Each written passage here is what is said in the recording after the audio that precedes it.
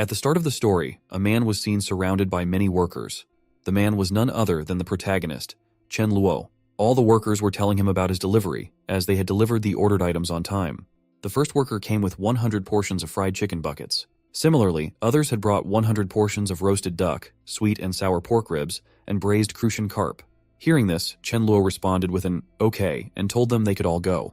Everyone agreed to leave since the delivery was completed. As they left, all the workers murmured and discussed Chen Luo, making sarcastic comments and gossiping about him. One worker asked if Chen Luo had brought so many dishes because he was a hungry ghost. Another responded that rich people could do anything. However, the first worker did not agree and sarcastically Chen Jianand that Chen Luo was nothing but a rich idiot. While they were all leaving, Chen Luo stood silently. Once they were gone, he slowly opened the back door of the truck. Seeing the cartons of food, he felt dazzled, as it was a very pleasant feeling for him to be surrounded by such food and delicacies. Chen Luo then wondered who would have thought that he was starving and suffering amidst the apocalypse just 3 days earlier. Now, the main question arises. What was Chen Luo talking about and why was he storing so much food? As if we were there, we wouldn't be able to stop ourselves from eating it. Slowly, Chen Luo stored all of his food magically in some type of void. Here comes the actual story, as Chen Luo shared that in 27 days, the world would be struck by an apocalypse. At that time, 80% of humans would turn into zombies, and at least 90% of the remaining humans would die at the hands of zombies. A small portion of the survivors would gain supernatural powers. He also shared that there were different types of powers. Some gained physical power, while others gained elemental or psychological superpowers. However, he was the only one who obtained a very rare space attribute superpower and became known as the Void Sovereign. Ever since Chen Luo mastered the ability of void traveling, a skill that excelled in both offense and survivability in battles, he thrived in the apocalypse like a fish in water. Despite his immense power, he always acted pitifully, constantly hiding until all the other survivors eventually died. The world was filled with increasingly absurd monsters, and Chen Luo couldn't find a single human. Eventually, he grew too lonely, and he no longer wanted to live. But here comes another twist. Chen Luo was so lucky that he got reincarnated, or perhaps sent back in time. To his surprise, after sleeping, he found himself back in his home when he woke up. Upon checking, he discovered that he had been transported 27 days before the apocalypse arrived. He was indeed fortunate. First, he obtained a rare power that allowed him to survive, and now he had been reincarnated. But it wasn't the end. Despite all his powers disappearing, one remained. The subspace he had created in his previous life was still with him. In the apocalypse, the most important thing was food and resources, as humans needed food to survive. No one could ever live without it. Happily, Chen Luo had his subspace, which could freeze time and keep the food fresh. Realizing this, Chen Luo became incredibly happy and decided to use his subspace with full efficiency. How could he let such an opportunity, granted by the heavens, slip through his hands? When he successfully stored his food, Chen Luo suddenly received a call.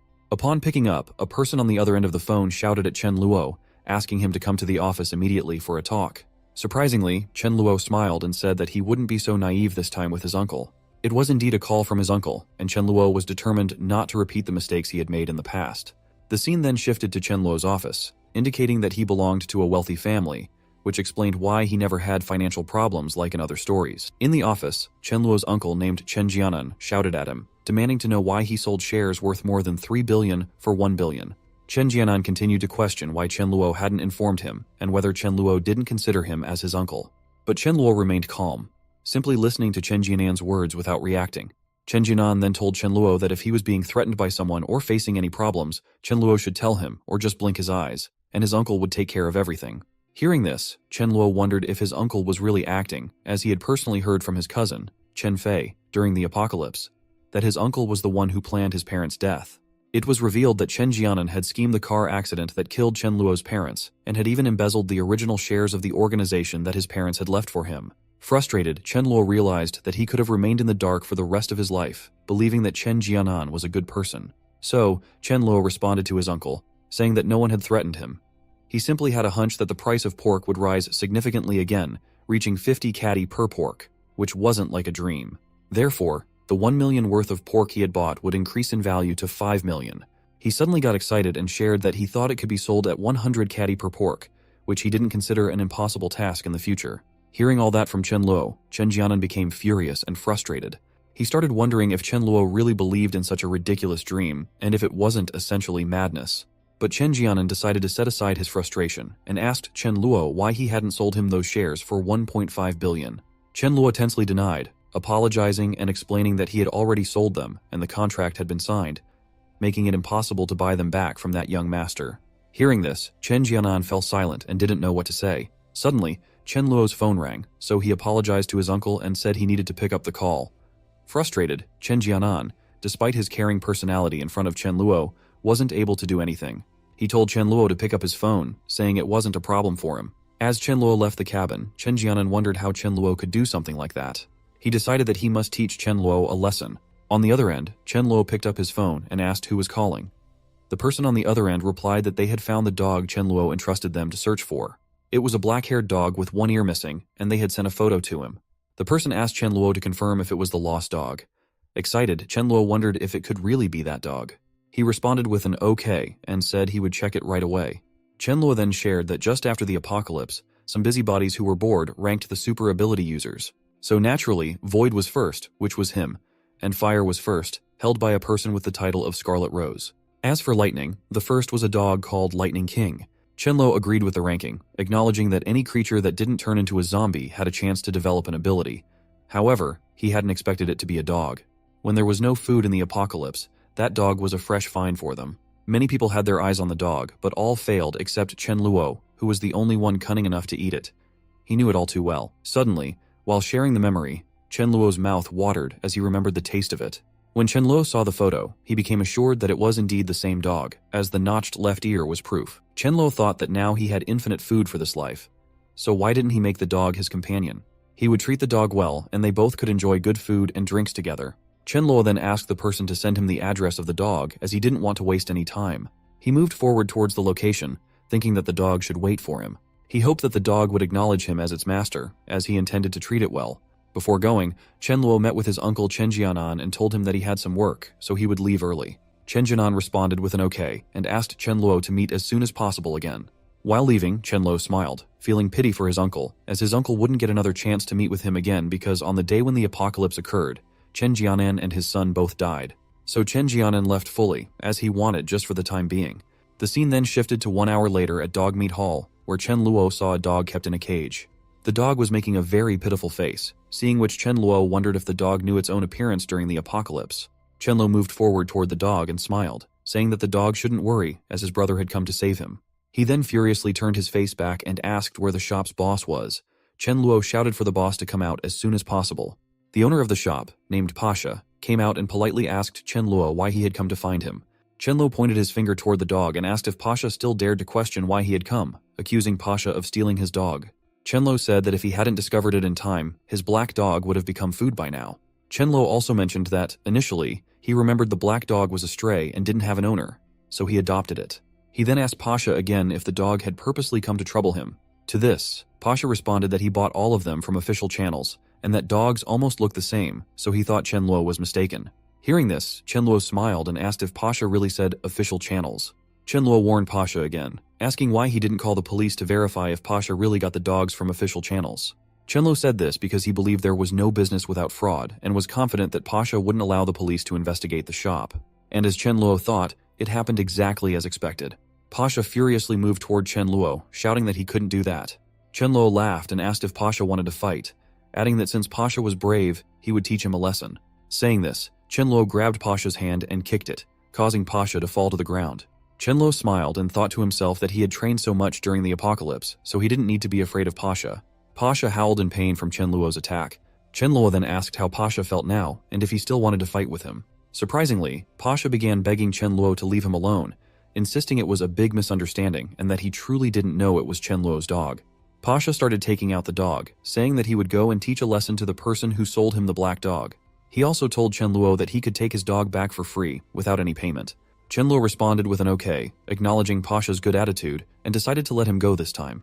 Deep down, Chen Luo was happy because he was even willing to pay all his money for the black dog. However, as everyone knows, free things are liked by everyone, so why would Chen Luo deny an offer like that? Finally, Chen Luo got the dog, and Pasha also asked Chen Luo to take the dog and leave his shop with ease. Chen Luo then named the dog Blackie and asked him to come as they were going home. While inside, Chen Luo wondered if, judging by the expression of the dog, it should have spirituality and be able to understand human language, right? Chen Luo was right. Blackie could hear and understand his words. Blackie was shocked and wondered who Chen Luo called Blackie, but still, he thought that since Chen Luo saved him, he wondered if he should go with Chen Luo. Seeing that, Chen Luo became happy as the dog really had spirituality, so he got himself a Lightning King so easily. After the dog and Chen Luo got settled inside the car, Chen Luo told Blackie that from now on, he would call him Dharma King and he would live with him. At this, Dharma King barked with a happy face. While they were heading back home, Chen Luo contemplated about nurturing their relationship with each other.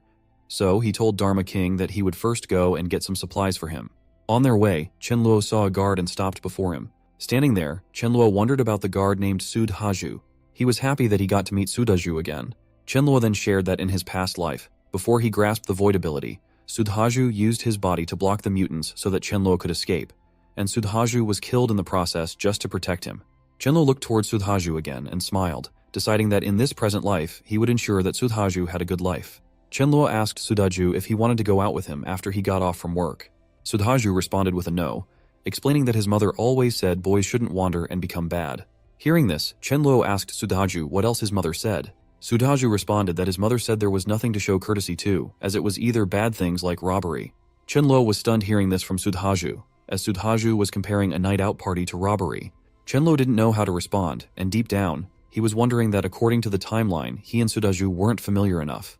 However, it didn't matter, as Sudhaju would be on duty when the apocalypse occurred, so when the incident happened again, they would definitely become brothers. The scene then shifted to sometime later, where Dharma was looking very shocked. Actually, Dharma was shocked to see the pool Chen Luo had in his house. Chen Luo took Dharma towards the pool and told him that for the time being, it was his house, and first they would take a shower. In the pool, Chen Luo was washing Dharma's body with a scrubber and soap, and while washing, he was wondering that after being reborn, he didn't want to live like his past life. Also, he didn't want to be the only one who survived. Chen Luo then thought of a general idea. Since supernatural beings would be able to show their talents in the future, why didn't he build a gathering place?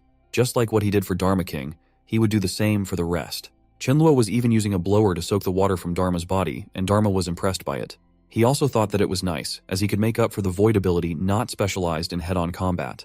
If Chen Luo wants to build a gathering place, he needs more resources, including staple food, fruits, salt, vegetables, seeds, generators, medicine, utensils, and more.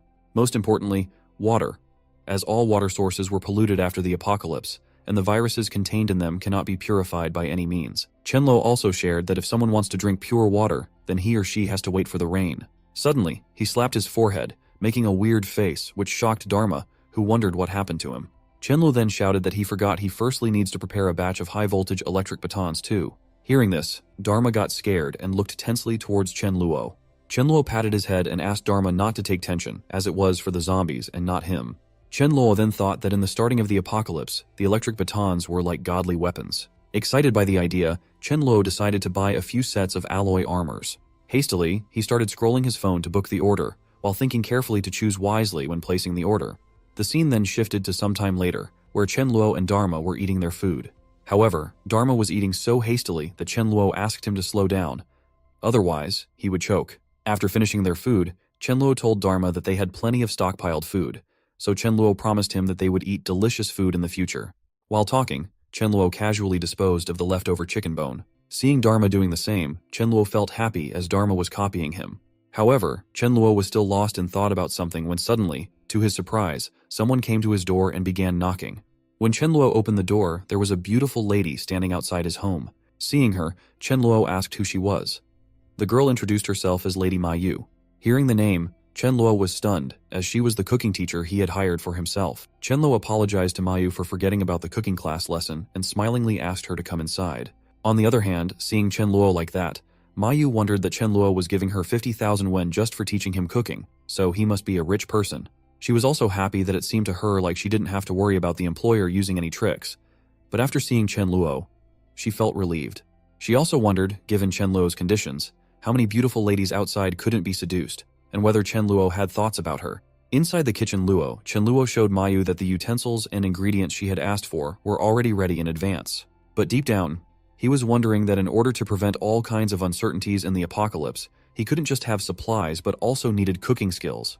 Therefore, he needed to spend a lot of money to hire Ma Yu as a chef. Ma Yu then got ready and shared that first she would teach him how to cook sweet and sour pork ribs. Chen Luo responded with an okay, but deep down, he was happy, because he knew he only had to pay Ma Yu's salary for 1 month, a time that would definitely not come in the post-apocalyptic world.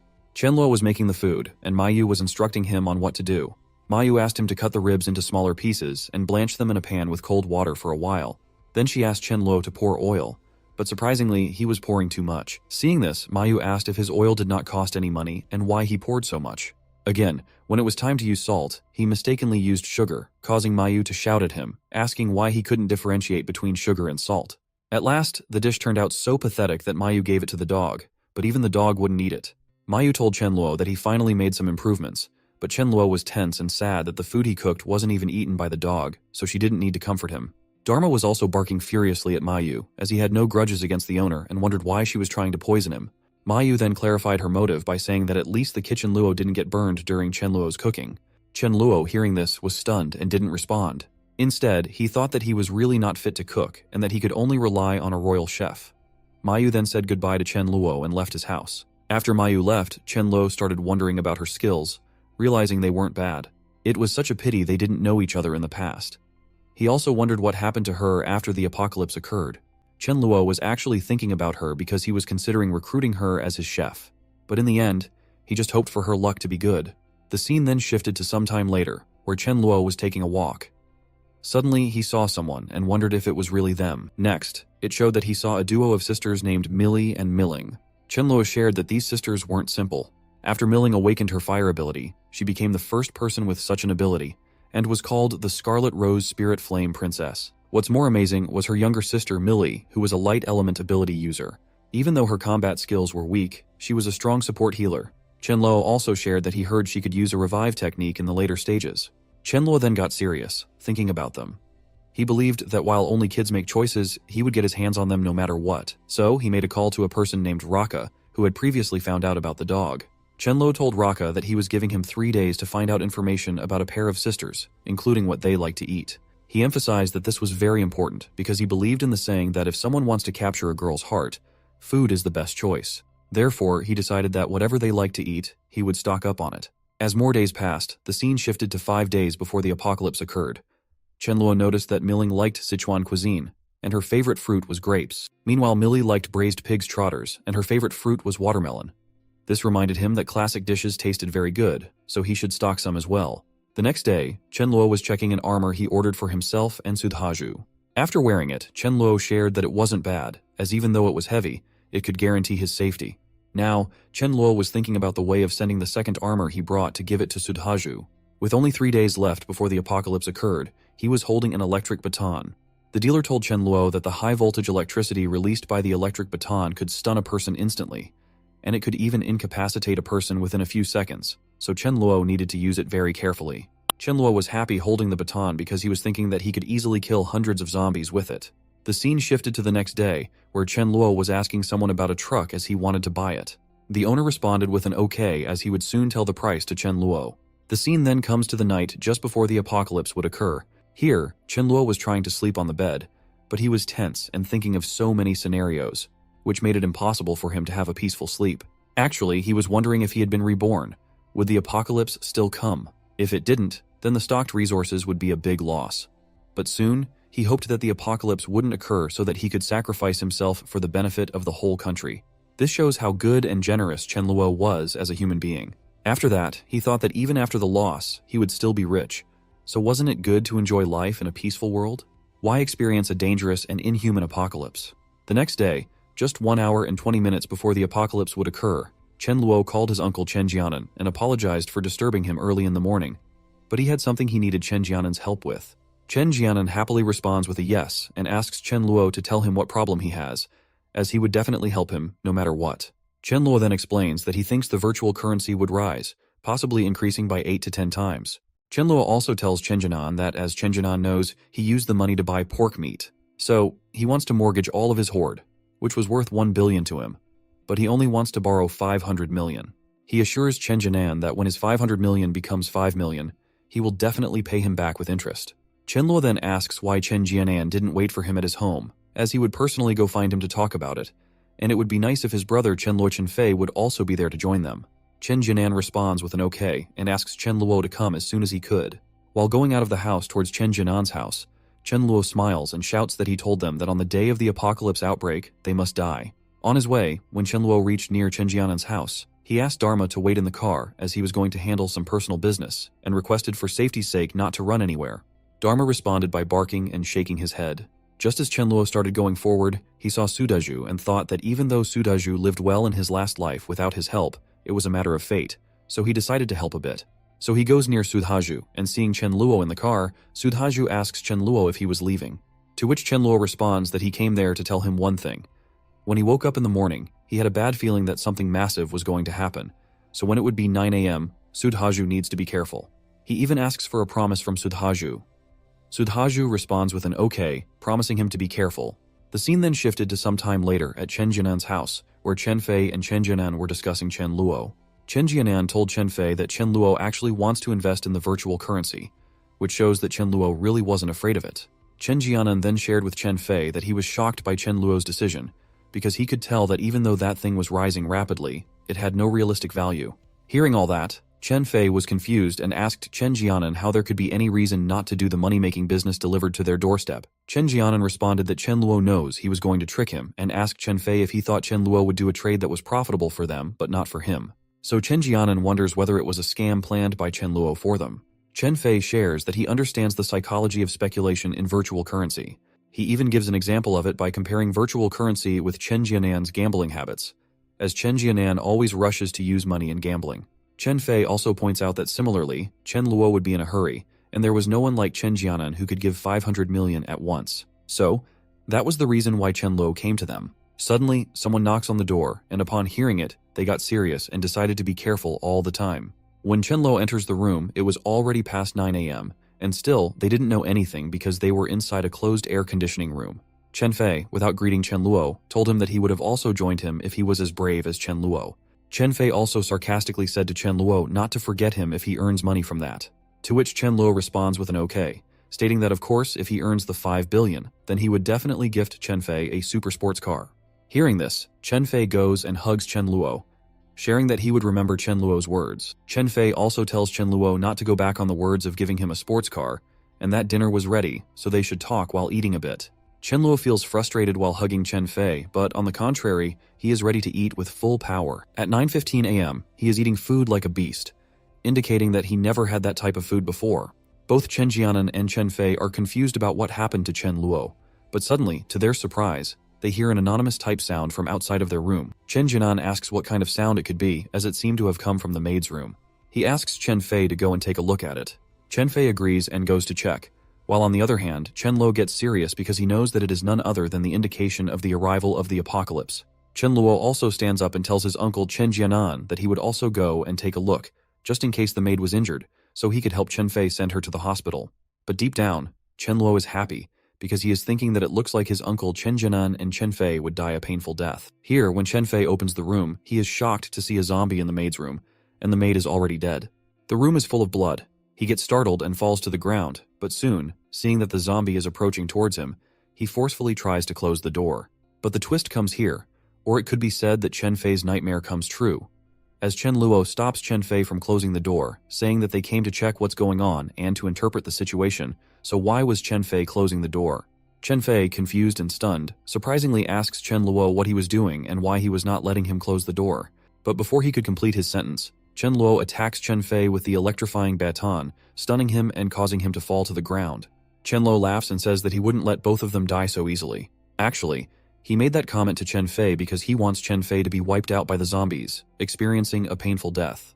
With that intention, he opens the door and lets the zombie come outside, attacking Chen Fei. Chen Jianan saw Chen Luo doing all that, and so Chen Jianan was furiously coming towards Chen Luo, asking what he had done and vowing that Chen Luo had to die by his hands. But as it happens with every lead role, Chen Luo was ready with his baton to attack. Chen Luo happily asks Chen Jianan to come forward, and the moment Chen Jianan advances, Chen Luo attacks Chen Jianan with the baton. Seeing this, Chen Jianan tries to block the attack with his hands, to which Chen Luo laughs and asks if Chen Jianan really thought he had resistance to lightning, which is why he was blocking with his hands. Che. After being attacked with an electric baton, Chen Jianan falls unconscious. Chen Luo then approaches Chen Fei and laughs at him, making a comment that he knows it hurts too much, as he could feel it just by looking at Chen Fei. Chen Fei is in excruciating pain as the zombie is eating him, causing him to howl in agony. Chen Fei shouts for help from Chen Luo and his father, but Chen Luo tells him to be quiet and not scream, stating that he doesn't have a worthless son like Chen Fei. Despite the pain, Chen Fei manages to drag himself towards Chen Luo to apologize by touching his feet, hoping that Chen Luo will help him afterward. Chen Luo, being cold-hearted due to past life incidents, sternly tells Chen Fei not to come towards him as his father lies on the ground. Despite Chen Fei's attempts to shout and curse at Chen Luo with some choice words, he is interrupted by another wave of pain, indicating his deteriorating health. Witnessing Chen Fei's worsening condition, Chen Luo's demeanor softens slightly, and he Jianans to Chen Fei that he can't bear to watch the thrilling scene alone and needs a partner. With that comment, Chen Luo touches the baton to Chen Jianan again, causing him to regain consciousness from the shock. As Chen Jianan regains his senses and sees Chen Fei's condition, he becomes tense and approaches Chen Luo, touching his feet and pleading for help to save Chen Fei, as Chen Fei is Chen Luo's cousin. However, Chen Luo remains unresponsive. With no other option, Chen Jianan starts admitting that he was the one who secretly cheated on his shares, but neither Chen Luo nor Chen Fei knew anything about it. Chen Fei was an innocent person.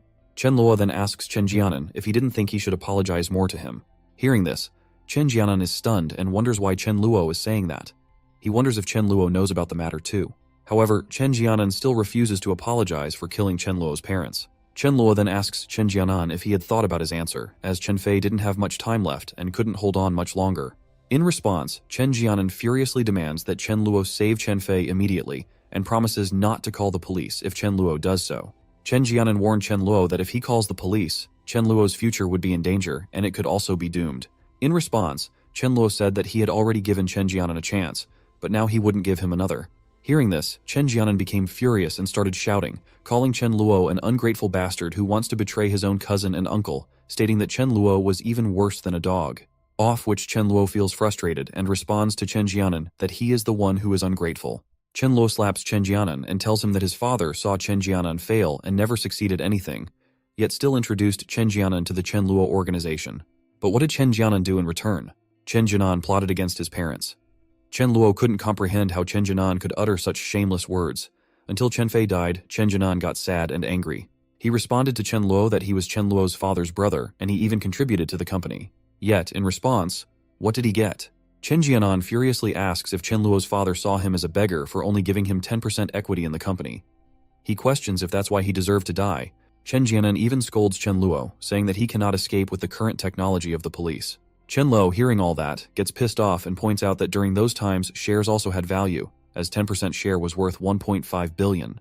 He asks if a worker would be able to earn 1.5 billion worth of shares. Chen Luo, realizing Chen Jianan's evil heart, throws him towards the zombies. Deep down, he feels a sense of satisfaction, knowing that his father was too kind-hearted for helping someone like Chen Jianan, and it was the only thing he could do for them. Chen Luo even sheds tears as he thinks about his parents. After some time, a zombie also comes to attack Chen Luo. Seeing this, he realizes that, as he expected, after becoming a zombie, it was no longer possible to have other emotions besides wanting to eat people. So, the moment the zombie comes close to him, he uses the baton to give it an electrifying shock. Chen Luo shares that even though zombies don't experience fear, they can still feel pain, and paralysis and stunning techniques work on them. After stunning the zombie, he takes out the sword and strikes between its head, explaining that killing zombies isn't too hard as they just have to pierce the body part between the eyebrows. Chen Luo was smiling at that point and pondering that even though killing someone was disgusting, piercing that part was amazing because it revealed a hidden treasure known as the core crystal. After collecting the crystal, he stores it in his void and Rechen Jianan's that it happened exactly as he thought. At the beginning of the apocalypse, the crystal was of low rank. Chen Luo then wonders that at the start of the zombie outbreak, whether it's an ability user or a zombie, a crystal will be born between the eyebrows. The energy contained inside the core crystal could not only help the awakened speed up their recovery, but also assist the awakener in becoming stronger. In short, it was a valuable treasure for Chen Luo, and he decided to collect as many as possible. Chen Luo shares that the crystal's size and color would change according to the target's ability and combat prowess. For example, the crystal of a fire-type ability user or zombie would be red in color, while that of a wind-type ability user or zombie would be green. Lastly, he mentions that the crystal of a space-type ability user or zombie would be transparent in color. Chen Luo then recalls the time when he obtained the Lightning Core crystal from the Lightning King's head, noting that it was a dark purple crystal about the size of an egg. Upon getting out of the house, Chen Luo encounters a zombie. Seeing it, he laughs, Reincarnation Jananing that the zombie was very lively. This implies that the zombie was someone who had definitely tried to help his uncle very much. The zombie attacks Chen Luo, who then takes out his baton and uses it on the zombie, making a sarcastic comment to come, as his uncle would give him a good treat. The zombie gets stunned by the baton, and then while taking the crystal, Chenluo again sarcastically asks if taking a reward for helping the zombie, as his uncle did, wasn't too much. Chenluo was taking everything lightly and in a fun way. On the other hand, the Dharma King was shocked to see Chenluo wiping out the zombies so harshly and wondered why Chenluo was so cruel. Chenluo approached the car and told Dharma that he felt they would awaken soon, so it wasn't safe for them to stay outside. He also informed Dharma that he needed to come with him to his house for a while, and after awakening, he could leave. Inside the house, there were many zombie dead bodies killed by Chenluo. Seeing this, Dharma started panicking and barking. Chenluo asked him not to panic, assuring him that he would get used to it slowly. After that, Chenluo was silently peeling an apple and eating it, while Dharma was experiencing a strange sensation in his body. Suddenly, Chenluo noticed that lightning-like rays were emanating from Dharma. Seeing this, Chenluo panicked a little because he didn't know what type of effect Dharma's awakening ability might have. As Dharma was awakening his lightning ability, Chenluo got scared and hid behind a sofa, wondering what was going on and whether he would be the first one to get hit by Dharma's lightning strike. But to his surprise, Dharma didn't attack Chenluo and instead relaxed from his lightning awakening position. Chenluo then stood up and shared that whether a talent was strong or not mainly depended on two aspects. The first was the earlier the awakening time, and the second was the faster growth of the ability. Chenluo then got a little sad, realizing that the Lightning King Dharma was probably at the peak of his lightning talents. He felt jealous of Dharma, lamenting that he was worse than a dog. He was feeling a bit downcast by the fact that the dog was more powerful than him. Suddenly, out of nowhere, apples fell to the ground. At first he acted a little scared, but soon he smiled weirdly, saying that it seemed he was quite talented like the others as well. Chenluo then stood up again, and this time he looked very serious. He raised something like a ball in his hand and, out of nowhere, he attacked the wall with it. The wall got a hole in it, and seeing this, Dharma was stunned and couldn't believe it. But Chenluo wasn't happy, as he thought it was very bad that his void ball attack took 25% of his ability power. Additionally, his attack couldn't even instantly wipe out the lowest rank zombie. He decided that his first step would be to absorb a core crystal and quickly level up. In his past life, Lightning King Dharma and Ling Yangji were both of king rank. He also shared that in his past life, his body was also of king rank. But after he absorbed Lightning King's core crystal, he leveled up to another rank. Also, during that time, he didn't know the use of it because with no food, no drinks, and no one to accompany him, life was meaningless. So it was better to die. So, like that, he thought a lot, and the scene then shifted to 5 minutes later, where Chenluo was still pondering. This time, he was thinking that according to the progress, if he absorbed around 20 core crystals, he would become a rank 2 ability user. Chenluo then yawned and told Dharma that he had to use his ability somehow. So, Chenluo commanded him to try to condense the power in the body to the throat and accumulate it, then spray it in the direction he looked. Following the command, Dharma did the same, and the lightning strike that came from his mouth was massive. Seeing this, Chenluo felt happy and patted Dharma's head, calling him a smart and good dog. Chenluo then asked Dharma to accompany him to the cold storage first, as the first thing was to store the goods they had stocked. Dharma happily agreed to go with Chenluo. After that, Chenluo went to the Super Chen Jiananet, and standing in front of it, he happily asked Dharma to look at the size of the Super Chen Jiananet, as it was so big, indicating there would be many resources inside. He then sarcastically said that everyone says no one should leave empty-handed, implying there would be many good things inside, and they couldn't let zombies take them instead. Chenluo asked Dharma what if they fought the zombies and took all the things, of which Dharma responds with an okay and happily asks to go and begin it. Chenluo takes out his armor and weapon, then tells Dharma to attack if he could, and not fight head-on, but use his agile body to dodge the attacks. Dharma responds that he understood, so they started fighting together and were easily defeating them. But suddenly when Dharma struck a girl with his lightning power, he got stunned to see that there wasn't any scratch on her body. Dharma was wondering what was wrong with her, but Chenluo comforted him by saying not to take tension, just to lure them away. Dharma understood and started fighting with them to lure them away from the Super Chen Jiananet. Seeing Dharma easily defeating them, Chenluo asks Dharma to be careful as he was going inside the Super Chen Jiananet and would come back soon. Inside the Super Chen Jiananet, seeing the high-quality things and materials, Chenluo got happy as he was right that the Super Chen Jiananet in front of the villa would have such quality products. Chenluo then opens his void and starts absorbing everything of use inside it, laughing and shouting that it was all his now. Slowly, Chenluo absorbed everything, even taking out the crystals from the zombies' heads. While doing all the work and absorbing the foods and crystals, he came out yawning happily, as the ability space was big, and it was great when everything was free.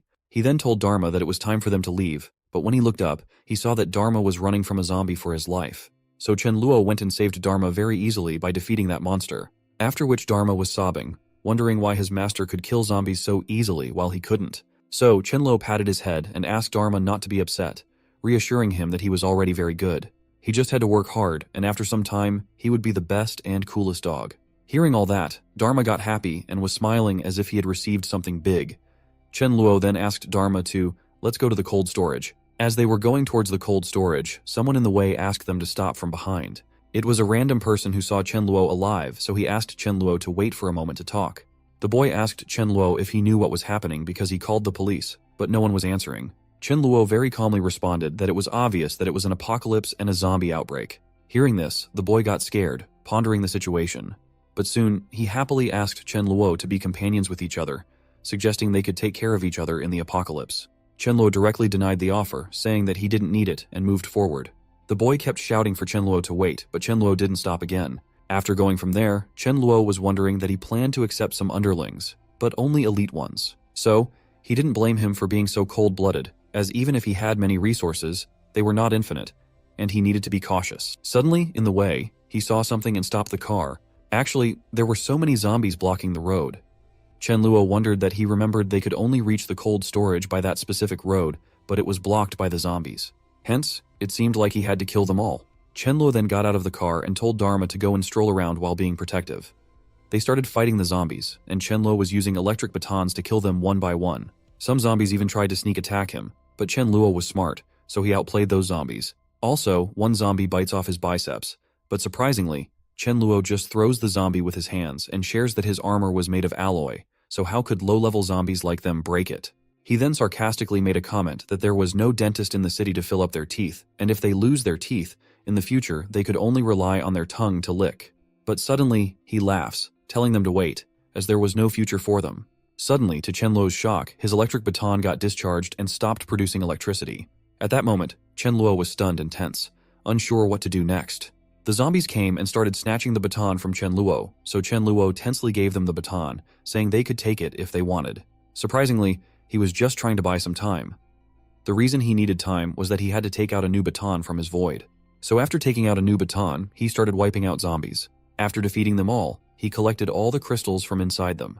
The scene then shifted to some time later, where Dharma also came and stood beside Chenluo, looking at him confusingly, wondering why they weren't going to the cold storage, why they were holding and waiting, and where they were. Chenluo then asks Dharma to come and shows him a truck, sharing that the heavy truck was more amazing than alloy armor and an electric baton, as he had kept the truck there for the day of the apocalypse. Hearing this, Dharma got impressed and looked happily towards Chenluo. Chenluo asks Dharma to get up on the truck as he would drive it. He then moves forward, and a closed door was coming.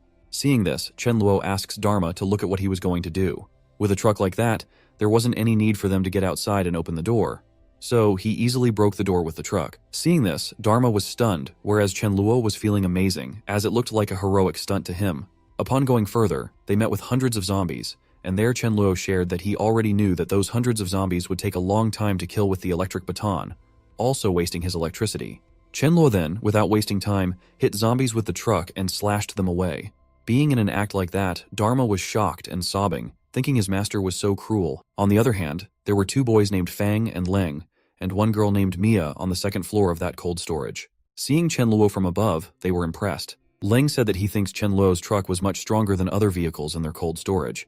Mia suggested to Fang and Leng that they should ask Chenluo to take them out from the cold storage. Fang asks that Chenluo was unaccompanied, so why would he take the risk for them?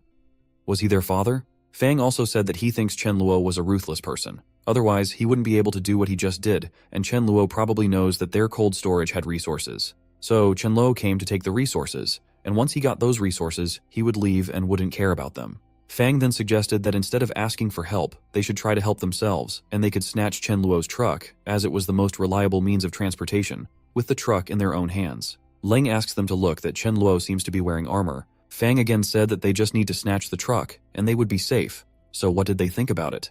Leng also furiously agrees with Fang, as Chenluo came to steal resources from the cold storage, which was unforgivable. So, after some seconds, when Chenluo was extracting the crystals from zombies, Mia came close to him and thanked him for saving them by killing the zombies. Hearing this, Chenluo started wondering why they were thanking him, as it seemed like they would ask him to bring them out of the cold storage safely. Chenluo then asks Mia whether they were the only survivors there. Mia responds with a yes, as only the three of them survived.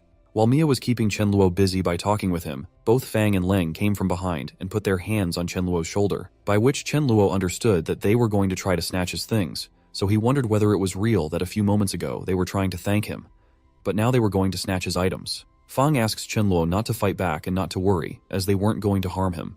By their act, Chen Luo got furious and wondered that during the harsh environment, it would really magnify the ugliness of human nature infinitely, and kindness was the least valuable and most harmful thing during the apocalypse. Suddenly, to the surprise of Fang and the others, a dog came towards them barking. Seeing this, Fang asks where the dog came from. Leng responds that he thinks the dog wasn't infected yet. While they were distracted by the appearance of Dharma, Chen Luo got the time to open his void, as now he didn't have to worry about exposing his void ability in front of them. So, sneakily, he took out the baton and attacked them with it. Lastly, he said that they didn't have to worry because dead people didn't speak at all. After he killed both boys, Mia got scared and started asking Chen Luo not to kill her. Chen Luo wondered why he wouldn't kill her just because she was a girl. Mia started running, shouting for help. Seeing this, Chen Luo said that she looked like she ran very fast, so he told Dharma that she was his target. Dharma then wasted no time and attacked Mia from the backside. Mia fell to the ground and Chen Luo approached her, stunning her with the baton. He said that it was the reason why everyone says that the one who strikes first has the advantage. After killing them, he asks Dharma to get ready for storing everything.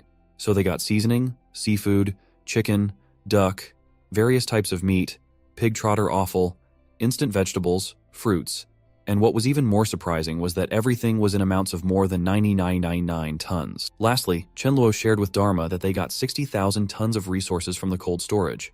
While going back, Chen Luo told Dharma that they were going home for some rest, and then they would go to the grain storage to loot more. Chen Luo then wondered how Sudaju was doing. Suddenly, Chen Luo saw a boy in front of his truck asking for help and offering him a ride. But Chen Luo noticed that the boy was hiding many things underneath his shirt, and it probably wasn't a good idea to give him a ride. Actually, Chen Luo was taking precautions because his law of survival didn't allow him to let any threat arise, even if the threat was small. Seeing Chen Luo not stopping, the boy continuously asked him to stop, but Chen Luo had already decided that if the boy didn't get aside, he would drive over him. Seeing the truck coming, the boy got scared and moved aside, then started shouting furiously that Chen Luo dared to hit him, and now Chen Luo would regret it because whenever he got the chance, he would definitely retaliate against him. Hearing this, Chen Luo got angry and wondered that in the past, holding a grudge might lead to saying something bad behind someone's back or trying some scheme. But now, in the apocalypse, after awakening with abilities, everyone had the chance to kill people. So Chen Luo asks Dharma, the Lightning King, if he heard that the boy said he wants to eat dog meat.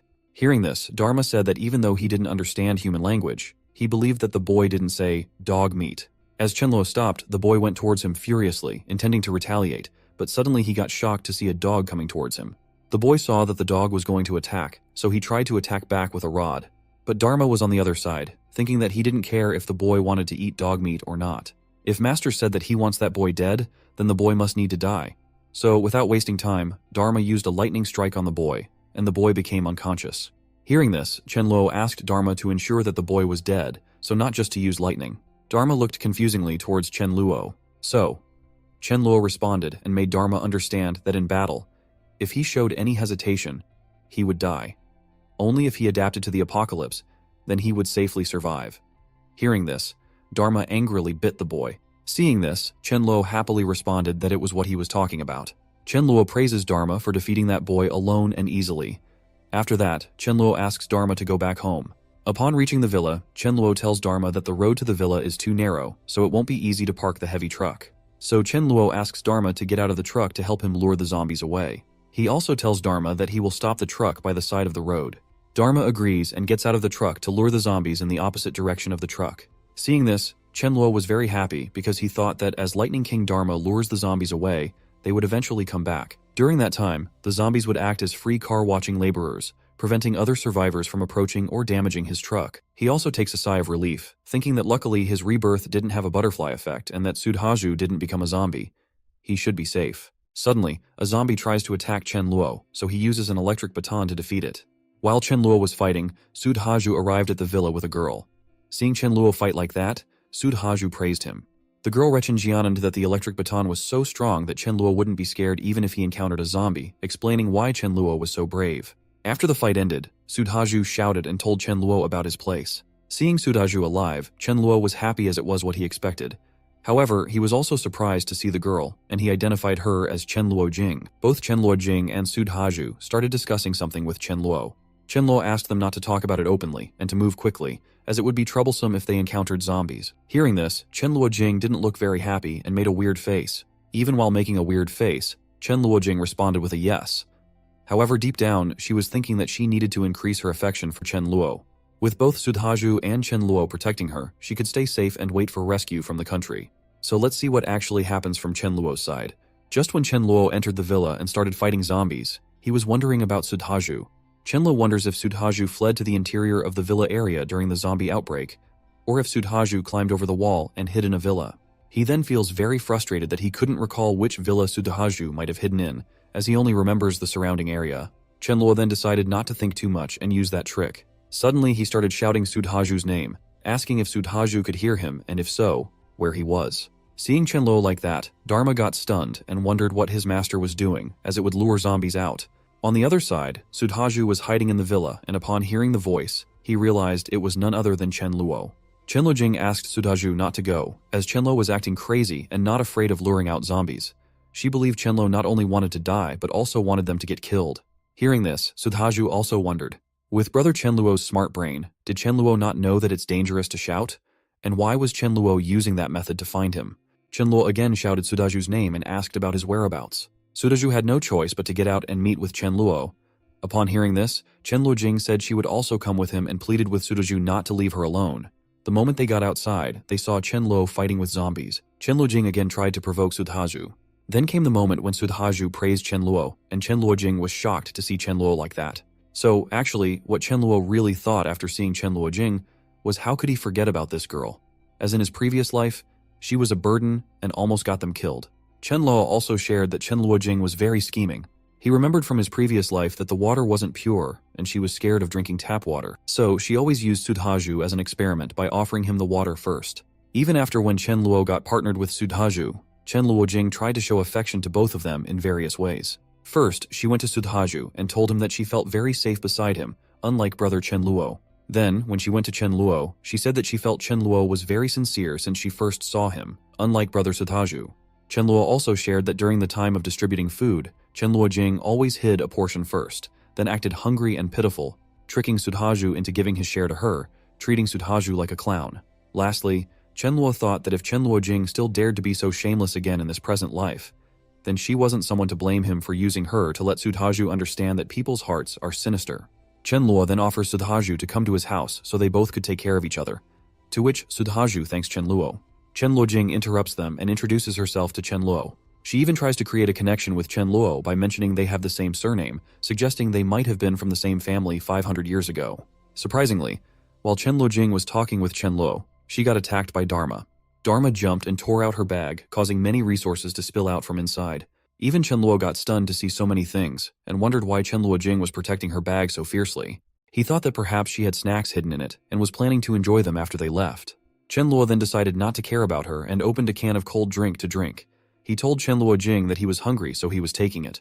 Chen Luo even gave Sudhaju some snacks, telling him that he must be hungry too. After eating, they could go to get some resources. Seeing this, Sudhaju got furious and wondered. He had risked his life to save her last time, then successfully saved her. But what about her? She had food all the time, yet she still dared to lie to him, saying that she didn't have any. Sudhaju realized that she planned not to share with them, so he decided to not care about her anymore. Chen Luo Jing got tense seeing them eating, and with a tear in her eyes, she approached Sudhaju, asking that he couldn't be allowed to eat as it was her food. So Sudhaju put it down and gave it back, but Chen Luo used his leg to make her fall down on the ground. After falling down, she howled in pain and shouted that bullying a poor girl, were they guys still considered as men? Hearing this, Chen Luo smiled and wondered aloud, let this girl go and ask the zombies whether they care if someone is a guy or a girl. But he also thought that exposing this much wasn't enough to make Sudhaju understand human nature, so he needed to make her expose more. Chen Luo smiled and asked Chen Luo Jing why she needed to cry, as they would only have energy to find food after they ate, right? So, this time she didn't have to come with them, as they had eaten her food. And when they come back, they will give her double the amount of food they had taken. Hearing this, Chen Luo Jing thought that no matter what, she couldn't make Chen Luo and Sudhaju her enemies, so she had to accept it. Afterward, Chen Luo Jing apologized, saying it was her fault as she had just reacted instinctively. When she was younger, she had starved a lot, and she didn't really mean to do whatever she just did. Hearing her story, Chen Luo got frustrated as Chen Luo Jing was really good at making up stories. Chen Luo then asked Sudhaju to go to the Super Chen Jiananate together, as he would go first and make some preparations. Sudhaju agreed with Chen Luo, sharing that he would listen to him. So Chen Luo goes to Dharma and asks him to go outside and lure some zombies into their house. Hearing this, Dharma got shocked and wondered whether his master was joking, as he could understand luring the zombies. But luring them into their house was so confusing. Seeing Dharma's reaction, Chen Luo understood his confusion, so he told Dharma not to worry too much as he would understand when he comes back. After that, Chen Luo took out some garlic from the void and chuckled, knowing that the show was about to start. Chen Luo then went towards Sudhaju and Chen Luo Jing with the garlic juice. He asked them if they had rested well, and now they should check out this garlic juice. Chen Luo Jing got tensed from the smell of the garlic juice. Even Sudhaju confusingly asked Chen Luo why he made so much garlic juice. Chen Luo responded that they didn't know, but when he came back from outside, he saw someone imitating a scene from a movie where the person hung a string of garlic from his body. Chen Luo also mentioned that he even saw with his own eyes that the zombies were so scared that they kept backing away. Chen Luo felt happy that they believed his story, but deep down, he thought it was a pity because they both didn't know there's a difference between movies and reality, as the smell of garlic would actually lure zombies even more. After that, Chen Luo sadly shared with them that it was a pity his house had so much garlic, which was only enough for 2 people. So he asked Sudhaju to let's go to the Super Chen Jiananet and try to find some more garlic there. Suddenly, all of them heard some weird sounds, which made Chen Luo smile. He asked them if they also heard it, as it seemed like a group of zombies were coming close to them. Chen Luo Jing got scared upon hearing it. Now, Chen Luo was wondering about Chen Luo Jing and waiting to see if Chen Luo Jing was going to choose to resist with them or snatch that life-saving garlic juice. Chen Luo Jing heard some more sounds and tensely asked if it was the sound of the iron door being destroyed. Chen Luo quickly asked Sudhaju to use the bowl of garlic juice. Surprisingly, Sudhaju hesitated to use the garlic juice because he was thinking that even though he hated Chen Luo Jing, she hadn't done something guilty enough to die. With so many zombies around, if he used that bowl of garlic juice, wouldn't she die? Here, Sudhaju was thinking of giving it to Chen Luo Jing. Whereas on the other hand, Chen Luo Jing was looking at the bowl of garlic juice, thinking that there was only one bowl of garlic juice, which meant only one person could survive. Here, Sudhaju was going to take the bowl and give it to her, but seeing him coming close to the bowl of garlic juice, without thinking twice, she snatched the bowl from the table and poured it all over herself, deciding that she should be the one to survive. Seeing her do that, Sudhaju got pissed off as he had even thought of giving it to her, but from now on, he wouldn't think about her. Chen Luo came there and asked Sudhaju if he saw that or not, so it's better not to treat people well in the apocalypse because some people were not fit to be humans. Hearing this, Chen Luo Jing understood Chen Luo's motive and asked if Chen Luo tried to set her up. Chen Luo smiled and asked her if he set her up. Didn't she make that decision herself? Or did he force her to pour the garlic over herself? Chen Luo then laughed and told Chen Luo Jing that zombies were very sensitive to the smell of garlic, so she was now dead for sure. Hearing this, Chen Luo Jing got tense and started shouting, asking Chen Luo if he lied to her about the juice and whether there was something wrong with her just wanting to live. Chen Luo responds that it wasn't wrong to want to live, but she was wrong to use people's kindness and bully him, especially when it came to Sudhaju. He also asks her that just as she said they also want to live, so sacrificing her for that, whether it was wrong. After that, Chen Luo started taking out armor and weapons from his void, thinking that Chen Luo Jing would be dead soon, and dead people wouldn't reveal secrets, especially talking about Sudhaju, so he would tell Sudhaju himself that the ability he awakened was void. Seeing Chen Luo taking out the armor, Chen Luo Jing got stunned and asked about it. She realized that Chen Luo had prepared it a long time ago, which was the reason why he didn't pour the garlic on himself. Chen Luo then told Sudhaju to go and find a room to hide, as he would only be a burden to him. Sudhaju responded with an okay and left to hide. Even Chen Luo Jing came close to Chen Luo, and, in a romantic gesture, she asked Chen Luo to let her off this time, promising that in the future, he could do anything he wanted with her. Now that Chen Luo Jing had no choice left, she was trying to seduce Chen Luo using her charm and body. To her surprise, Chen Luo was like stone-hearted and told Chen Luo Jing that he only wanted her to go and die, as once she was dead, he would let her off. Chen Luo Jing got furious and called Chen Luo a bastard, saying that she didn't offend him, so why had he made things difficult for her since they met? Suddenly, she was attacked by the zombies, and while dying, Chen Luo Jing shouted that Chen Luo would die a miserable death. The scene then shifted to some time later, where Chen Luo had defeated all the zombies. There, he admitted it was a miscalculation on his part, as he had lived in that house for more than 10 years, but today was exceptionally lucky. Sudhaju came there, and seeing Chen Luo Jing dead and about to say something, but Chen Luo told Sudhaju to stop, as they didn't have time for expressing emotions, since there was no way they could stay in such a messy house. Chen Luo asks Sudhaju to help him quickly move all the corpses outside. After half an hour, they successfully remove all the corpses outside. Now he had a problem. There was a bloodstain which he had to clean. He realized that if he had a maid, it would be easy for him to wipe those bloodstains. Chenluo then recalled Mayu, as she wasn't that bad, looked good, and worked hard, so he wondered if Mayu was still alive. While Chenluo was thinking about Mayu, Sudhaju interrupts him and asks him to go to the Super Chinjananet. Chenluo smiles and tells Sudhaju not to worry because he has better food with him and suggests going upstairs to enjoy the meal. When Chenluo takes out the food and drinks, Sudhaju is shocked that the food seemingly came out of thin air. Sudhaju asks Chenluo about it in shock. Chenluo, in response, asks Sudhaju if he felt any changes in his body. Sudhaju explains that his head was hurting in the afternoon, but now he feels much stronger. Chenluo shares that this type of change often occurs before an apocalypse, and he has experienced it himself. Chenluo also informs Sudhaju that everyone experiences different types of changes. Since Sudhaju's change is related to strength, Chenluo speculates that he himself might have a change related to the void. Chenluo shares with Sudhaju that he suddenly realized he could grasp some void power, and he feels that there might be a disaster happening soon, so he has stored some resources. Sudhaju responds with understanding, indicating that he got the message. Chenluo feels relieved, thinking that this explanation is much better than something as crazy as reincarnation, which Sudhaju could easily accept. He then tells Sudhaju that he has a feeling they are going to become brothers, so Sudhaju shouldn't hesitate, and they should start eating. Sudhaju mentions that there is too much food, and they couldn't finish it all, suggesting they save some as just 2 or 3 dishes were enough. Chenluo responds that it's fine because even after they finish eating, Dharma, the Lightning King, hasn't eaten yet. Hearing this, Dharma asks not to mention it as leftovers, recalling his days as a stray dog when even getting some swill to eat was considered lucky. He thanks Chenluo but sadly asks if cleaning bloodstains was now a dog's task. In reality, Chenluo had asked Dharma to clean the bloodstains. After eating, Chenluo tried to create a void sword, but it disappeared just 5 seconds after being generated. While lying on the bed, he laughs, thinking about how he observed 42 core crystals, which wasn't a joke, and he even managed to create a void sword. Chenluo shared that in his past life, he could only grasp the void sword when he was at level 7, and according to his current progress, in his past life, he only grasped the void passage at rank 9, so he might be able to use it when he reaches rank 4 now. He also wonders if the elemental blade he used when he was at the king rank could be accessed earlier in his present life, which feels great just by thinking about it. In the next morning, Sudhaju happily tells Chenluo that whatever Chenluo said really worked, as he feels much stronger after absorbing 7 core crystals. Even Dharma barks 9 times in front of them. Seeing this, Chenluo smiles and asks if Sudhaju really ate 9, Reincarnating that it wasn't that bad. He even makes a sarcastic comment that luckily it wasn't 99. Otherwise, Dharma would be shouting for a long time.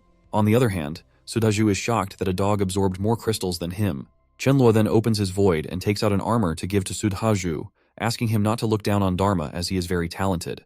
He suggests trying on the armor after eating breakfast, because afterward, they have to go to the grain storage. Sudhaju responds with an okay. The scene then shifts to sometime later when they head towards the truck. Seeing the zombies walking around the truck, Chenluo gets happy, as zombies are really free laborers who help him guard the truck. Sudhaju, seeing the zombies, asks Chenluo about wiping them out, but Chenluo stops him, saying that those zombies are free laborers, so Lightning King Dharma will lure them away. Just as Chenluo speaks, Dharma starts luring away the zombies, to which Sudhaju asks why he feels like the dog has more use than him. Chenluo responds by asking Sudhaju not to compare himself with a dog, as there are things that a dog can do that he can't, and vice versa. He reassures Sudhaju that they all have their own usefulness. Hearing this, Sudhaju surprisingly asks Chenluo if there really was some work that a dog can do, but he can't.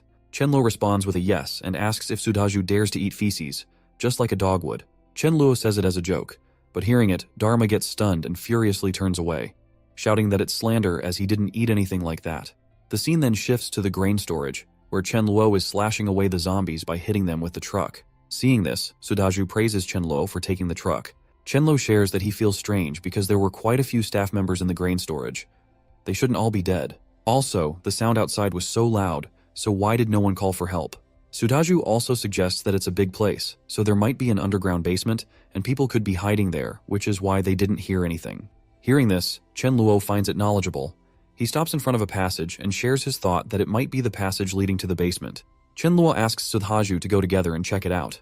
Upon moving further, they find a skull of someone. Seeing this, Chenluo is stunned because while normal zombies gnaw on humans, they wouldn't eat everything until only one bone is left. Chenluo wonders if some zombies got mutated inside and tells Sudhaju that he wonders whether it was an ant or a rat. Chenluo thought that both were gregarious, so they should be in such large numbers. Due to this, he couldn't take the risk as life was important. Suddenly they hear some sounds, and when Chenluo looks carefully, he is shocked to see a whole group of rats. Chen Luo asks everyone to run as fast as they could. The horde of rats is rapidly approaching Chen Luo and the others directly. When Chen Luo and Sudhaju are trying to run, Dharma is trying to stop the horde of rats. Seeing this, Chen Luo asks Dharma to take care of his own safety, so Dharma also runs with them. Surprisingly, a slightly mutated rat appears, and upon seeing the humans, it becomes excited, considering them delicious food. It jumps towards Chen Luo for an attack, expressing its desire to see how they could escape. Due to the sudden attack, Chen Luo falls to the ground. Seeing this, Sudhaju helps him up and expresses his belief that they are now doomed. Chen Luo, realizing the severity of the situation, asks Sudhaju not to hesitate and to attack the rats. Somehow, they were able to fight off the smaller rats together, with the help of electricity wiping out the rats. However, Chen Luo was tensed about the Rat King, as it was clearly a mutant. Surprisingly, the Rat King was also smiling as it watched them. Chen Luo shared that whether survivors, zombies, or creatures, all combat abilities will grow slowly, but there will always be individual mutants who will overdraw their life potential and make their strength skyrocket. Chen Luo then wonders that even though they grow stronger, their longevity decreases. He even shouts at his destiny, feeling unlucky to encounter one so early. While fighting with the small rats, Sudhaju falls to the ground. Seeing Sudhaju fall, the Rat King thinks it's the best time to attack. Sudhaju tries to use a baton, but the Rat King throws it away, deeming it useless. Then the Rat King starts a continuous attack on Sudhaju's armor. As the armor reaches its limit, Sudhaju gets tense, realizing that just one more attack from the Rat King could puncture it. Chen Luo rushes over and shouts for Sudhaju to watch out. He explains that the Rat King is at least level 3 or 4, so he has no choice but to use normal methods as he can't kill it in such a short amount of time. Chen Luo uses some food to distract the rats with it and wonders that if he hadn't broken through to rank 2 last night, all of them would have definitely died in the basement. On the other hand, seeing Chen Luo with the baton, the Rat King wonders if Chen Luo's electric baton would hurt him or not. If it does, then he plans to first bite off Chen Luo and then bite off Sudhaju. The twist was that the thing the Rat King was understanding as a baton wasn't actually a baton. It was Chen Luo coming with the Void Sword, hoping that the Rat King would be killed by it, as it was his last hope. The moment the Rat King realizes that it's a Void Sword, he gets tensed and wants to run. Seeing this, Chen Luo smiles and asks the Rat King whether he wants to run away, telling him to stop daydreaming.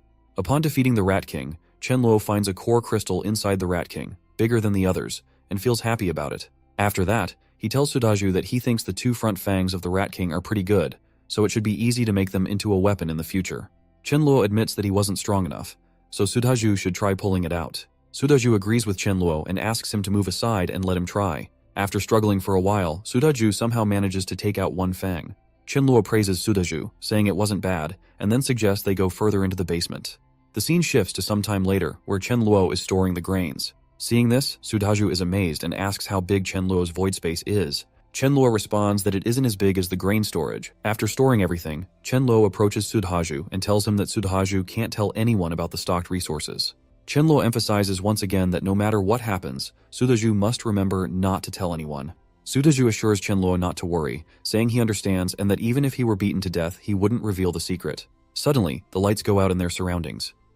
Sudhaju asks why it suddenly became darker. Chen Luo responds that it should be a blackout, and they should quickly finish what they came there for and go back. The scene shifts to some time later, when they all reach back at Chen Luo's home. Chen Luo says that the fight against the Rat King was too dangerous, so he thinks they should stay at home and become stronger first. He also shares that judging by the speed he absorbs crystals, it would take 2 or 3 days to reach rank 3. So in these 3 days, if anyone gets bored, they could play games and watch movies. Sudhaju responds that he got it, and he has no problem with it. Chen Luo happily agrees, saying, okay, so now it's decided they should go and eat. The scene then shifts to 3 days later, where Chen Luo tells Dharma that it would be good for him to learn how to wash the bowls. Hearing this, Dharma gets tense, hoping that Chen Luo won't be too harsh on him. Chen Luo then shares that he had been training for 3 days, which was quite tiring, and asks Dharma if he reached level 2 last night. Dharma happily responds with a yes. Chen Luo then shares that there's a saying that if someone wants to get stronger, that person needs to train. So he suggests that Dharma should go and find zombies to check if he could train and use new lightning skills. Dharma got a little bit sad and was slowly going to open the door, but suddenly he got stopped by Chen Luo. Hearing this, Dharma got happy, wondering whether Chen Luo was stopping him because he knows that Chen Luo was worried about him, or if Chen Luo was at least going to tell him to take note of his safety. To his shock, Chen Luo arrives with 2 bags of garbage, asking Dharma to throw them out. Dharma, hearing this, gets furious and says that Chen Luo is really a bastard and doesn't understand him as a dog at all. So Dharma takes the garbage furiously, showing his anger. Seeing this, Chen Luo renchenjianens that it's an immature act, as when Dharma can clean, throw rubbish, and handle all chores, then he would be a matured dog. As of yet, Dharma didn't know how to take initiative to do tasks without Chenluo ordering him to do so. Even Sudhaju, witnessing the incident, thinks that Dharma is pitiful. After that, Chenluo thinks that he really needs Mayu now so she could take care of their daily life. He then remembers that Mayu lives in a nearby 5-star hotel staff dormitory. So Chenluo decides that when he becomes level 3, he will go find Mayu. At night, Chenluo's mind suddenly gets a shock. Upon waking up, he realizes that it took him half a month to break through in his past life. But in this life, he became a rank 3 ability user in only 3 days. He even thinks that Dharma should be happy that he followed him, so he wouldn't get sneakily attacked by him. Chenluo also notes that the duration of the Void Sword increased from 5 seconds to 20 seconds. Finally, he can go out now. Chenluo decides that in the morning, they will go to find Mayu and then bring back the core crystals. The next day, near the hotel staff dormitory, Chenluo is fighting with zombies while Sudaju somehow finds the dormitory. Seeing the sound from outside, a person emerges from inside the dormitory and asks Chenluo and Sudaju to save him. His name is Liu Wenbo, and he was a waiter in that 5-star hotel. Chenluo is happy to see Liu, as finally, after killing zombies for half an hour, he sees someone alive. Without wasting time, Chenluo directly asks Liu if he saw Mayu. The scene shifts to Mayu, who is being beaten by a girl named Lin Lie. The problem arises because Lin wants Mayu to leave the place, but Mayu isn't agreeing, as she also wants to live there. She asserts that she is also a living person who needs space. Lin Lie gets angry over Mayu's refusal, so she pulls Mayu in anger. A man named Lilan, the business tycoon, arrives and interrupts them. He expresses concern that the remaining vegetables may not be enough for all of them to survive. He warns that if Mayu doesn't listen, then they should throw her out. Lin Lie agrees with Lilan, stating that Mayu was disobedient, so they should throw her out. The hotel manager, named Harry, tells Mayu that as she can see, they don't have enough space, so for the sake of everyone, they can only sacrifice her. Harry calmly asks Mayu to go by herself and find some other place to hide. Mayu tensely asks if Harry is joking, pointing out that outside is fully filled with zombies, and she questions how she could escape from that. But before she could do anything, the guards start taking her to throw her out of the room. While being dragged away, Mayu says that she knows Harry was clearly asking her to go and die. In response, Harry furiously shouts at Mayu to stop murmuring and just get lost.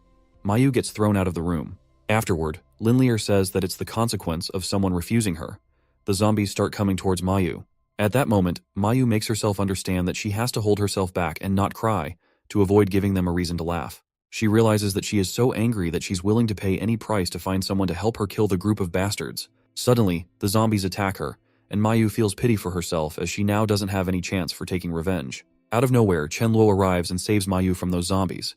Mayu tries to thank Chenluo, but Chenluo puts his hand on her mouth, asking her to be quiet. He tells her that after he and Sudaju clean up the mess, they will talk. Chenluo praises Dharma for defeating that boy alone and easily. Slowly, Sudhaju and Chenluo wiped out all the zombies in the surroundings. Seeing Chenluo and Sudhaju clearing the zombies, Lin Lie became happy as she was finally saved after hanging on for 5 days. When the zombies were defeated, Lin Lie and the others came out. Lin Lie thanked Chenluo and Sudhaju for saving them and introduced herself as Lin Lie. But deep down, Lin Lie was hoping that Chenluo and Sudhaju would become her fans. Chenluo ignored Lin Lie and asked Mayu what was going on and if she needed his help with anything. Mayu then started crying and recounted what had happened to her from the beginning to the end. Finally, she cried even harder, saying that she shouldn't have saved them. So basically, in the beginning, Mayu saved them and provided a space for them to live, but now they were all ganging up against her. Chenluo, upon hearing this, got a little frustrated and Reincarnation that this was why being kind was hard. To Chenluo's surprise, Lilan approached him and asked if Chenluo could send him back home safely.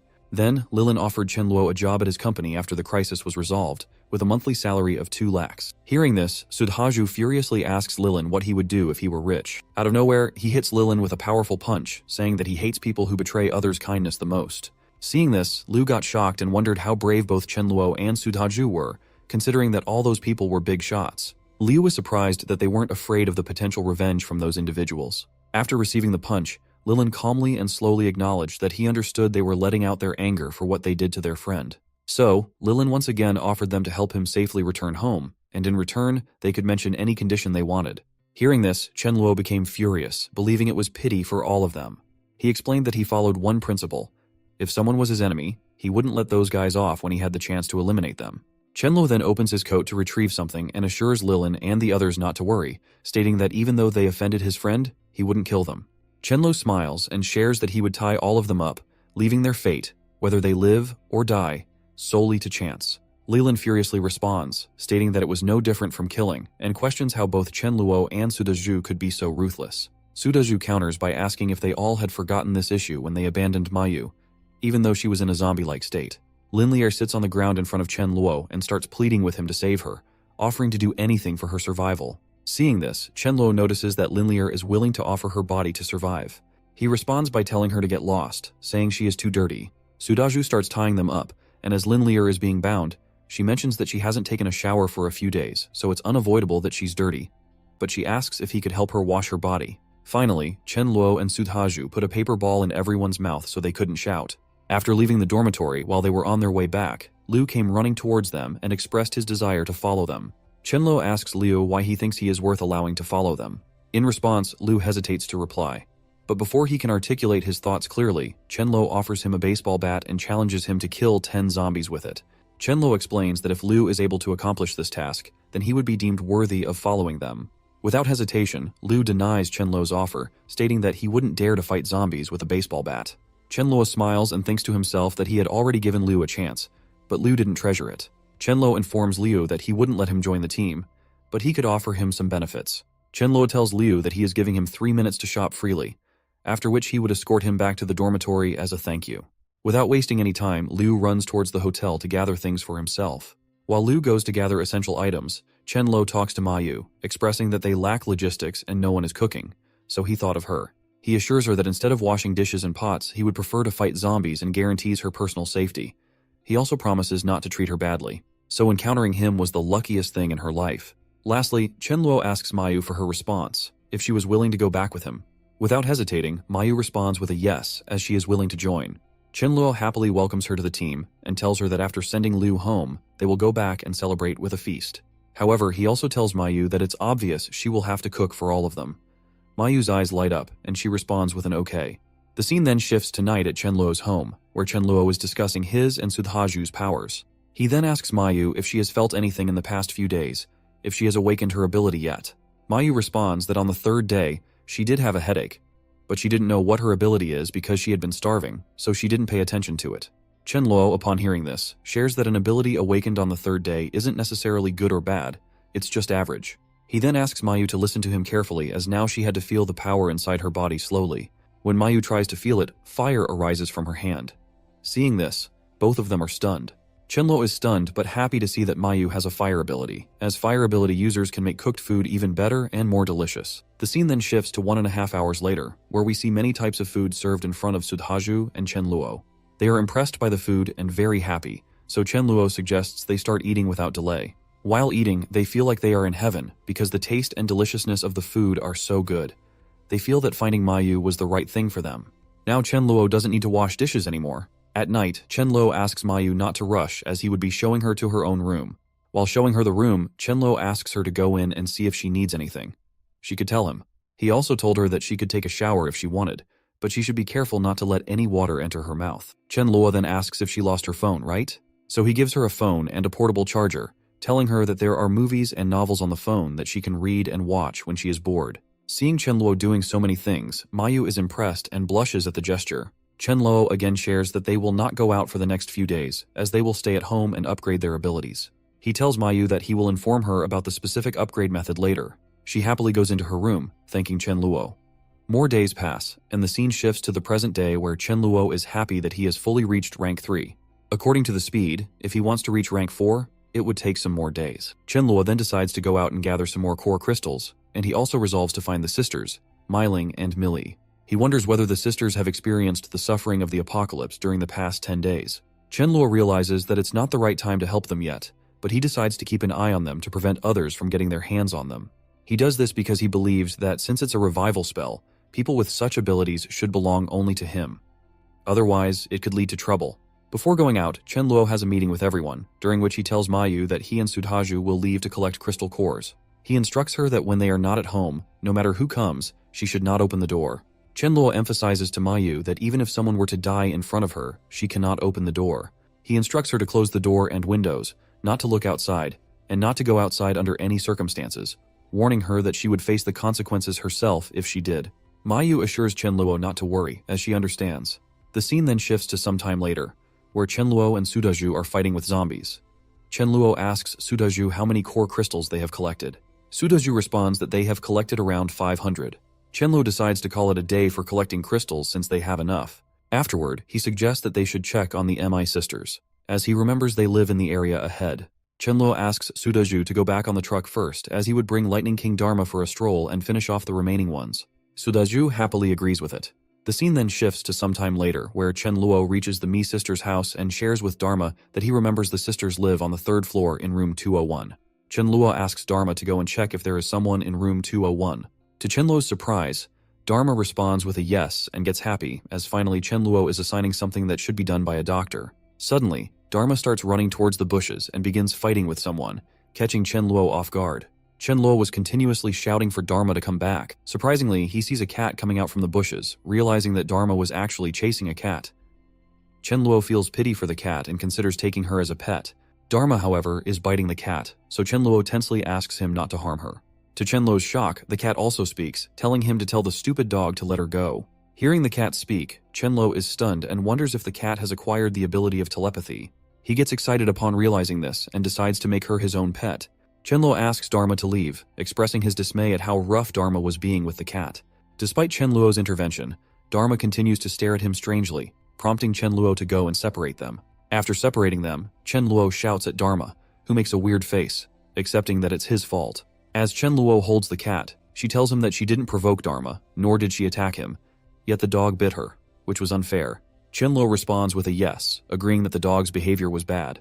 Suddenly, the cat sniffs something and confusingly asks Chen Luo if he has dried fish, as she thinks he does. Chen Luo is shocked to hear this and wonders how the cat knows, whether it's her intuition or something else. Still, Chen Luo thinks that he shouldn't mind her eating it, as after eating his things, she would be his cat. Suddenly, a girl's voice comes from above, asking for her rice. When Chen Luo looks up, he is surprised to see that it's Millie. Chen Luo realizes that the cat's name is Rice, and it belongs to Millie. However, he wonders why he had not seen the cat in his previous life, and why the sisters never mentioned her before. While Chen Luo is lost in thought, Millie comes down and asks Chen Luo to give back her cat. Chen Luo smiles, thinking that it was still worth it coming to her place. Millie snatches her cat from Chen Luo's hand and apologizes to Rice for something. Seeing this, Chen Luo thinks that it looks like the two sisters didn't stay together because if Milling were there, she definitely wouldn't let Millie come out alone. Millie says goodbye to Chen Luo and starts to leave. But surprisingly, the cat starts acting strangely, telling Millie to let her go because Chen Luo had dried fish and he wasn't a bad person. Somehow, the cat manages to free herself from Millie's lap. Rice goes towards Chen Luo and tells him that she hasn't eaten dried fish for a week already, so please give her some. At that moment, Chen Luo wonders what to do, debating whether he should use the chance to persuade the younger sister, Millie, to join him.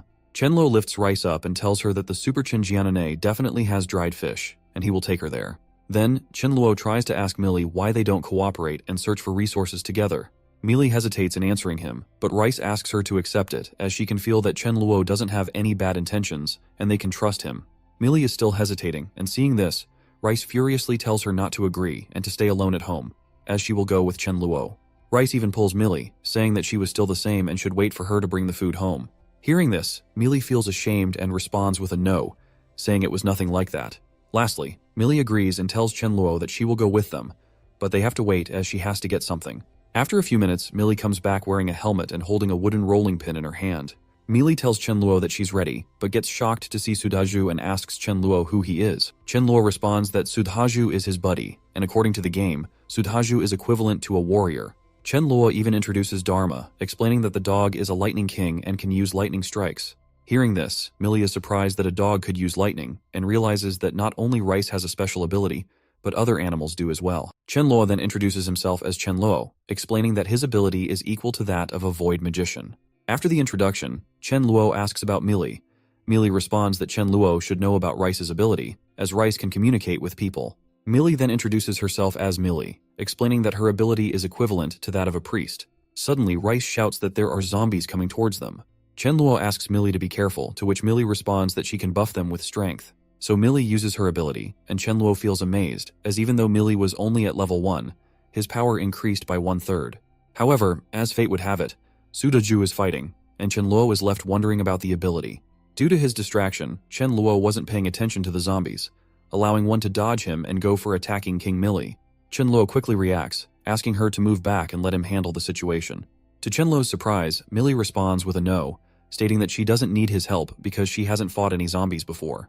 She sees it as an opportunity to train her combat skills, as she knows she will have to face it sooner or later. Chenluo was impressed because Millie seemed weak on the outside, but was strong on the inside. No wonder she survived until the end. However, Chenluo knew that the power of the rolling pin was limited against zombies, so he asked Sudaju to pass the iron rod to Millie. While passing the rod, Sudaju shared that he knew she could do it. After holding the iron rod, Millie tried to make herself believe that she could do it and that she didn't need to be afraid. At the moment a zombie put its hand on her, she hit it with the rod. Even after the zombie was defeated, she kept hitting it. Seeing this, Chenluo became tense and wanted to tell Millie that the zombie was already dead. However, to boost her self-confidence, he remained silent. After defeating the zombie, Millie even vomited at the sight of its dead body. Chenluo praised her and gave her a water bottle to help her feel better. Millie responded with a, "Thanks."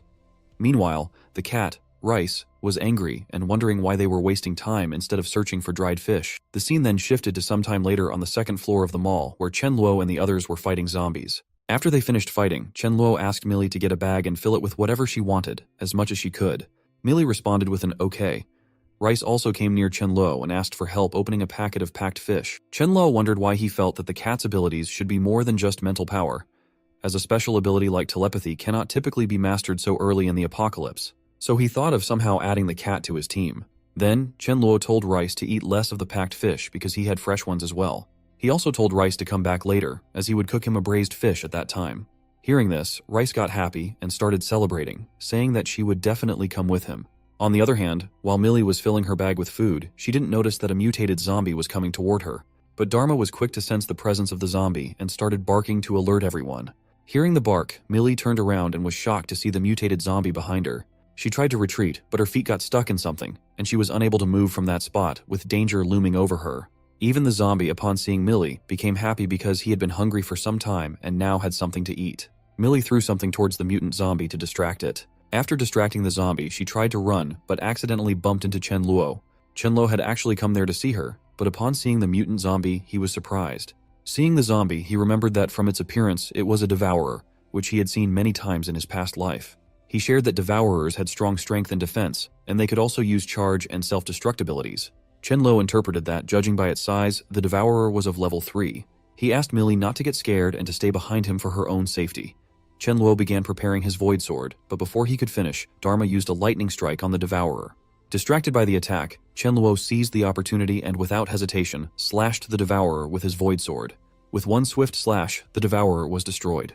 Afterward, Chenluo stood in front of Millie, urging her not to look as the corpse was quite disgusting. Trembling with fear, Millie held him tightly and marveled at how Chenluo had obliterated the mutated monster in a single strike. This made her think of Chenluo as very handsome and cool. Seeing Millie so scared, Chenluo asked her to hold his hand as he led her out of the area. After a few seconds, when they were safely outside, Chenluo told Millie that they had reached their destination and that she could open her eyes. Seeing Chenluo in front of her, Millie couldn't help but blush, thinking that he looked so smart and handsome. She wondered why she hadn't noticed it until now. Chenluo, on the other hand, became flustered upon seeing her reaction. At that moment, Chenluo was pondering that he never thought the appearance of a devourer would assist him in the classic hero saves the beauty scenario, but it was still effective. Seizing the opportunity, he asked Millie if they could form a team together so they could take care of each other. With Chenluo so close, Millie was blushing with embarrassment, and without thinking, she responded with a yes. Chenluo then suggested that since they had gathered resources, they could go back and eat together. To Chenluo's surprise, Millie apologized and explained that she couldn't come because she had to go home and wait for her elder sister, Milling. If Milling came home and saw that she wasn't there, Milling would start panicking and get worried about her. So Millie asked why Chenluo didn't go back first, as she would wait for her sister and then go home. Hearing this, Rice reacted frustratedly, questioning why Millie had rejected the idea. Rice suggested that Millie could leave a note at home so that Milling wouldn't get worried if she saw it. Rice also mentioned that she had a feeling Milling wouldn't come back today. Chenluo added that he would make braised fish for them. Rice gave an ultimatum, insisting that Millie had to go no matter what because she wanted to eat that braised fish. Hearing Rice's insistence, Millie became confused and wondered what to do. However, upon Rice's insistence, Millie agreed to go to Chenluo's home. So Millie asked Chenluo if his place wasn't far away, to which Chenluo happily responded that she was right. It wasn't far. The scene then shifted to Chenluo's home, where Millie and Rice were stunned to see the delicious foods served in front of them. Millie even praised Chenluo, saying that it was her first time visiting his house, yet he had prepared a fabulous meal for them. Chenluo responded that it was completely fine because they were companions, and he asked her to eat quickly. While eating, Millie got tears of happiness as the fish was much tastier than she had anticipated. After Millie finished the meal, she thanked Chen Luo for the meal and then apologized, explaining that she had to get back home because she was scared that her sister Milling would panic if she didn't see her at home. Chen Luo then expressed concern, saying he thought it was very late at night and it would be dangerous for her to stay home alone. He smiled and shared that it didn't matter where he would stay. Chen Luo asked Millie what she thought about Sudaju, himself and Mayu staying at her home. He mentioned that he also wanted to meet her sister, Miling. Chen Luo even suggested another idea, mentioning that there were many unoccupied houses beside hers, so they could move there, allowing everyone to take care of each other.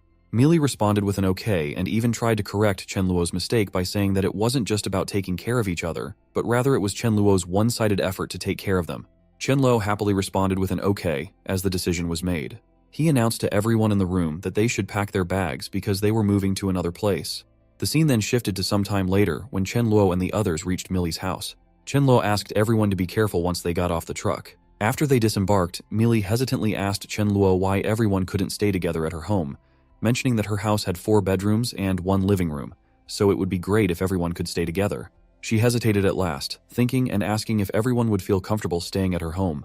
Chen Luo smiled, but deep down, he was also happy because Millie had given him a chance to protect her. After some time, at dinner time, Chen Luo was distributing watermelon to everyone.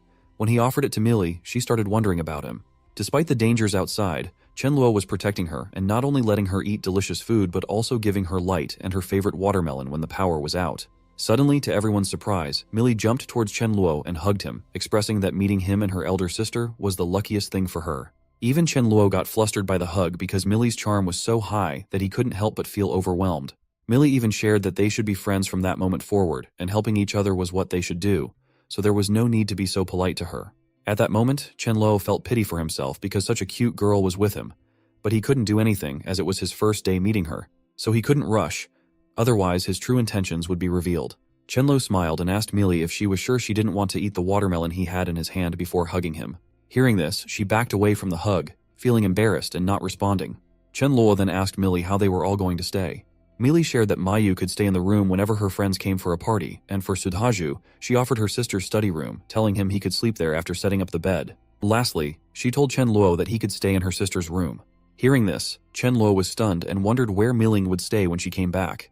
However, for the time being, he decided not to think too much about it, and agreed to stay first.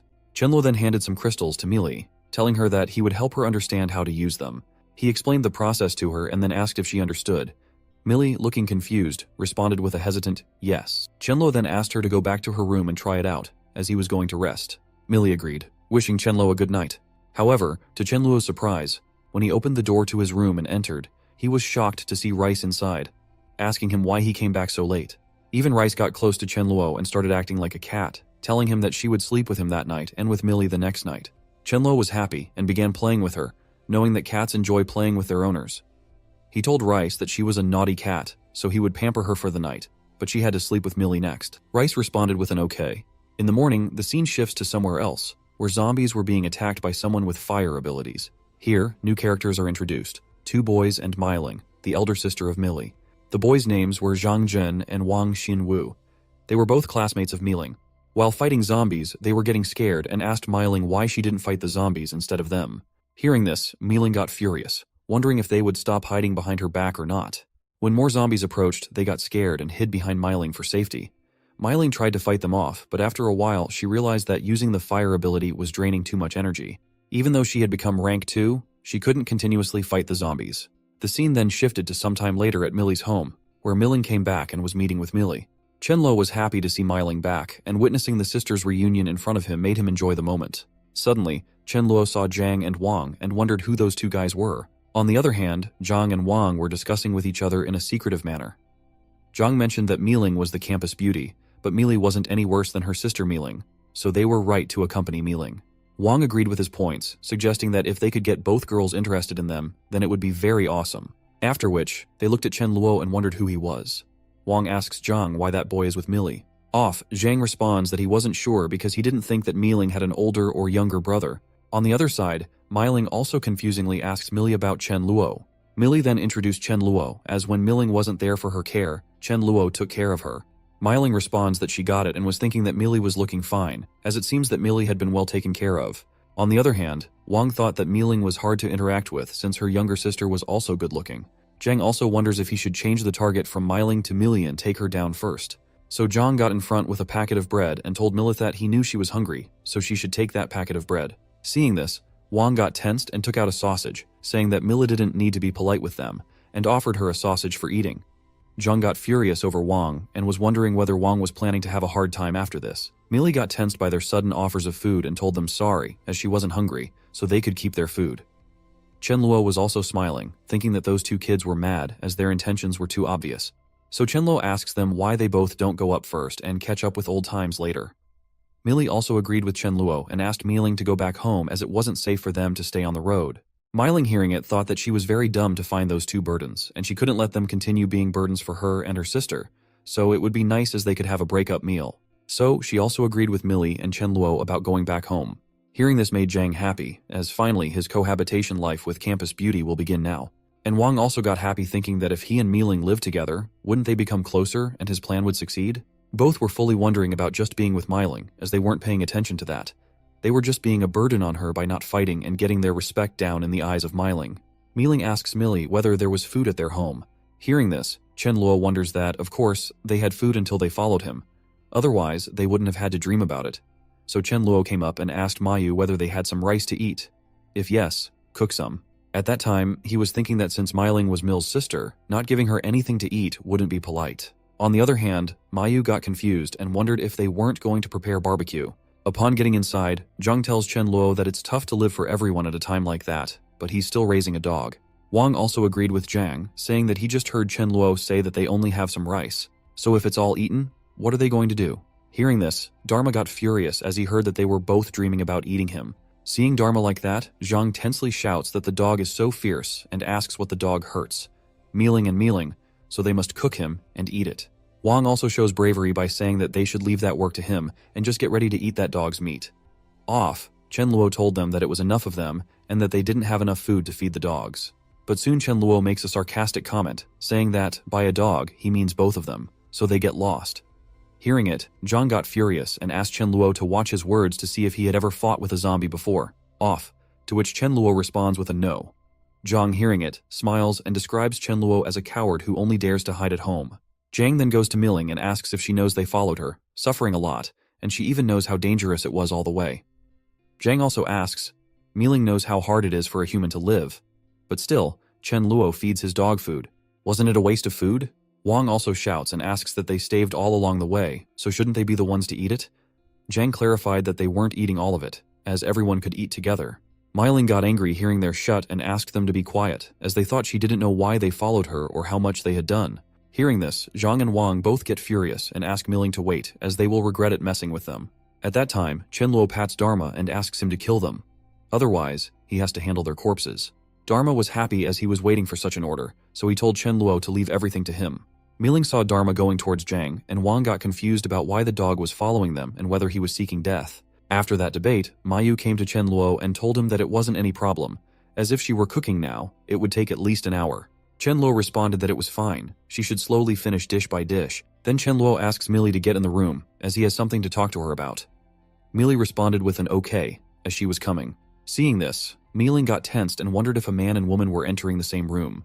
Mysteriously, what on earth was Chen Luo going to do with Mill? Inside the room, Chen Luo takes Millie near the wall, makes her stand against the wall in a romantic pose, and asks her if she is now worried about food and drinks after following him.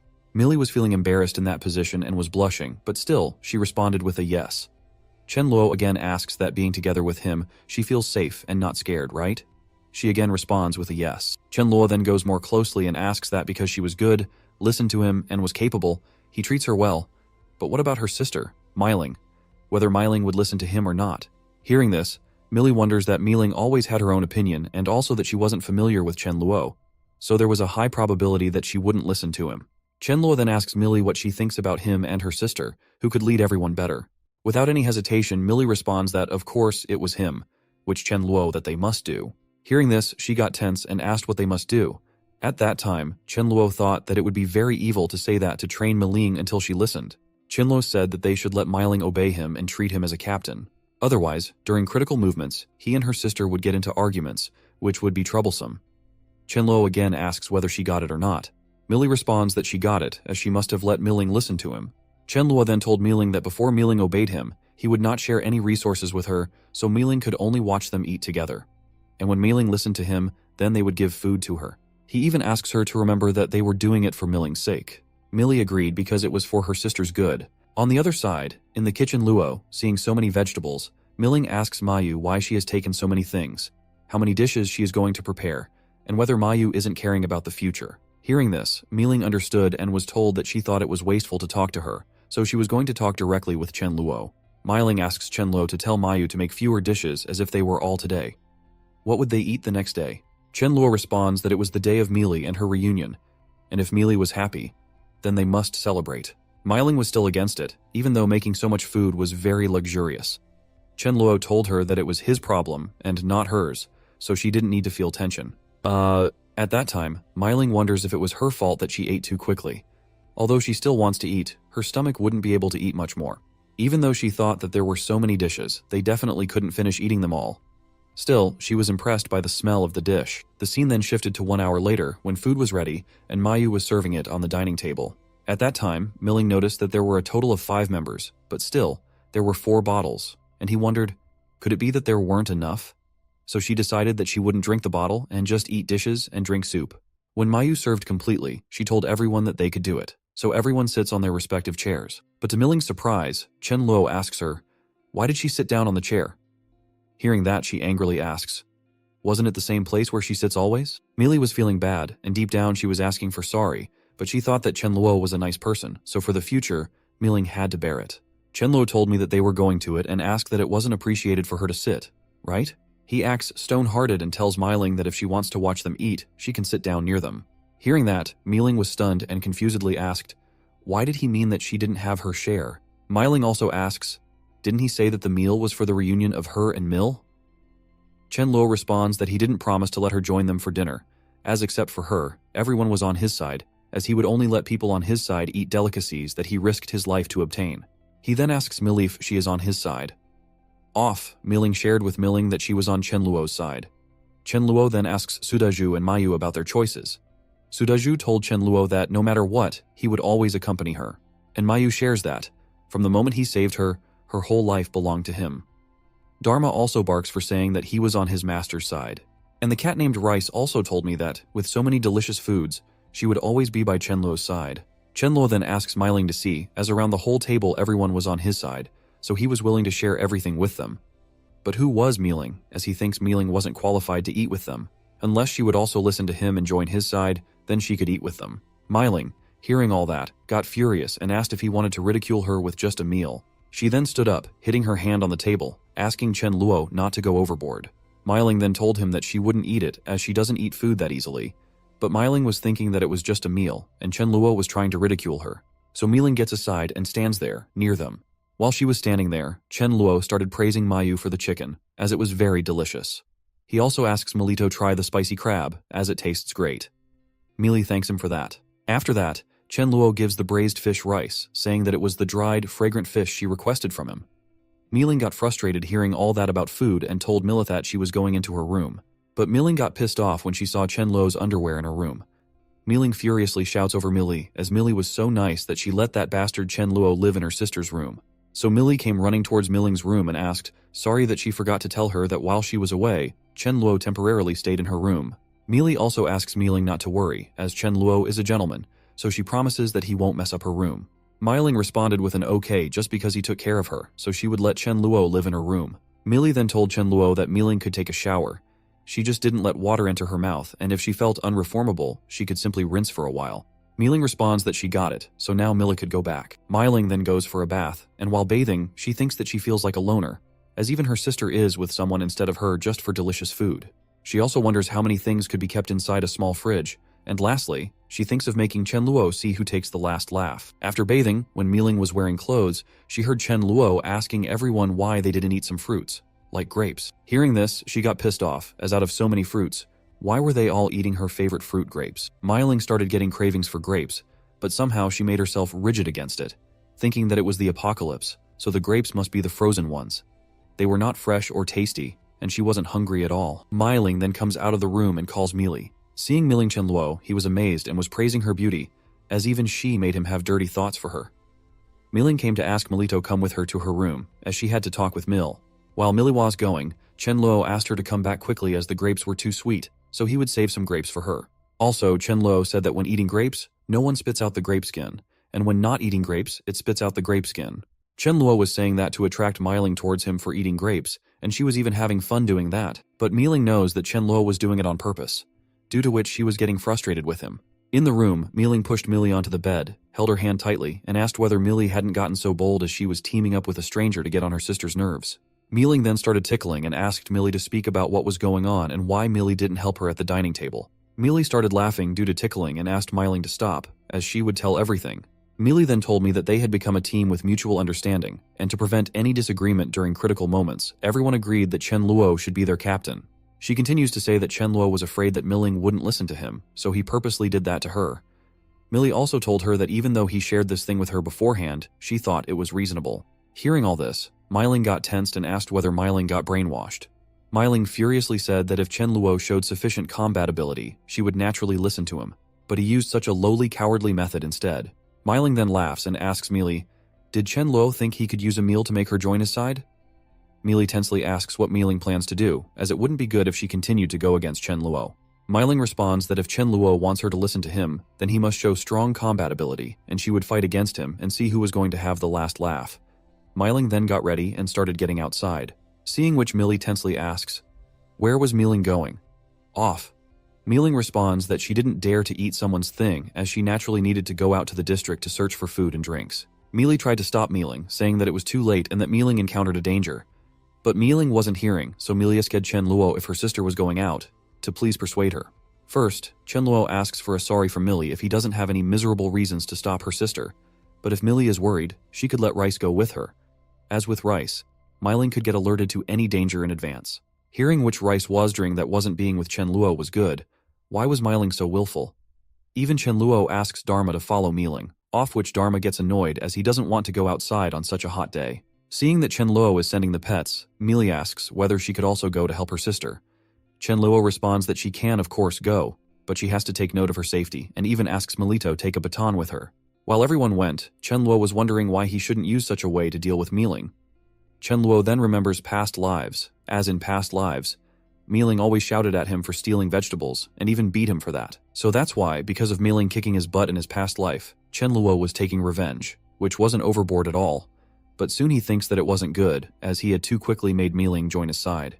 The scene then shifted to 10 minutes later, when Miling came back and shared that she had braised beef cup noodles and 2 eggs for the night, even though it wasn't as great as someone's meal, but she was satisfied. Hearing this, Chenluo laughs and thinks that the people who don't know would think that there was beef inside the beef cup noodles. So that means Miling was using that cup as a gimmick for food.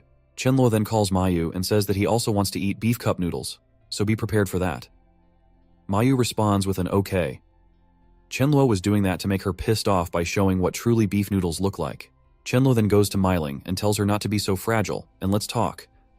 Miling got ready for the talk. When they start chatting, Chenluo first asks for forgiveness, saying he had overdone it in the afternoon. Hearing that, Miling asks whether Chenluo came up with new tricks and why he was doing all that. Chenluo said that his apology was sincere, as he didn't overdo it in the afternoon, but before she could acknowledge her captain's position, he wouldn't be sharing food with her. Chenluo himself shares that a captain position person must not lack combat ability and strategy, so he would prove to her, no matter which category, that he completely overpowers her. He then said that first of all, they should go for combat ability, and asked, why don't fight after 3 days, and if he lost, he would listen to her. Hearing that, Miling got happy and asked to confirm whether he was serious and meant that or not. Chenluo responds with a yes. So Miling got ready but asked why, after 3 days, they couldn't fight at the present time.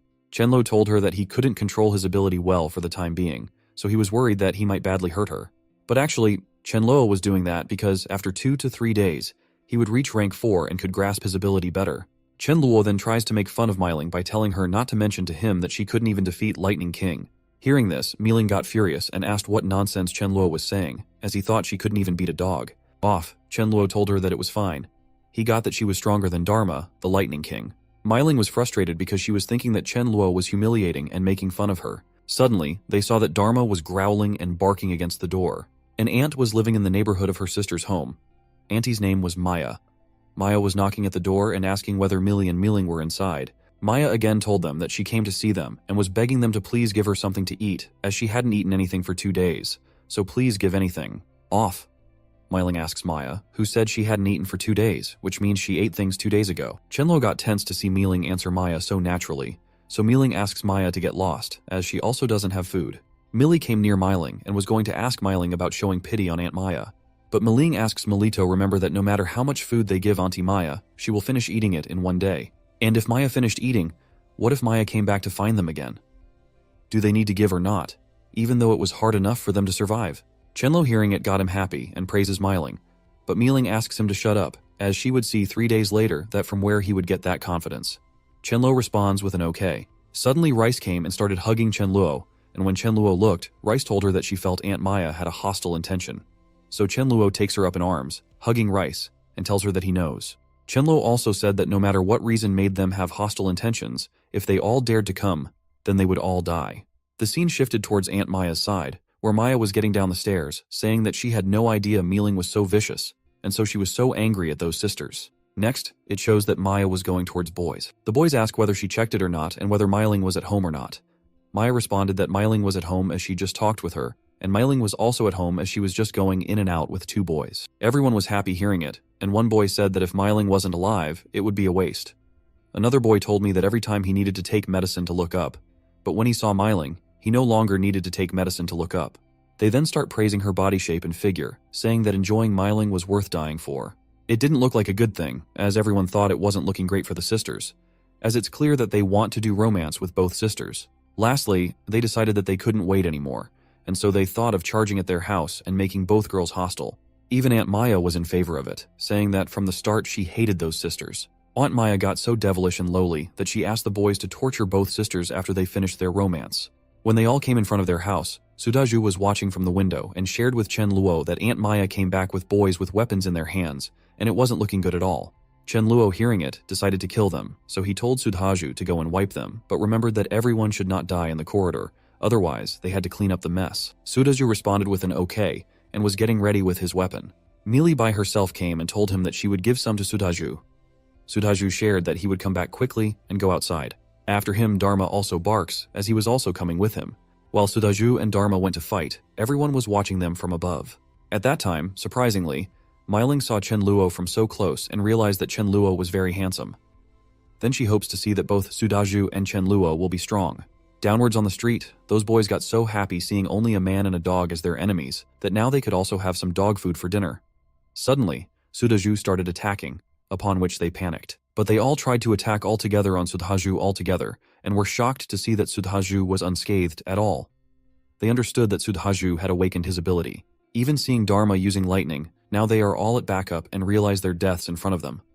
After the boys and Aunt Maya got defeated, Chen Luo asked Melito go and dig out those people's crystals from between their eyebrows. She got a tense hearing and clarified whether he was asking her.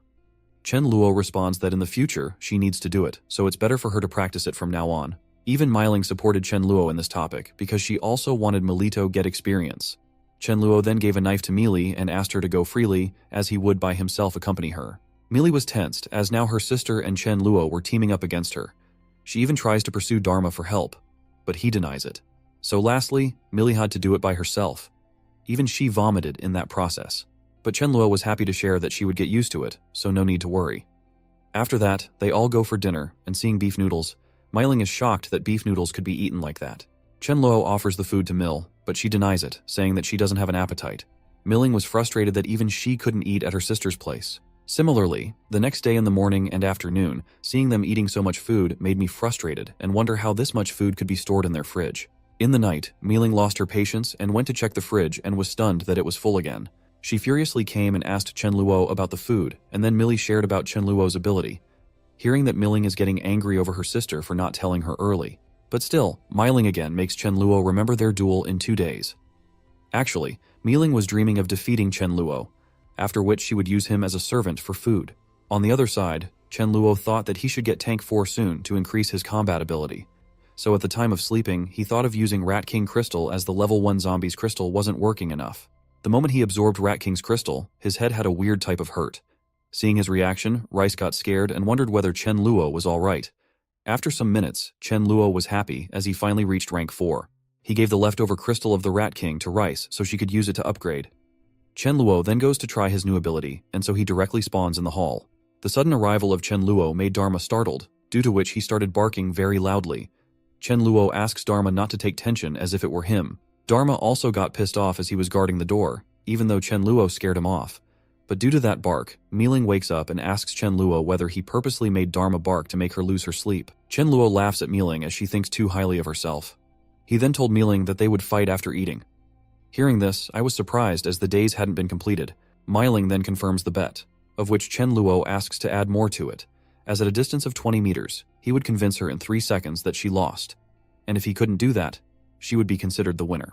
Miling was shocked and asked if he was looking down on her. He thought that once the fight started, she would back off, so Chen Luo could never win.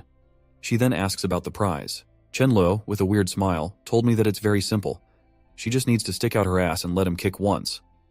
Miling finds it very weird, but still she gets ready with the rule that she would do the same upon winning. The scene then shifted outside, where they were both ready to fight and others were spectating them.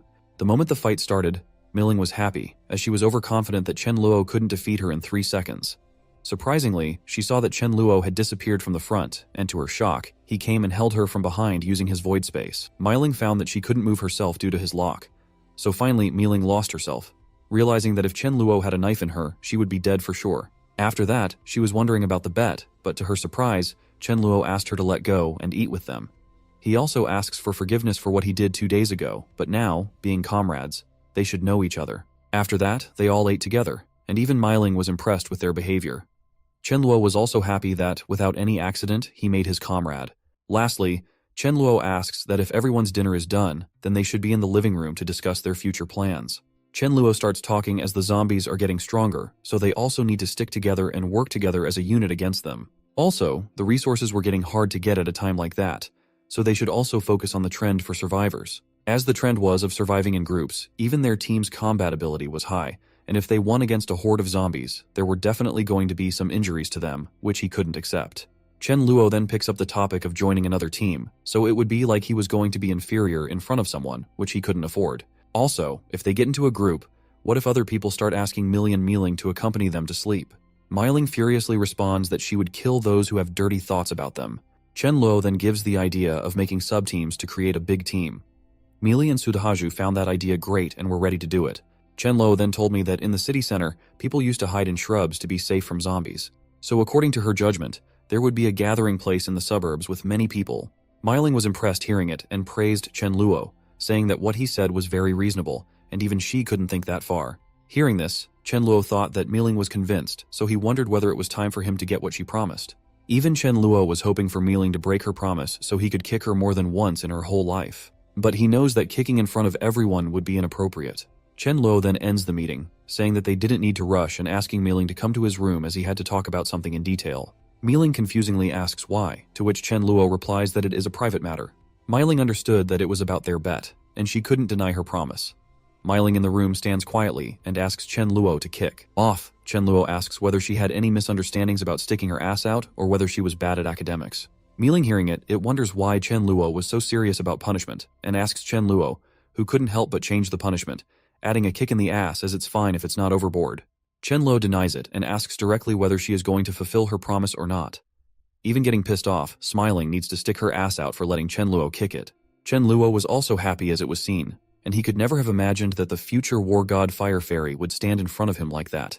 Chen Luo then starts taking out his shoe, seeing which Miling wonders whether he's going to kick her ruthlessly. She even told Chen Luo to not wait, as she would count to 10, and if he didn't do that, he would never ask again. So Chen Luo wonders whether it was right to kick her ass, as he feels that if he kicks her ass, he's going to be single for his entire life. The time left was only 2 seconds, so without thinking, he slapped her buttocks with his hands. Miling got embarrassed and asked why he used his hands. Off which Chen Luo asks sorry as he forgot and asks to let him kick again. Miling in anger goes close to Chen Luo, pinches her hand and shares that if he dares to tell anyone, he is going to be killed by her. He then told her that he was going to ask Mayu to cook some of her favorite dishes as a celebration of her joining the team. First, Miling shows anger over him, but later realizes that it is strange because he never asks about her favorite food and thinks it would be possible for Millie to tell her. Ming then eats happily and thanks Chen Luo for taking care of Millie. Chen Luo asks her not to worry, as it is something he should do. He then told everyone that he had an announcement. Chenlo then shares that for the supplies, survivors could rummage, so for their safety, they need to go back to his mansion. And also that if anyone was good, they could recruit. The next day, while driving home, Chen Luo was wondering about miling and other training, when suddenly he heard someone shouting a name to help them. Chen Luo saw that 4 boys were fighting with zombies, 1 boy fighting for all of them. The 3 boys ask Fang to run away, but Fang denies, saying that if they die, they all would die together. Chen Luo was impressed that even after Oolong got attacked by poisonous zombies, Fang didn't run away, leaving those 3. Suddenly Fang saw Che and asked for help saving them, as he knew you would definitely repay Chen Luo's kindness. Chen Luo asks Dharma to help them. Then, one by one, they introduced themselves. Firstly, Fang Lu introduced himself, as his ability was making his strength and physique stronger. The second boy told me that his name was Yang Xuan, and his ability was ice. The third boy introduced himself as Li Fei, and his ability was lightning. But compared to Damra, it was very low. The last boy introduced himself as Shu Lan, and his ability was sand.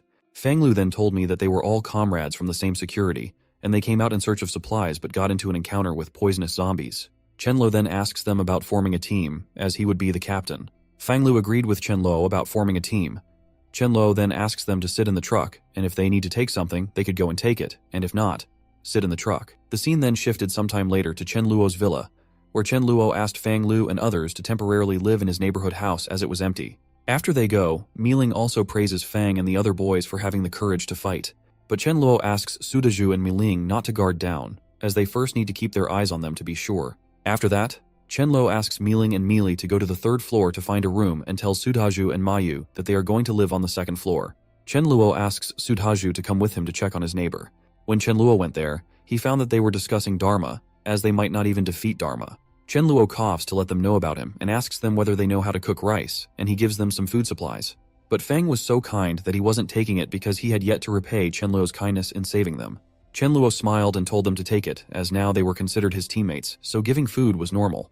Even Chen Luo asks Sudhaju to give them a communication device. Chen Luo then shares with them that they will stay there for a long time, so they should ensure their health and enjoy the day.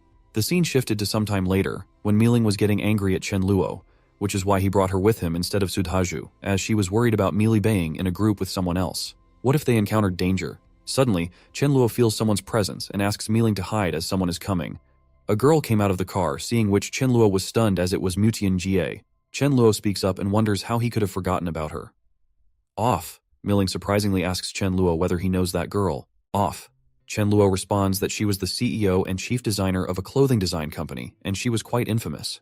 Chen Luo then remembers that Mutian Ge was completely a psychopath, as after the apocalypse started, she, along with her staff, established a gathering place that only took female survivors. Chen Luo thought was good, but the problem was that Mutian Ge refused to let her underling fall in love, as upon getting caught, they got severely punished. Chen Luo also shares that Mutian Ge became the #1 lover due to her erotic desires. Lastly, Mutian Ge died also in saving Miling, after which Miling took the head place and let male survivors join. Chen Luo was happy thinking that Mutian Ge could be a good underling, especially as an underling of his own. He was smilingly staring at me at that time. Miling asks why he is looking at her. Suddenly they were found out by Mutian Ge and her team. A girl asks who was hiding there. When Chen Luo looked up, he remembered that the girl's name was Shu Yun, and she was a very strong ice ability user, but in her last life, she died early. Mutian Ge came to Miling, introduced herself, and also asked about Miling. The Mutian Ge shares that they were a team formed with all girls and asks Miling about joining their team. Chen Luo got furious hearing that Mutian was daring to recruit his underling. But for relief, Miling denies the offer, saying that she already had a team. Mutian Ge asks Miling whether Chen Luo is his boyfriend. Off, Chen Luo responds that it was none of her business, and then asks Miling to let go and check on others' progress. Mutian Ge was shocked, as she thought that Chen Luo was lustful by nature, yet he had the nerve to occupy such a beautiful girl. She decided to make Miling see Chen Luo's true color, so Mutian Ge told everyone that they were going to stay there for the night and started wondering about the best way to make Miling realize Chen Luo's true nature. The scene then shifted to night, when we saw Chen Luo and Mutian Ge talking with each other. Chen Luo says that he didn't think to spend a night like that chatting with each other, right? Off. Mutian said that she wanted to work with him on something. Chen Luo asks to be told. Mutian Ge then told her that they were going to a shopping mall in the east to take supplies, but according to her judgment, there would be zombies. So she needed him to accompany her, after which Chen Luo could take 30% of the supplies and they would take 70%. Hearing this, Chen Luo got tensed and wondered whether it wasn't the same mall where he and Millie encountered mutant zombies. As all supplies had been taken by him, What would Muti be going for? So Chen Luo denies, saying that he was a coward and didn't dare get there. Hearing this, Mu Tiange got furious and wondered why such a beauty would fall in love with a loser guy like Chen Luo. Actually, Mu Tian thought of exposing Chen Luo in front of Miling by doing something in the mall, but now she had no choice, so she thought of asking for help from a person. On the other hand, Chen Luo got that Mu Tiange was trying to eliminate him just because he was with Miling. So Chen Luo also got furious and decided that if she had a hostile intention against him, then there was no point left for him to think about her and leave, eliminating his threat. Chen Luo was then thinking about whom to send to get rid of Mu Tiange. He saw Dharma on the way, so he decided to send him. On the other side, Mu Tiange knocks at a place and calls a person named Feng. When Feng came out, he asked her not to call him brother. Mu Tiange got pissed off, but for Miling, she had to talk with Feng. Mu Tiange then told him that she had a favor to ask him, and a few minutes later, she explained everything. Lastly, she asks Feng to lure zombies to Chen Luo's place with his wind ability. Feng agreed with it, saying that it would be his honor to help CEO Mu Tiange remove trash like Chen Luo. Feng tried to put in some demand, but before he could say anything, Mu Tian offered him to join them after Chen Luo got eliminated. Feng agreed. Actually, Feng was getting ready to do that just for a girl named Wang Ling, as he had to be with her anyway. Feng also knew Sudhaju somehow and was thinking of searching for him at the mansion, as Sudhaju was a bodyguard there. In the next scene, Feng is luring zombies towards the mansion, but to his surprise, he was shocked to see that Sudhaju was also standing there with a dog and a boy. Dharma was going to attack, but Chen Luo asked him to wait. Feng asks Sudhaju why he is at the mansion. Feng then thought that just because Mu Tiange hadn't told him that his friend was inside, he couldn't let his friends get injured just for joining a girl's team. So Feng goes to lure those zombies away. Chen Luo, seeing Feng, remembers that he was also a friend of theirs, helping to lure zombies so they could take away some supplies. And it was bad that Feng got bitten off by so many zombies in his last life. Feng came back and asked for forgiveness for luring zombies. Off, Sudhaju responds that he knows Feng wouldn't do it purposely to harm him. Chen Luo there asks Feng whether Mu Tiange asked him to bring zombies to their mansion. Right? Hearing this, Feng was stunned and asked, how did he know? And soon realized that the trash guy she was talking about was Chen Luo. Chen Luo then asks if Feng knows anything else. Feng tensely responds that it was only him and her at that time, and she only said that she would come at a critical time. Suddenly, Chen Luo saw Mu Tiange coming with her teammates on a bus. Everyone looked at something else, and Chen Luo noticed that hearing the sound, a level 5 zombie became a mutant zombie and came towards them. From behind, Mu Tiange was coming, thinking that the zombies were lured by Feng. Actually, she came there to save Miling, so she asked everyone to charge at zombies. Zombies also start fighting back, and surprisingly, they are using fireballs to attack them. The girls got scared, and Mu Tiange tensely asked everyone to get off the bus as the bus had a full tank in it. Mu Tiange then wonders why there are such strong zombies, but somehow she asks everyone to attack together. So Mu Tiange attacks with her sword, but Zombie dodges it and starts running towards Mu Tiange. Seeing this, she got scared, and without thinking, she dragged her comrade in front of herself as a shield. Chen Luo, seeing that, was stunned and decided that Mu Tiange deserved to die and also needed to get the mutant crystal. On the other hand, the girls were shocked to see Mu Tiange using their own people to block the zombie attack and weren't able to believe it. At that moment, Mu Tiange got stuck in a bad situation, but suddenly she thought of using Chen Luo to block the zombies. Mu Tiange was running towards Chen Luo, but to her surprise, Chen Luo furiously punched her so hard, asking whether it was right to use her own comrades as a shield.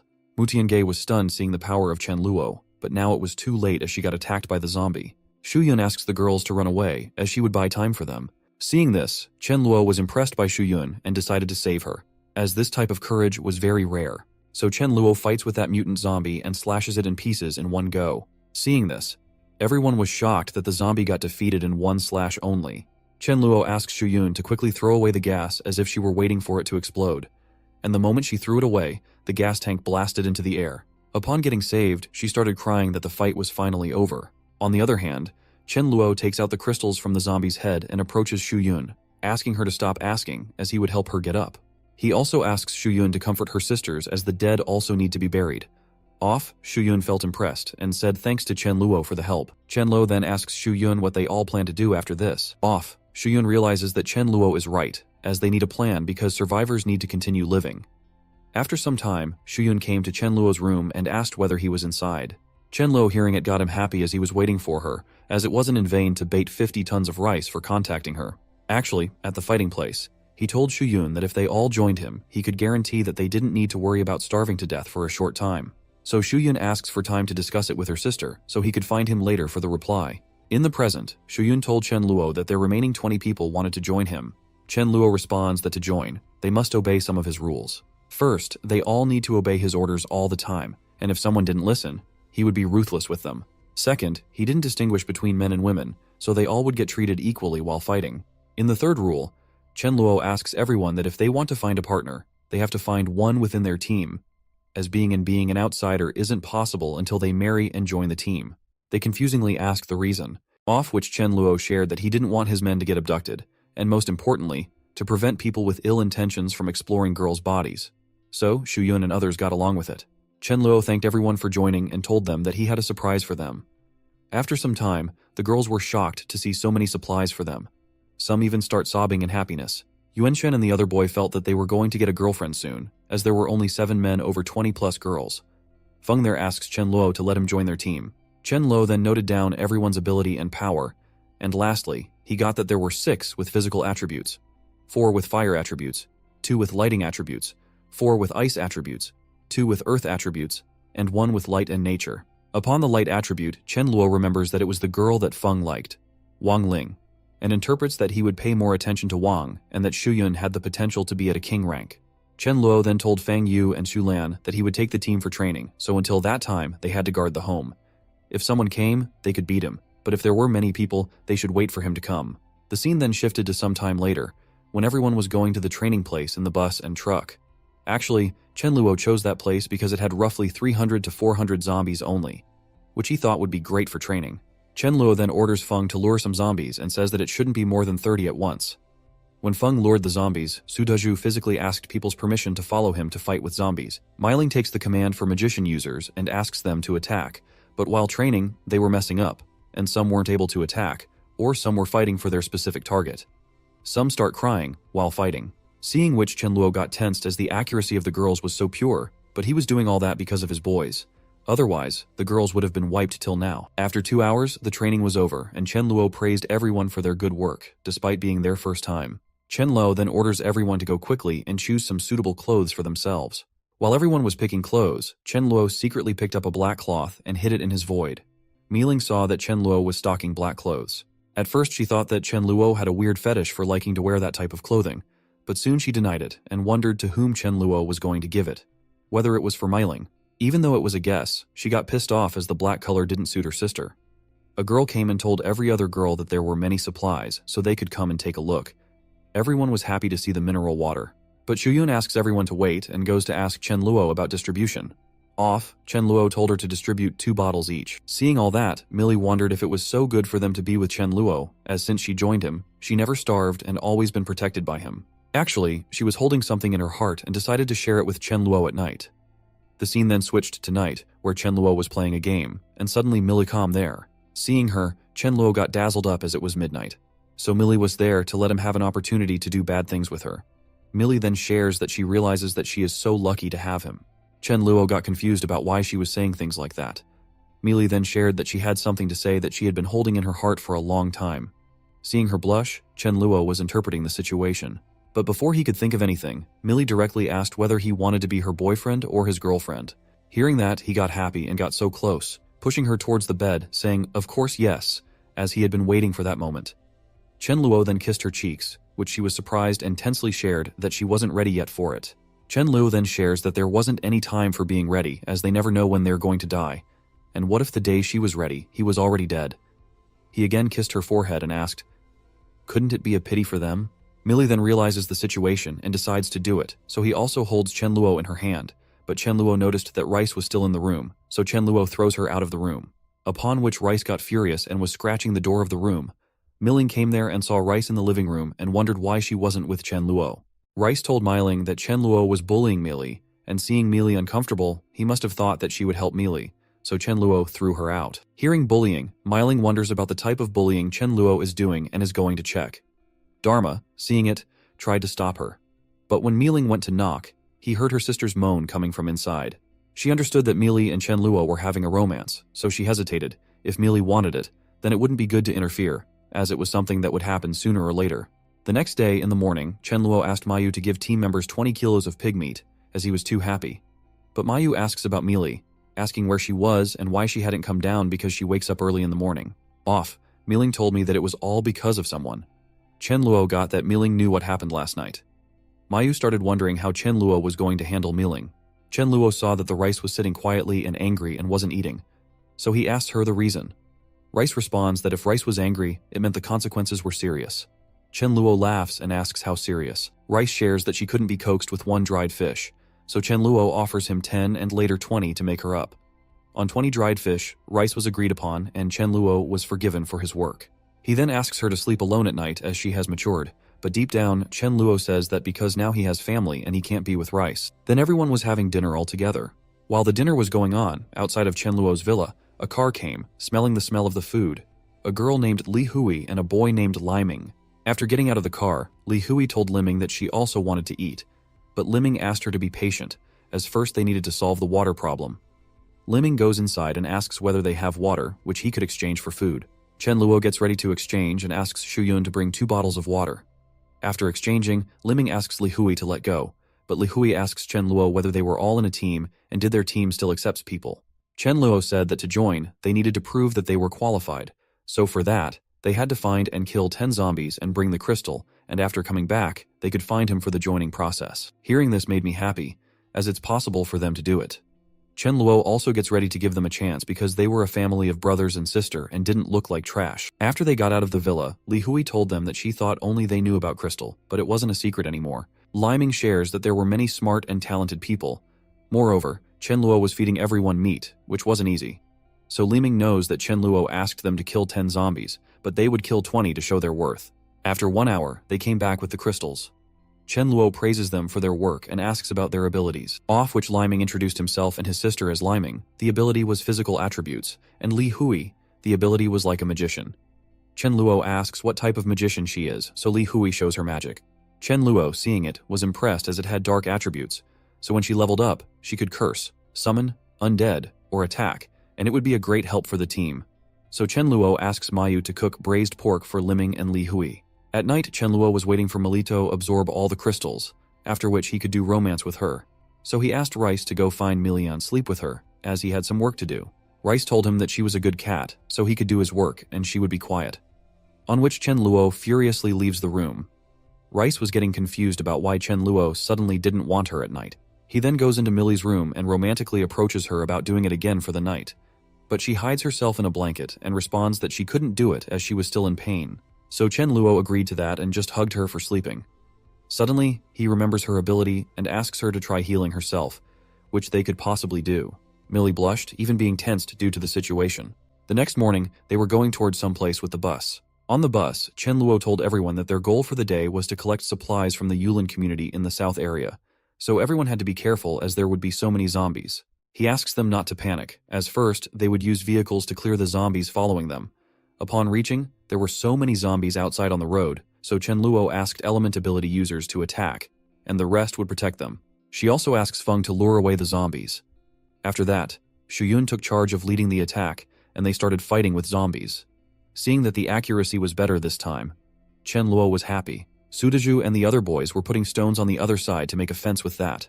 Here Chen Luo was resting with Rice, and suddenly Rice mimicked the words of Mill. Hearing that, Chen Luo was stunned and asked where she heard those words. Rice told me that she secretly headed there to chat last night through the balcony. Off, Chen Luo asks her to be careful, as now she knows too much, so she could be killed by him. Hearing that, I got scared and tensed.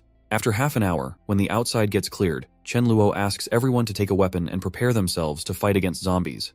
Millie shares that she thinks it was a restaurant, so maybe there would be so many good things inside. Chen Luo agreed with her and told her that they were divided into 4 groups and didn't travel alone. Slowly, they fill the truck with rice, noodles, oil, and meat. A girl came and told Chen Luo that there was an unaffected supermarket. When Miling goes to the supermarket, she wants to look for something. Shuyun saw Miling doing something secretly, so she went to check and saw that Miling was putting protection with her. Seeing this, Shuyun wonders whether Miling had that kind of relationship with Chen Luo. Miling tried to make Shuyun understand that it was her misunderstanding, but before Miling could say anything, Shuyun left, saying that someone was calling her. After that incident, Miling was feeling very embarrassed, as if it weren't for Mill, she hadn't done it, and I was getting angry over Chen Luo. On the other hand, Chen Luo feels that someone is staring at him. When he looked up, he found that there were so many people hiding in the hotel. An aunt from above told Chen Luo that she knew he was a very kind boy and that she hadn't eaten watermelon, so could he provide some? Slowly, Everyone starts asking for many things to be brought to them. Seeing this, Chen Luo got tensed, thinking that they were so shameless. Chen Luo responds that his legs were inconvenient as he couldn't climb the stairs, so he wouldn't give. Hearing this, everyone got angry and decided to go down and kill Chen Luo and others and take all the supplies, including the truck, with them. Someone asks them to call Chen Guang and his group, but a person named Lioli denies, saying that Chen Guang is their enemy.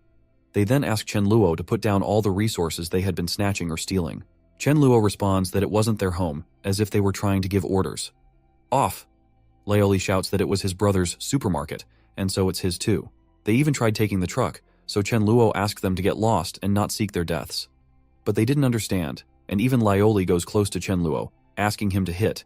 As if Chen Luo hits him, then he would act like a dead person. Lioli was wondering if she was playing a victim card. Chen Luo got frustrated hearing it many times, so he slapped him, saying that he was going to satisfy Lioli's wish. Just from one slap, Lioli got killed, but his friends at the hotel thought of it as a drama and didn't realize that Lioli had died. Chen Luo laughs at their situation and then asks his comrades, what were they waiting for? And watching people who were trying to snatch their supplies. Just go and wipe them. Till now, the hotel person realizes that Lioli died, and so they try to scare Chen Luo and others by saying that they know magic. But the moment Fang and others started attacking, all of the hotel guys ran away. But soon they ran away. A boy came with 2 people's Chen Luo. Seeing him, thought that he remembered that face and soon realized that it was Chen Guang. He hung with him when he was weak. Chen Luo Guang laughed and told them that those old craps were his neighbors, so he gave them a face, but never thought they would die by Chen Luo's hand. Chen Luo asks whether Chen Luo Guang wants to take revenge for the old crap. Chen Luo Guang asks Chen Luo not to misunderstand, as they come to make friends, and asks for a favor. Chen Luo asks, what type of help did Chen Guang want? Chen Luo Guang shares that there were many supplies in the neighborhood, but 2 days ago, a husky became a zombie. So when they were together, that husky hid, and when they were alone, that husky attacked, and as he could see, Chen Luo had so much manpower. So together, they could wipe that husky. Chen Luo asks about the reward, off which Chen Luo Guang shares that he would give 300 cats of rice and 5 barrels of water.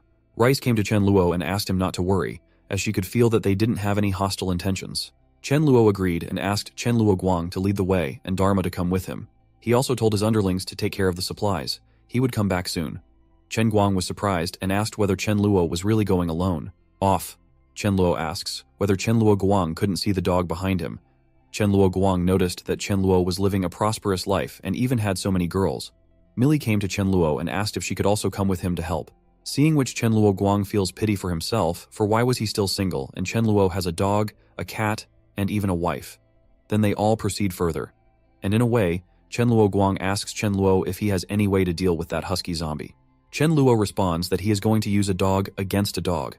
Chen Luo Guang was shocked and asked if was Chen Luo really going to use the dog, as well as whether Chen Luo had any grudges against the dog for letting him go alone. Chen Luo asks Chen Luo Guang not to worry, as everything will be fine. Upon going further, they found a heavy smell of blood. So Dharma got those husky zombies in front of him, and Chen Luo asked Dharma to charge. Chen Luo used his speed to dodge the husky attacks and easily wiped that husky away with his lightning strike.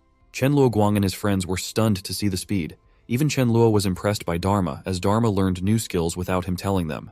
After Dharma defeats the husky, Chen Luo asks Chen Guang to hand over the resources he promised.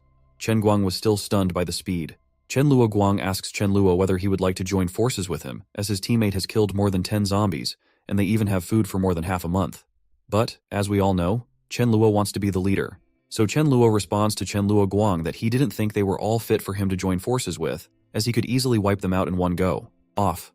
Chen Luo Guang said that it was the reason he wanted to join with him, as only weak people want to join with powerful people. Chen Luo shared that they could join, but they all had to listen to him. Before Chen Luo Guang could reply, one of his comrades came and told him that his teammate Zhang Liang had been injured by a zombie that could shoot fireballs. Chen Luo Guang ran towards his teammate to see him. Chen Luo also asked Melito go with him to see the person. When Chen Luo reached Chen Luo Guang, Chen Luo asked if there was any way to save Liang. Chen Luo asks Millie to take care of the situation, and Millie, with her power, heals Liang. While going back, Chen Luo asks Chen Guang to consider his proposal.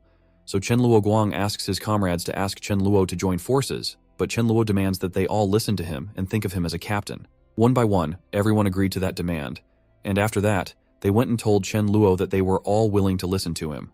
Chen Luo again shares that upon joining, they had to listen to him, and fight zombies. Chen Luo then asks them, since they joined forces, whether it was okay for them to live at his place. Chen Guang and others agreed. The scene changed near Chen Luo's villa, where some boys were beating someone for not letting them enter the villa. Actually, they came to search the villa for supplies.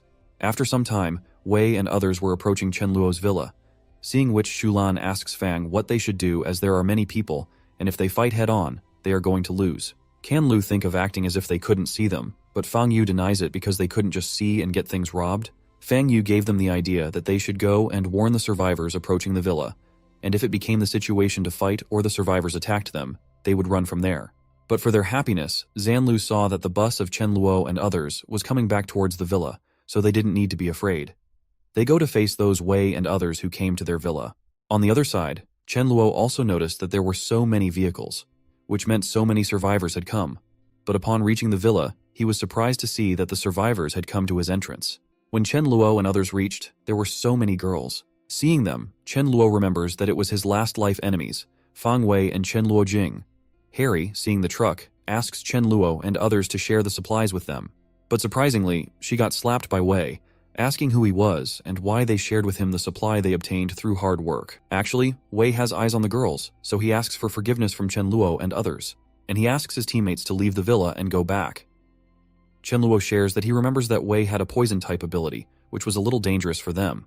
Rice tensely came to Chen Luo and told her that she felt weird and that others had hostile intentions towards her. On the other hand, Harry asks Wei if he got back without having anything. Wei slaps him again and tells him that it would be hard for them to take it head-on, so it would be better to attack at midnight. Harry was happily sharing that he had understood, but suddenly his happiness went in vain as he saw that his head had burst from some attack. So it's actually Chen Luo who attacked, and after that, he asks his comrades to wipe others. He shares with them that he knows they have hostile intentions, so leaving them and getting attacked first would be very naive of him. The scene then shifted to night, where Chen Luo was wondering about the next day, as some zombies would evolve to level 1, so he must get Chen Luo Guang and others to bring all the supplies back. Suddenly, someone knocked at his door. He thought that there was only Mealy and Mealing living on his floor, so it could be Mealy. But to his surprise, when Chen Luo opened the door, it was melting. Miling without saying anything gave me a bag full of protection. Chen Luo is also shocked to see those, seeing which Mealing asks the reason for his shock as she was doing that for Mealy when she was young and had time. But she also told Chen Luo that if he was ready to be a father, then he could forget about using protection. And I ran away from there. After which Chen Luo thinks that he shouldn't wait for Mealing's hard work, so he goes to Mealy's room to make romance. The next morning, everyone had a meeting together. Chen Luo tells everyone that he thinks they all feel that zombies have learned magic, off which everyone agrees. So Chen Luo told them that he was going to share some useful information. Chen Luo then shares that rank 1 zombies had the same abilities as them, and to deal with them, the best formation would be of 4 people, 2 combat types and 2 mage types, so they could fight head-on and could even run after encountering a group of zombies. He then told me that he was going to show some ways of dodging attacks, and for that, he asked Shu Yun and Mi Ling to attack him. So, both girls attacked together, but to everyone's surprise, he easily dodged both attacks. Chen Luo explains that it's impossible to avoid a spell after seeing it, so to avoid and dodge them, they had to predict the trajectory by seeing the gesture of the attacker.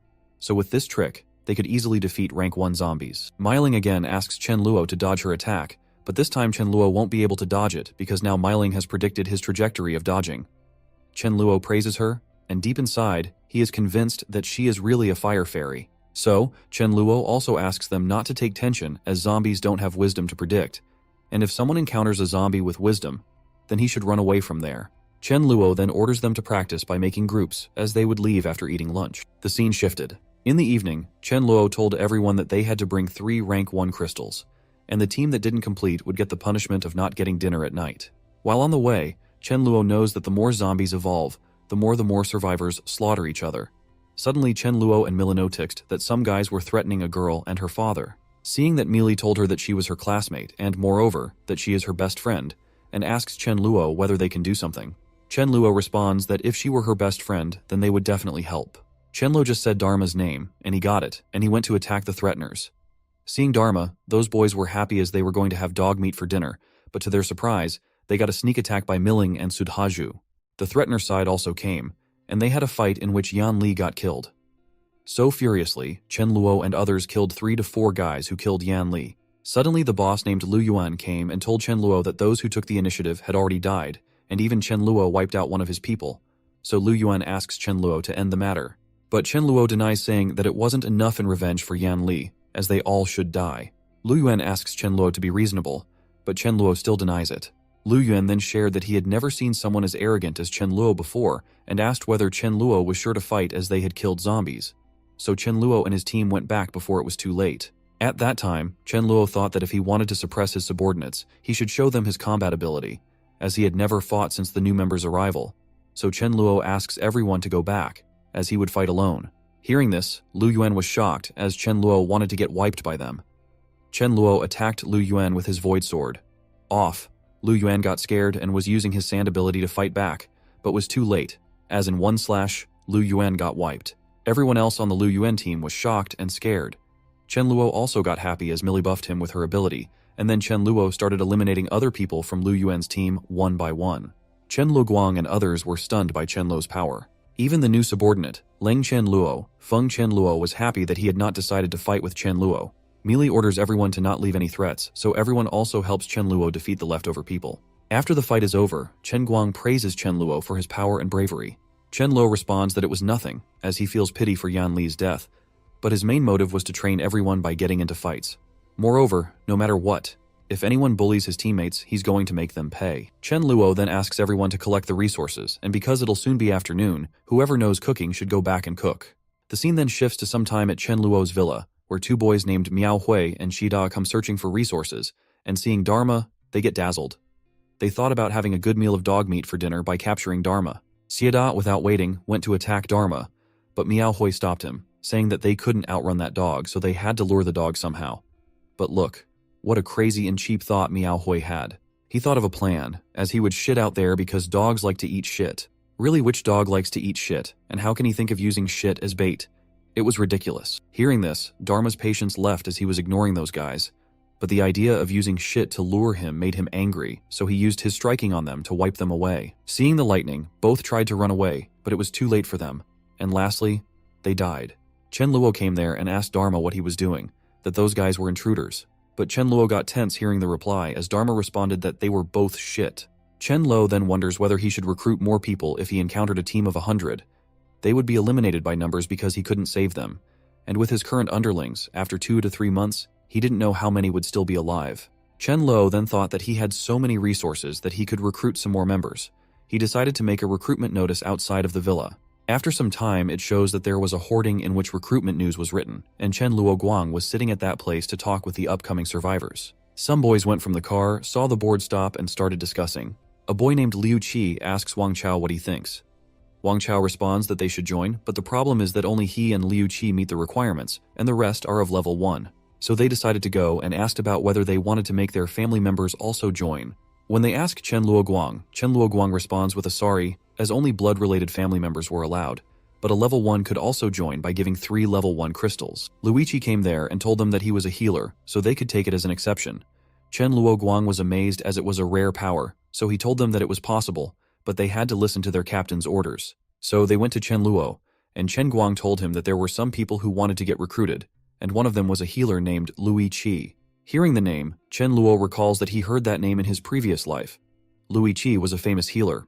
Rice told Chen Luo that they didn't have any hostile intentions, so Chen Luo allowed them and asked Chen Luoguang to show them the rooms and let them settle down. At night, Chen Luo in his room was happy that he recruited a famous level 2 healer without doing anything, and so he felt so lucky. Chen Luo then takes out a crystal and sees it, thinking that if nothing bad happens, then he could reach level 5 easily. Actually, after becoming rank 5, he could easily fight with a large number of zombies without getting hurt, and even a level 1 zombie couldn't hurt him. And for his happiness, he reached rank 5 by absorbing that crystal's power.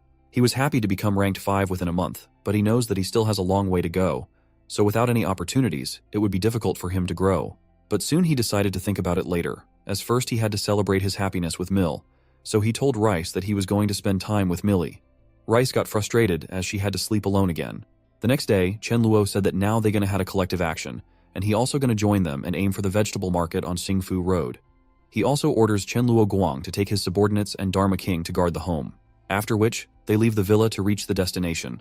On the way, Chen Luo shares that the market they were going to had a small cold storage, grain and oil store, and agricultural products, and due to the large flow of people, there would be so many zombies. So they had to act in groups to fight with zombies. He also told them that due to the use of spells together, it would be hard to avoid through anticipation and positioning, so the 4-person group theory wouldn't work, and therefore they had to act slowly. He then orders Jiang Feng to lure the zombies, and everyone has to wipe them one by one. Millie even begged Feng to help him. Feng then started luring zombies. At that time, Chen Luo shared that as long as everyone was 20 meters away from zombies, they wouldn't get hurt, so they also had to use it in the future whenever they encountered more zombies than now, but also be careful as if there were too many, then run. Otherwise, he wasn't responsible for their deaths. Everyone starts cleaning up the path to the vegetable market door. After an hour, Chen Luo reported that 100 zombies had cleared, so Chen Luo decided to go below and lure the zombies. Actually, Chen Luo remembers that in his previous life, he heard that the vegetable market had a sand-mutated zombie, and its combat ability was ranked 4-5. So he was wondering about the hiding location of that zombie. Suddenly, Chen Luo feels that something is being given to him at a very fast speed. When Chen Luo turned back and saw that, he got happy as he encountered that zombie so quickly. Chen Luo uses his void space, goes towards the backside of that zombie, and slashes out his head. After which, he takes out the crystal from inside. Everyone is stunned to see that Chen Luo killed that mutated zombie in one go, but to their surprise, Chen Luo starts running and also asks them to do the same. He was doing that because a horde of zombies was coming towards them. Chen Luo also orders them to prepare spells while running, turn back to attack with a rough aim, and then again start running. After some time, somehow they did it. They wiped out 200 zombies in very little time. They were interpreting that, being together, they could kill and wipe out any zombie type. But Chen Luo told them that the main premise was that they all had to keep up with the pace of zombie evolution. Everyone was still celebrating, so Chen Luo shouted at them to stop being stunned and take the supplies in the truck. On the other hand, Chen Luo thought the outage of cold storage lasted so long, which meant the meat inside would be smelly. But he was still fine as he had his void, so for the time being, he would store it, and later he could serve it as a fresh dye to his void. The scene then shifted to 2 hours later, when Chen Luo was heading back to the villa. But somehow, someone named Sulong saw their bus and came in front to stop them. Seeing that, Chen Luo asks that boy to get aside and not block the way. Suddenly, Chen Luo noticed that a boy was also coming with a bike towards them. When the boy took out the helmet, Chen Luo was surprised, as the boy's name was Xiaohao Ran, and he would be known as an invincible iron fist in the future. Actually, Xiaohao came there to talk with Sulong. Xiaohao asked Sulong if he heard that Sulong got a live chicken, so whether Sulong would give him one as his mother couldn't live long and before she passed away, she wanted to drink a bowl of chicken soup. Xiaohao also told him that as long as Sulong would help him, he could sell his life to him. But Sulong denies that offer, and even Sulong's comrades started making fun of the fact that Xiaohao wanted to get fed for his entire life. Chenlo hearing it got him happy as it was such a good trade to do, so Chenlo goes toward Xiaohao and asks that he have chicken. As a chef, he could fulfill his request, so what about selling his life to him? Xiaohao got ready and demanded that the chicken be of high quality. Chen Luo then orders Sudhaju and Mili to exchange vehicles with Xiaohao and go with him to help him get his mother to Villa, and until then, he will drive that bike. When they reach Xiaohao's house, Chen Luo noticed that Xia's mother had cancer. Chen Luo got sad as Mili's skill wasn't able to heal Xia's mother. Chen Luo then told Xiaohao that he would arrange for the chicken soup when he came back. Upon reaching the villa, Chen Luo asks Shuyun to take care of the room allotted for Xiaohao and his mother, and also take care of her personally. Until then, he will go and find someone to cook chicken soup. Chen Luo finds Mayu and asks her to make a chicken soup more delicious with his housekeeping skills and tells her the ingredients she needs.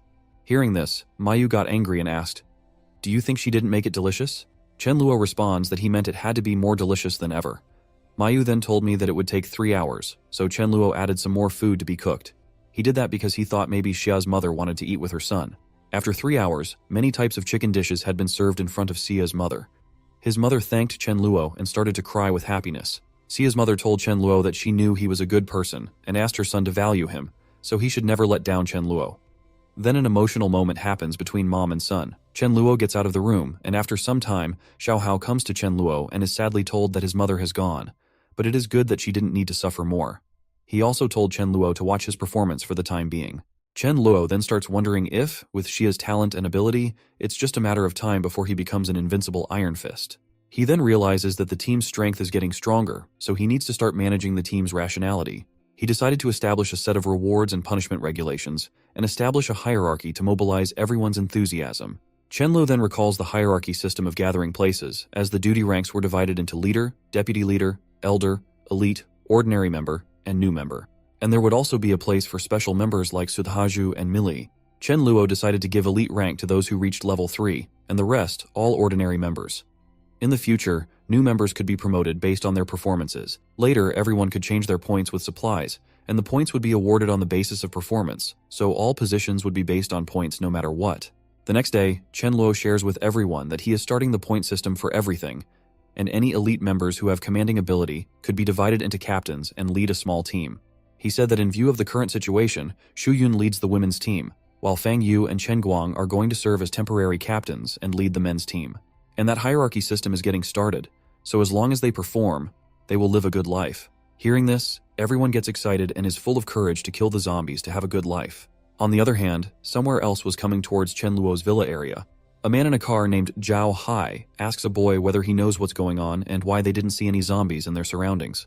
The boy responds that all the zombies got killed as there was a team in the villa area who were very good at fighting, and they even ate meat during dinner time. Hearing about meat, Zhao Hai got shocked and asked his companion Jin Tao, "Shall they go and take a look?" Zhao Hai even asks about being friends with them.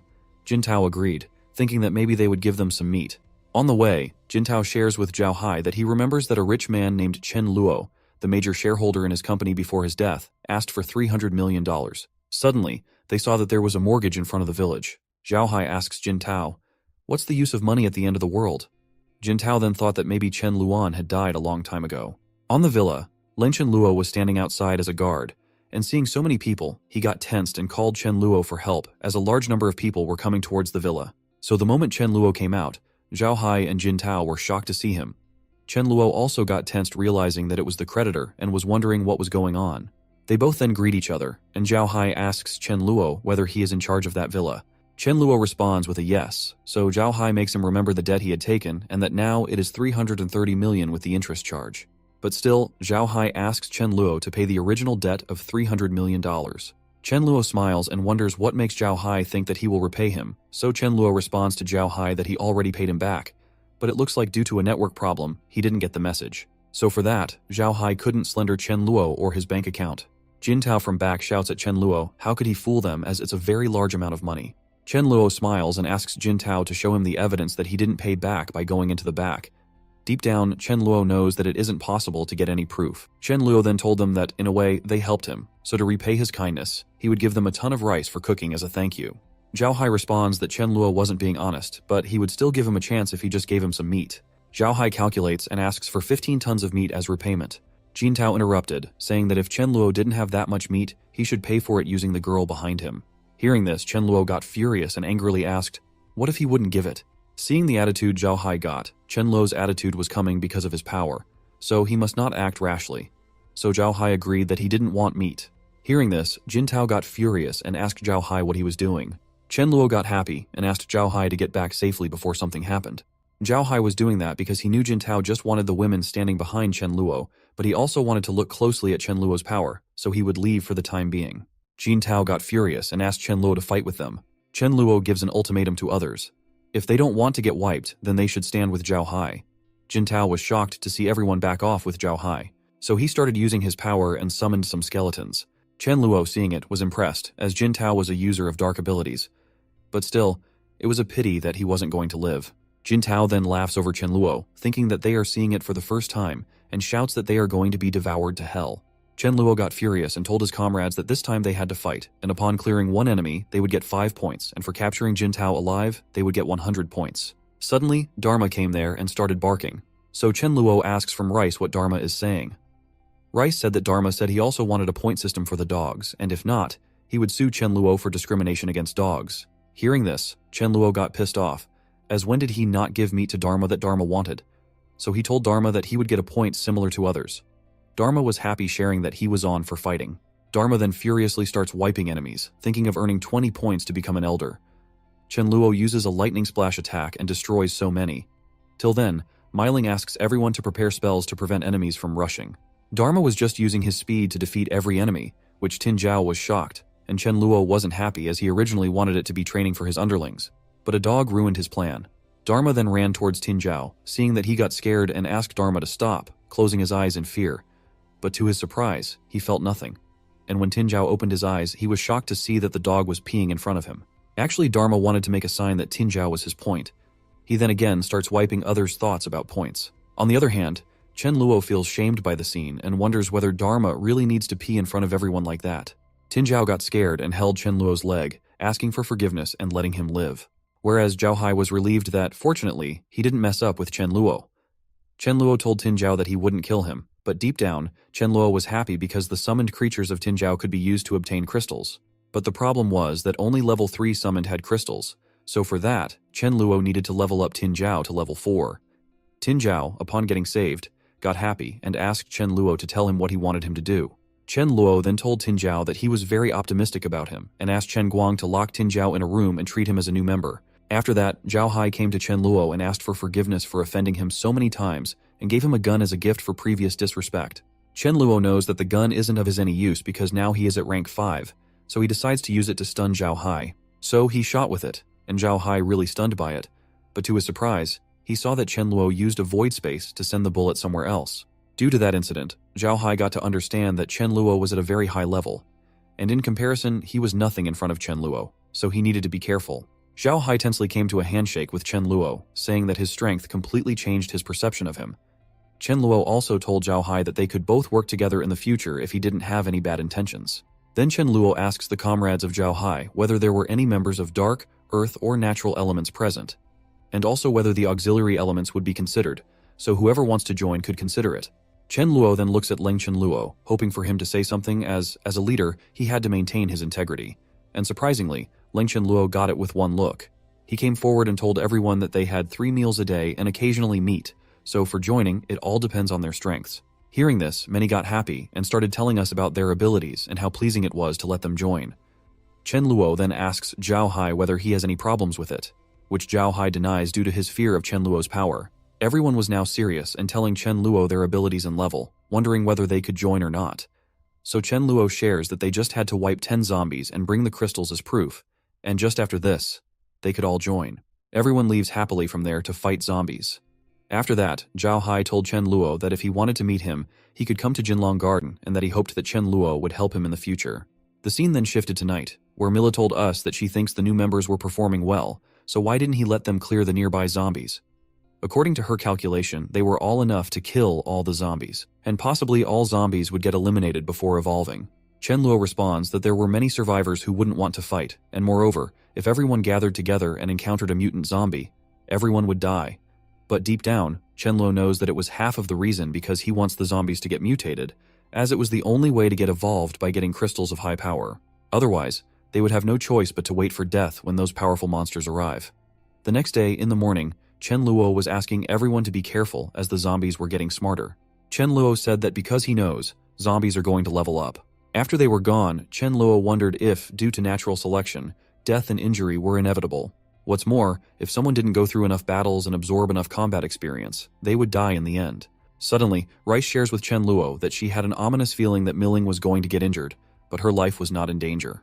Chen Luo remembers that Miling, Mil, Sudhaju, and Dharma were working together, so under normal circumstances, there wouldn't be any possibility of injury. Chen Luo tensely asks Rice whether it is life-threatening. Off, which Rice denies. Then Chen Luo wonders whether he should follow them or not. But soon Chen Luo thought that if he went for help, then they weren't going to grow. And even if Miling reached king level, she wasn't going to be the spirit flame fairy. Chen Luo then pats Rice for being such a powerful cat. But deep down, he was wondering that only level 10 spiritual power users could detect a danger in advance, which means Rice got to that level of things. So he thought of giving Rice some more powerful crystals to let her level up fast. The scene then shifted towards Miling and others, where they were fighting with zombies. Miling shares that she remembers that in the past, with one punch, zombies easily got killed.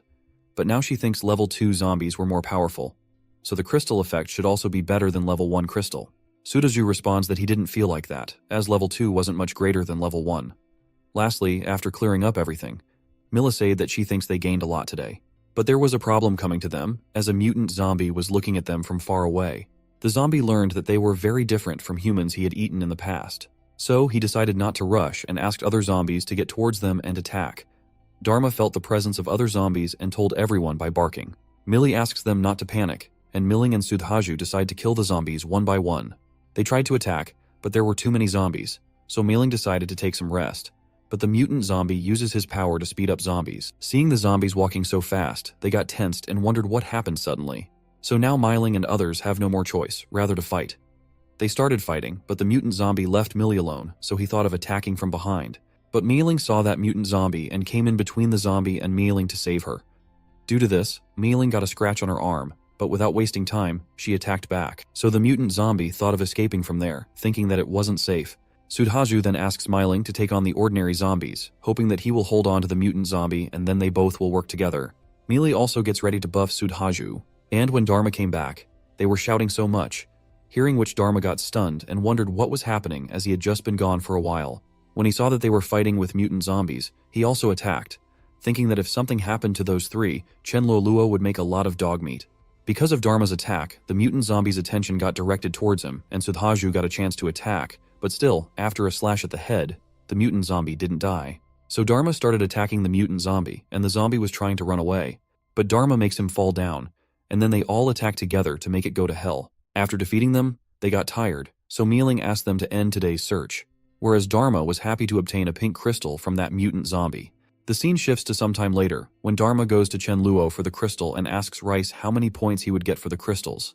Chen Luo saw the pink crystals and noticed that it was level 4. Chen Luo shares that Dharma would get 100 points for it. Hearing this, Dharma got happy, but soon his happiness turned into frustration when he saw that Chen Luo asked Rice to absorb that crystal to become level 4, upon which he furiously asks what. Chen Luo just gave a crystal he worked so hard to obtain to a cat. Chen Luo then told Dharma that if Dharma wanted to give him the crystal, he would give him the points, but if Dharma wanted to use it, he had to take away the points. Dharma denies that he didn't need crystal, he just needs points. Chen Luo smiles because he knows how to handle Dharma easily. He does that because he wants Rice to have that crystal, as in the past, she helped him at the time of Milibai predicting the future. But he was tensed because he hadn't told him about the Sudhaju injury. So Chen Luo wonders whether it was due to her level or Sudhaju's injury, which wasn't so big. That's why Chen Luo decided to upgrade that heaven-defying ability anyhow. The scene then shifted to some days later, when Dharma came to Chen Luo and asked others to look at him. So when they looked at him, Millie asked whether it was her imagination or if Dharma had grown bigger.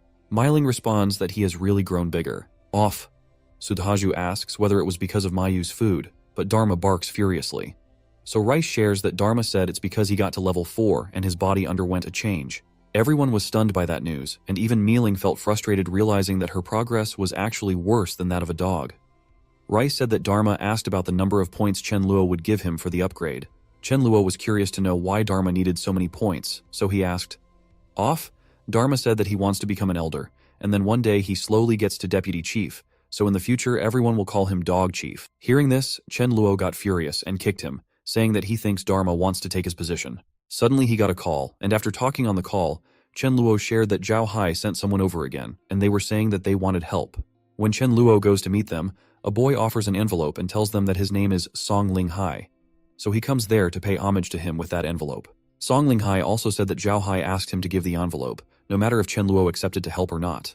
Chen Luo then asks Song Ling Hai to tell them what happened, off which Song Ling Hai shares that it was a supernatural being named Jiang Wu, who suddenly appeared on their side to fight them. Even Zhao Hai didn't want to conflict with Jiang Wu, but there was something wrong as Jiang Wu kept shouting that if Zhao Hai didn't become his little brother, he would keep destroying them. Song Ling Hai also says that Jiang Wu single-handedly destroys their 10 men alone, and his teammates have level 2 powers. Hearing this, Chen Luo was stunned and wondered how Jiang Wu was defeating 10 people alone, and interpreted that Jiang Wu must be of level 4. Chen Luo then thought about the way Jiang Wu evolved and whether it was his talent, but he himself denied, thinking that it must be that Jiang Wu was lucky, like Lengchen Luo, to get a level 4 crystal. Chen Luo then wonders that if he wiped that Jiang Wu, he would get a level 4 crystal, and with that, he could also become level 6, or maybe level 7. Chen Luo then asks so many questions from Song Ling Hai about Jiang Wu's power, and lastly, he decides to help Zhao Hai and go check out Jiang Wu by himself. Check told Song Ling Hai that he would come back soon, just after packing bags. Inside the villa, Chen Luo asks Rice if she thinks it would be dangerous for him to go out this time. Rice responds that she doesn't know yet. Chen Luo tensely asks what, saying whether it would be good or not. After thinking for a second, Rice responds that he could go with peace of mind. So Chen Luo takes Rice with him and asks Dharma to take care of the house. In the car, Chen Luo was impressed with the car. Upon hearing the song, Ling Hai told Chen Luo that he could take it when he came back home. So when Chen Luo gets to their place, he just needs to tell them, as Zhao Hai wouldn't deny it. Upon reaching, Zhao Hai thanks Chen Luo for coming. And when Chen Luo saw Jiang Wu, he laughed, as Jiang Wu was just relying on some abilities. So Chen Luo attacks Jiang Wu. In one go, Jiang Wu was defeated. Seeing this, everyone was stunned by Chen Luo's power, and even Jiang himself wasn't able to believe it. Chen Luo then searched for the crystal, but wasn't getting it. Song Linghai asks whether Chen Luo is searching for something. If yes, let him help, as he is very good at hiding things. Surprisingly, Song Linghai easily thought about the place. Zhang Wu could hide that thing, and soon he got a crystal. Song Linghai happily gave that crystal to Chen Luo. Chen Luo noticed that it was a level 6 crystal, but only 1/4 of power was left, and also that it was of a spiritual type, so he decided to give it to Rice. Zhao Hai was wondering about the power of the crystals. Soon, Zhao Hai asks everyone standing there that they should unite and clear out the zombies. He even offers Jiang Wu's teammates to come and join. Chen Luo came to Zhao Hai to tell her that he was heading back.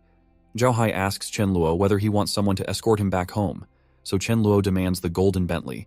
Zhao Hai, without any hesitation, gives it to Chen Luo. After Chen Luo was gone, Zhao Hai told Song Linghai that there were so many benefits to knowing a powerful person and asked him to pass everyone the information that they all needed to be polite when meeting Chen Luo, as at a time of critical moments, Chen Luo could save them.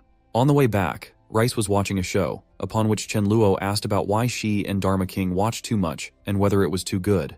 Actually, it's a show where a person is predicting the future, so Rice asks Chen Luo whether that person is more powerful than her. Chen Luo makes her understand that it was a real life and everyone was acting, so there's no comparison for her. After that, Chen Luo wonders whether Rice got inspired by watching the series and knows fortune-telling. Suddenly, Rice shouts that she senses a big breast omen. Hearing this, Chen Luo got tensed and asked whether it was good or bad. Chen Luo again asks whether it was really a bad omen and didn't scare him. Rice responds that it is a big breast and a bad sign. Chen Luo tensely moves towards the villa. Upon reaching home, he saw everyone injured, so he tensely asked what happened to everyone. Off. Liming responds that when they went to the artificial lake for training, they encountered a dense swarm of more than 2,000 bees, and it was really hard to face off. Chen Luo realized that he needed to check the villa's surroundings carefully. Chen Luo then asks Millie about her and her sister. Millie responds that it was nothing serious. They were all fine, and Milling was coughing, which wasn't very serious. She then murmurs in his ear that Milling got bitten by bees on that part, so she goes to her room. Chen Luo didn't understand and asked which part.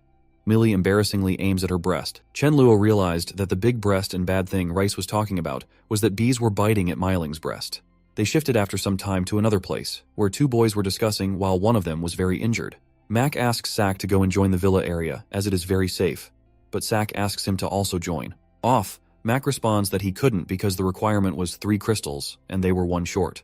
So after he died, Sak could take his crystal and go to join Villa. Lastly, Mac died, after which Sak was furious about why they had to put that requirement as they couldn't go in groups and kill zombies, why he needed to go alone and fight with zombies, and because of those Villa's people, his brother died. Chen Luo decided to kill Chen Luo and others as revenge. So at night, Sak goes to Chen Luo Villa and tells her that he wants to join their team.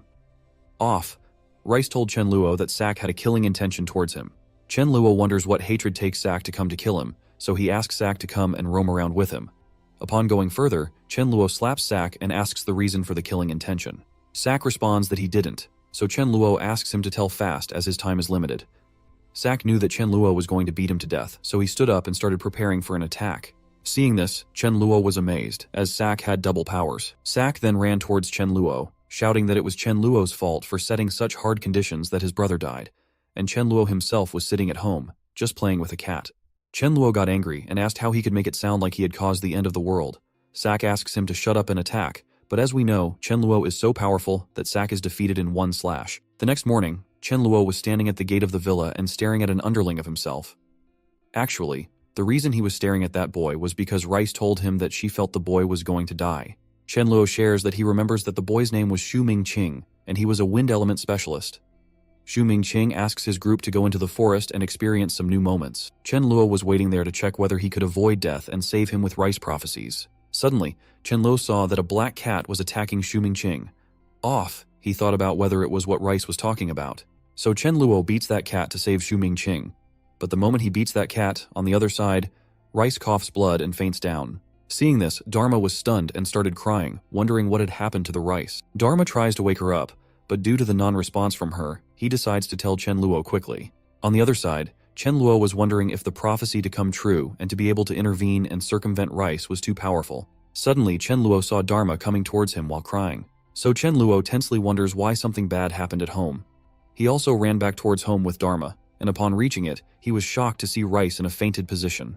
When he checked, he was relieved that his heartbeat was still pounding. Chen Luo then wonders that none of the guards on the door were injured, so there's no chance of being an intruder. Then who did that with Rice? Dharma was stunned and responded that he really didn't know what was going on. Suddenly, Mila came and asked Chen Luo why he called her back, but upon noticing Rice, she asked what happened. Chen Luo told her to leave everything and first focus on healing Rice. Chen Luo then thought that it was because he saved Xu Mingqing and caused the prophecy to backfire, but then he remembered about Milian mealing time, so he denied his thinking. Rice wakes up and is told that it happened because the prophecy was tempered, which caused him to vomit blood and faint. Chen Luo asks for forgiveness for her situation. Rice again said that she thought there was a track around her, and only he, Millie, and Mealing were on it, and other people were outside of it, so only in time for them could she strengthen up. But if it was about others, she had to take a big risk. She also told her that Dharma King was desperately trying to run towards the track, but he was farthest away from her. Chen Luo understood that the prophecy level could be changed, but only when the intimacy level was reached. So, in short, the ability should be used with caution. Chen Luo then told Dharma King to be friendly with Rice, as it would be beneficial for him. Dharma denies saying that he wasn't a bootlicker, but upon hearing the benefit that it could save him from dying after Dharma got ready, Chen Luo shared with Rice that from now on, Dharma would be her mount part-time. The scene then shifted to 1 month later, when Chen Luo was giving a speech to everyone. Chen Luo said that, as everyone had seen in previous days, over a month ago, some of the zombies who evolved to level 2 started evolving again. Hearing it, everyone starts panicking and taking tension about it. Off, Chen Luo asked them not to panic, as zombie evolution means some improvement in attributes and a little wisdom, and it wasn't the same concept as them, so he would give them time.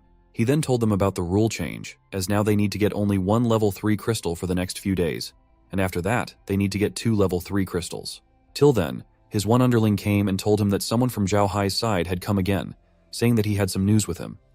Chen Luo then disbands the meeting and goes to meet the person who came. When Chen Luo went, he saw that it was Song Ling Hai. Song Ling Hai shared that someone organized a trade fair next to the toll station on National Highway 99, and he said that he wanted everyone to discuss how to overcome difficulties. The time would be the next day. Song Ling Hai also told Chen Luo that Zhao Hai was going to attend, and also asked Chen Luo whether he wanted to go. Off, Chen Luo got ready. Thinking that he had heard about many in his last life, but didn't attend any as, after being reborn, his purpose was to collect and conquer all elites from all walks of life. The next day, at the trade fair, a boy asks Chen Luo whether they want to play as their shop sells everything at a reasonable price, which would be 10 pounds of rice or super crystals. So actually, that boy was asking them to play with girls, seeing which Chen Luo got furious, as even at the end of the world, that boy was using girls to earn money, and Chen Luo denies playing that game because he is loyal to his partner. In fairness, Chen Luo's underlings were trying to set up a shop for some earning. They told everyone that they didn't need so many people so they could go around in fairness. Chen Luo also told them to buy and play whatever they wanted, and if they saw something good, they had to contact him. Chen Luo asks Sudazhu, Fang Yu, Shou Hai, and Chen Guang to follow him.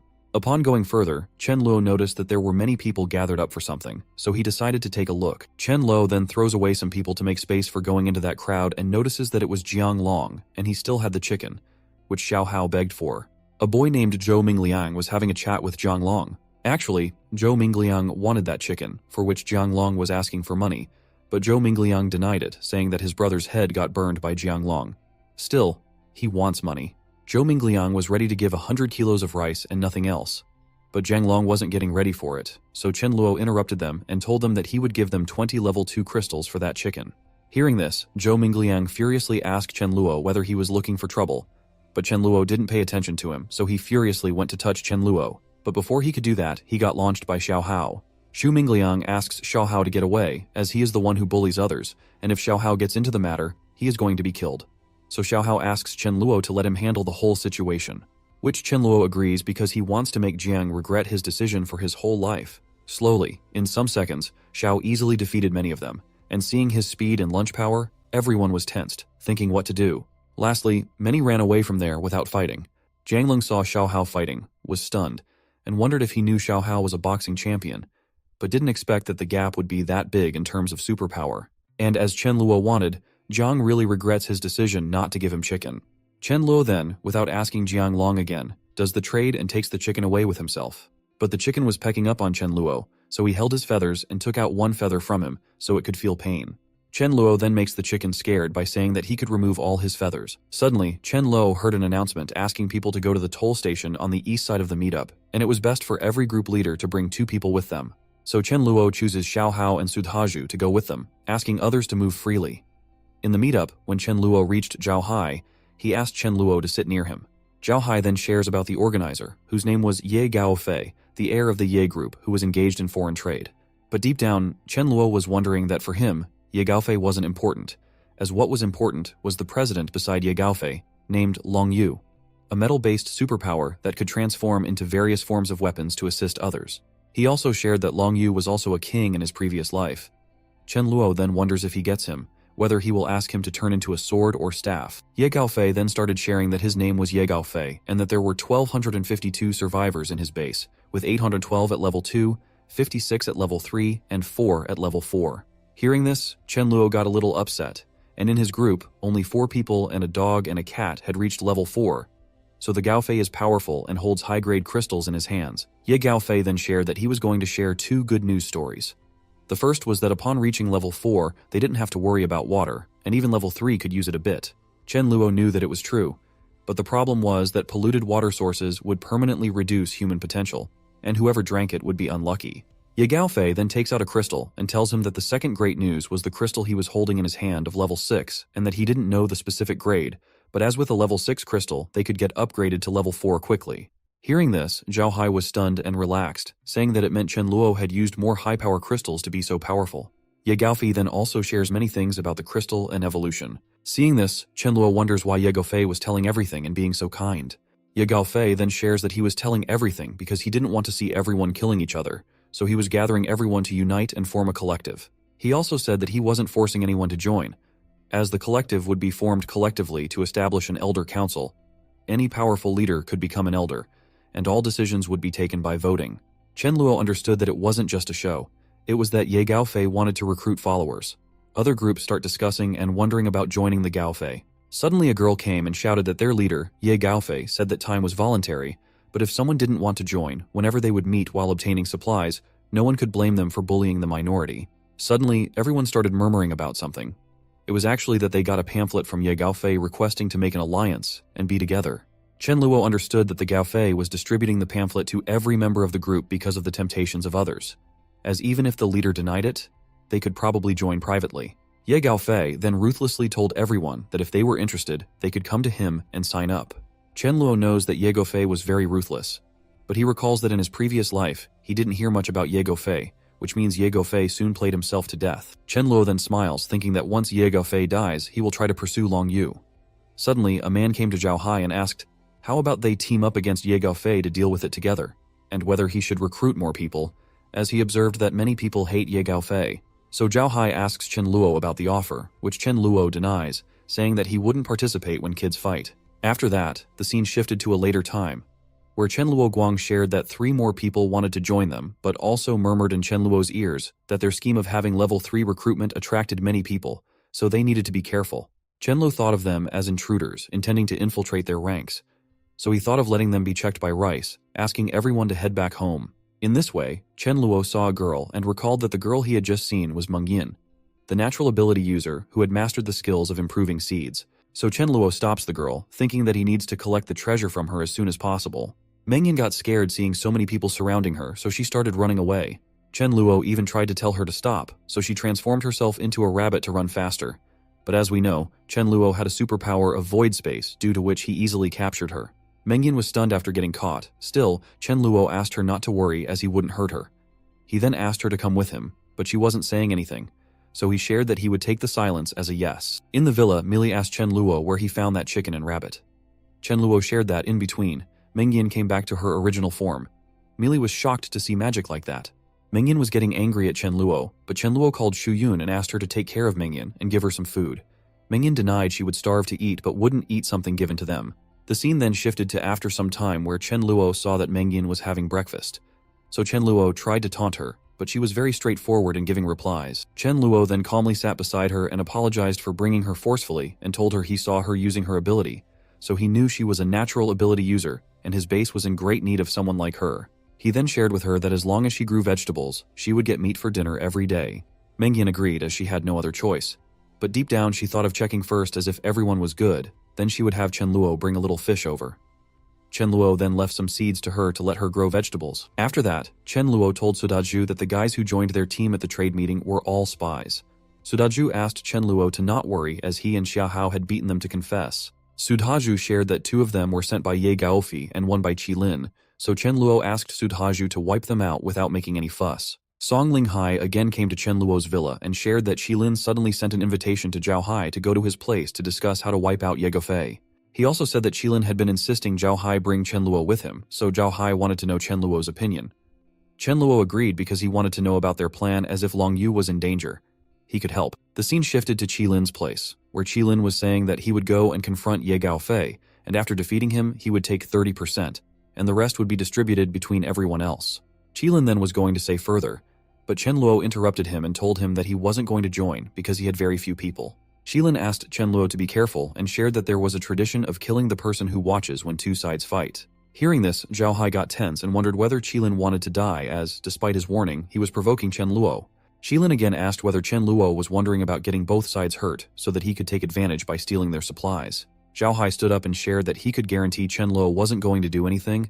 Chen Luo just wanted to get out of conflicts. Qilin then said that he never believed what people said, and if it wasn't for Zhao Hai, then Chen Luo wouldn't be able to sit there as Chen Luo had to kneel in front of Qilin to speak. Zhao Hai understood that it was the end now, so he got aside from that matter. Chen Luo then said that he wanted to see what made Qilin believe in making him kneel down and get up and make a gesture that he was ready for a fight. Qilin laughed, saying that Chen Luo could also be at level 4 like Ye Gaofei, but he couldn't defeat 100 people alone. Qilin then asked Chen Luo to hand over the crystals he had and take charge whenever they were going to fight Ye Gaofei, then they would think of sparing his life. Chen Luo understood why Qilin planted spies and made Zhao Hai invite him as it was a plan to come after him. Qilin asked his team members to take out whatever Chen Luo had, to which Chen Luo replied that he never wanted to lay hands on them, and if Qilin died, then maybe Ye Gaofei might not die. But still, Chen Luo used his void space and got behind Qilin, seeing which Qilin was surprised and asked whether Chen Luo wanted to die. But before he could complete it, Chen Luo slapped him and asked him to stop saying nonsense. Chen Luo also asked about the plan by which Qilin was going to kill Ye Gaofei. But still, Qilin responded that if Chen Luo dared to kill him, then Chen Luo wasn't going to get out of the base. Every team member of Qilin came there and started shouting at Chen Luo to leave their brother Qilin. Chen Luo said that he dislikes threats the most, so was Qilin going to tell the plan or not? Everyone was asking Chen Luo not to cause trouble, otherwise he was going to die. But Chen Luo didn't stop and asked Qilin to tell the plan or die, to which Qilin told Chen Luo to kill him and die together. Chen Luo got angry and then proceeded to wipe him, seeing that some more people rushed towards Chen Luo to avenge their brother Qilin. Chen Luo found it annoying, thinking that now he had to take care of Ye Gaofei on his own. But for now, Chen Luo started chasing and wiping the people attacking him one by one, seeing which others were shocked, and Zhao Hai was just sitting because he knew it was going to end like this. After wiping many people, Chen Luo wasn't having any fun, so he decided to leave everyone alive. Chen Luo asked everyone not to take tension, as he wouldn't hurt those who didn't cause him trouble, because he only wipes out those who cause trouble first. Chen Luo also said that he would be like Ye Gaofei, harboring ulterior motives for people's manpower. So now everyone had no choice but to ask for forgiveness from Chen Luo, so Chen Luo could leave them alive. After Chen Luo went from there, everyone started discussing Chen Luo's power and ability, as they were shocked that a level 4 had that much power. Everyone decided to pursue Ye Gaofei because he had 4 level 4 players, including him, so they could deal with Chen Luo, as Ye Gaofei wouldn't tolerate someone uncontrollable like Chen Luo. So they go to find Ye Gaofei to chat. The scene then shifted to Ye Gaofei's base where a boy was crying, saying to Long Yu that he would make the decision and he had to manage that. Long Yu asked what happened, to which the boy shared that 3 days ago he went to kill zombies, and when he came back, his wife was missing. And now someone secretly told him about his wife, and he found her in a pit. Lastly, the boy said that it was Yu Lingjie who had done that with his wife. Long Yu first confirmed it, and then got furious and went to Yu Lingjie to get some answers. When Long Yu was searching for Yu Lingjie, he heard someone saying that unfortunately, the girl died without playing much, and now he had to find someone else. Hearing this, Long Yu furiously opened the door and asked what was going on. Yu Lingjie got scared and asked what happened, to which Long Yu furiously went towards Yu Lingjie shouting that he asked what happened as he forcefully had an affair with someone else's wife. Ye Gaofei stopped Long Yu and asked him to calm down. Ye Gaofei then said that he heard about the incident and Yu Lingjie was at fault, but he didn't think that punishment warranted death as Yu Lingjie was still greater than others and could give more value. Hearing about the value, Long Yu said that he knew he had greater value than Yu Lingjie, so he was going to kill him. Yu Lingjie got scared and asked Ye Gaofei to save him as he was taking the blame. Long Yu was shocked and asked about the reality. Yu Lingjie asked that Ye Gaofei was busy during the day killing zombies, so what's wrong with having some fun with women at night? Hearing this, Long Yu got furious and shouted at Ye Gaofei, saying that he didn't lead everyone to kill zombies, gather resources, and strive for a better future for the nation. Instead, he was spending time with women. Long Yu got pissed off, so he decided and announced in front of Ye Gaofei that he was going to leave, and from now on, their paths were different.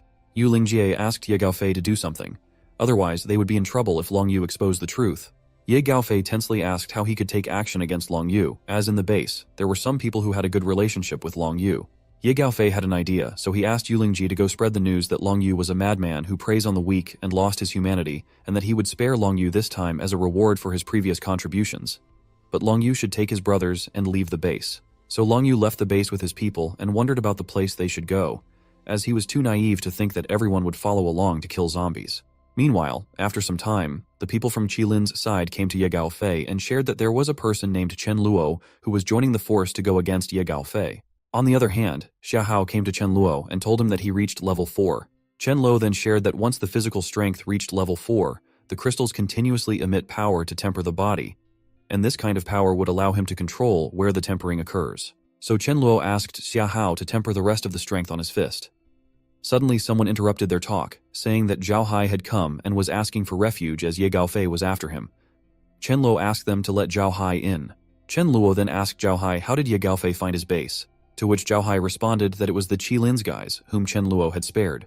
Hearing this, Chen Luo got angry, as whenever he spared future troubles, it caused him problems. Zhao Hai asked Chen Luo to prepare as early as possible because Ye Gaofei and others were coming very furiously.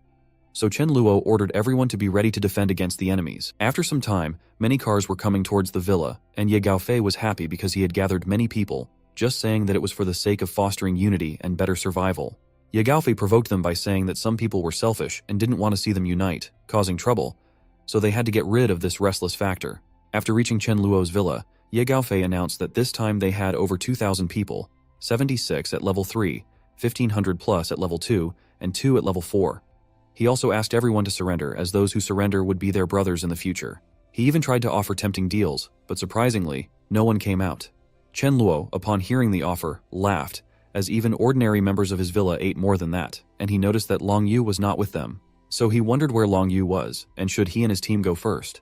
Here, Ye Gaofei went furious, as no one was listening and responding to him. So he asked Zhang Hao to take his people and attack Chen Luo. If Zhang Hao was able to kill them, Ye Gaofei himself would reward him. Zhang Hao tensely asked why his people. Hanya asked why he wasn't willing. Zhang Hao responded that even if he was willing, his team members weren't, as they knew the first one to go meant the first one to die.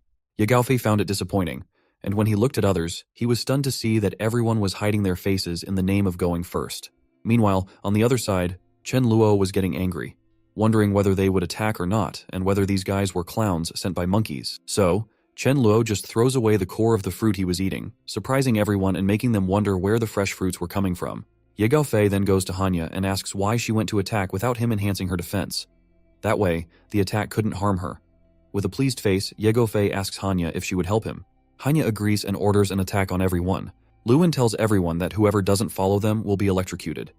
The moment they get inside, Chen Luo's side starts attacking them, but they use earth shields to dodge the attacks. When Hanya opens the gate, she sees a tall, mountain-like ridge between the gate and the villa. She wonders what it's for, and meanwhile, they get attacked by Shuyun and Mealing. Even Dharma attacks Hanya. Slowly, everyone starts dying, and Ye Gaofei realizes that Chen Luo's side is stronger than his. Before Ye Gaofei can run, he gets chased by Dharma, who uses electric balls to attack him. Dharma also uses kicks and punches to take Ye Gaofei down. Seeing Ye Gaofei die, everyone starts crying and surrendering, asking Chen Luo for forgiveness. Chen Luo asks them to bring Hanya's partner to him. Luin, crying, asks Chen Luo not to kill him as he is a priest.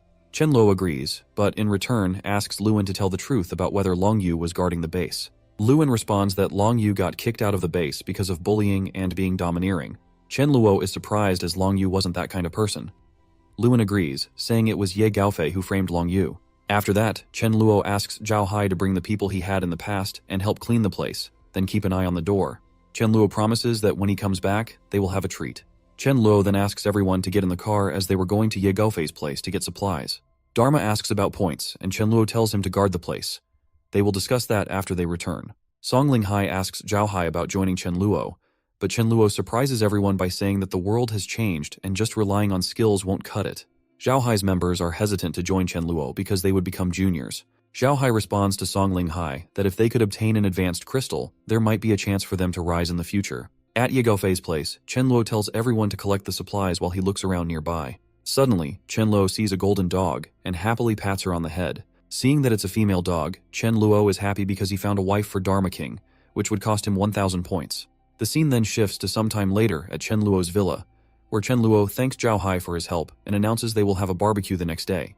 Chen Luo enters the room and sees Dharma waiting to talk about points, but before that, Chen Luo tells Dharma that he brought back something good for him. Upon seeing the golden dog, Dharma starts tearing up. Chen Luo gets confused, wondering if Dharma is this excited to have a female dog. In reality, Dharma thought that Chen Luo wasn't just having rice, but also keeping some dogs outside. Dharma mistook the golden dog as his substitute and felt angry at Chen Luo, questioning his efforts till now. Seeing Dharma cry, Chen Luo asks what's wrong and if he didn't like the wife he brought. Chen Luo also asks if Dharma prefers large dogs or small dogs so he can get it right. Dharma then feels a little relieved, knowing that the dog was meant to be his wife. Dharma King denies accepting the golden retriever as his wife, so Chen Luo asks Rice to come and help him confront Dharma King about the point calculation. Rice gets ready for the translation. Chen Luo tells Dharma that he will give him 300 points for killing Ye Gaofei. Rice translates that Dharma says he killed some others as well. So Chen Luo gives a total of 500 points to Dharma and tells him that his total now is 1,500 points. Rice translates that Dharma wants to exchange all his points for the position of Elder Dog. Hearing this, Chen Luo gets tense but agrees, saying he didn't understand why Dharma was fixated on being an elder. Rice shares that Dharma wants the news to be quickly announced in front of everyone. Chen Luo then tells both of them to go to sleep as it's getting late. The next morning, Zhao Hai and others are very happy that they are really going to have a barbecue. Chen Luo also shares that when Zhao Hai leaves the villa, he will give him 200 pounds of meat. Chen Luo is doing this because the meat is about to expire and he wants to use it up. After some time, Chen Luo gathers a meeting and announces that recently, one member has shown exceptionally outstanding performance and accumulated 1,500 points to meet the elder qualification, so he will give that member the elder position. Hearing this, everyone is surprised as the elder position requires 1,500 points, and they wonder who could have become an elder since they only gain 3 to 4 points daily. They start guessing that it might be Xiaohao, Meiling, or Shuyun. Chen Luo then welcomes their new elder, and everyone is relieved to see that it is Dharma King. They are relieved because they know the power of Dharma King, as even teaming up, they couldn't beat him.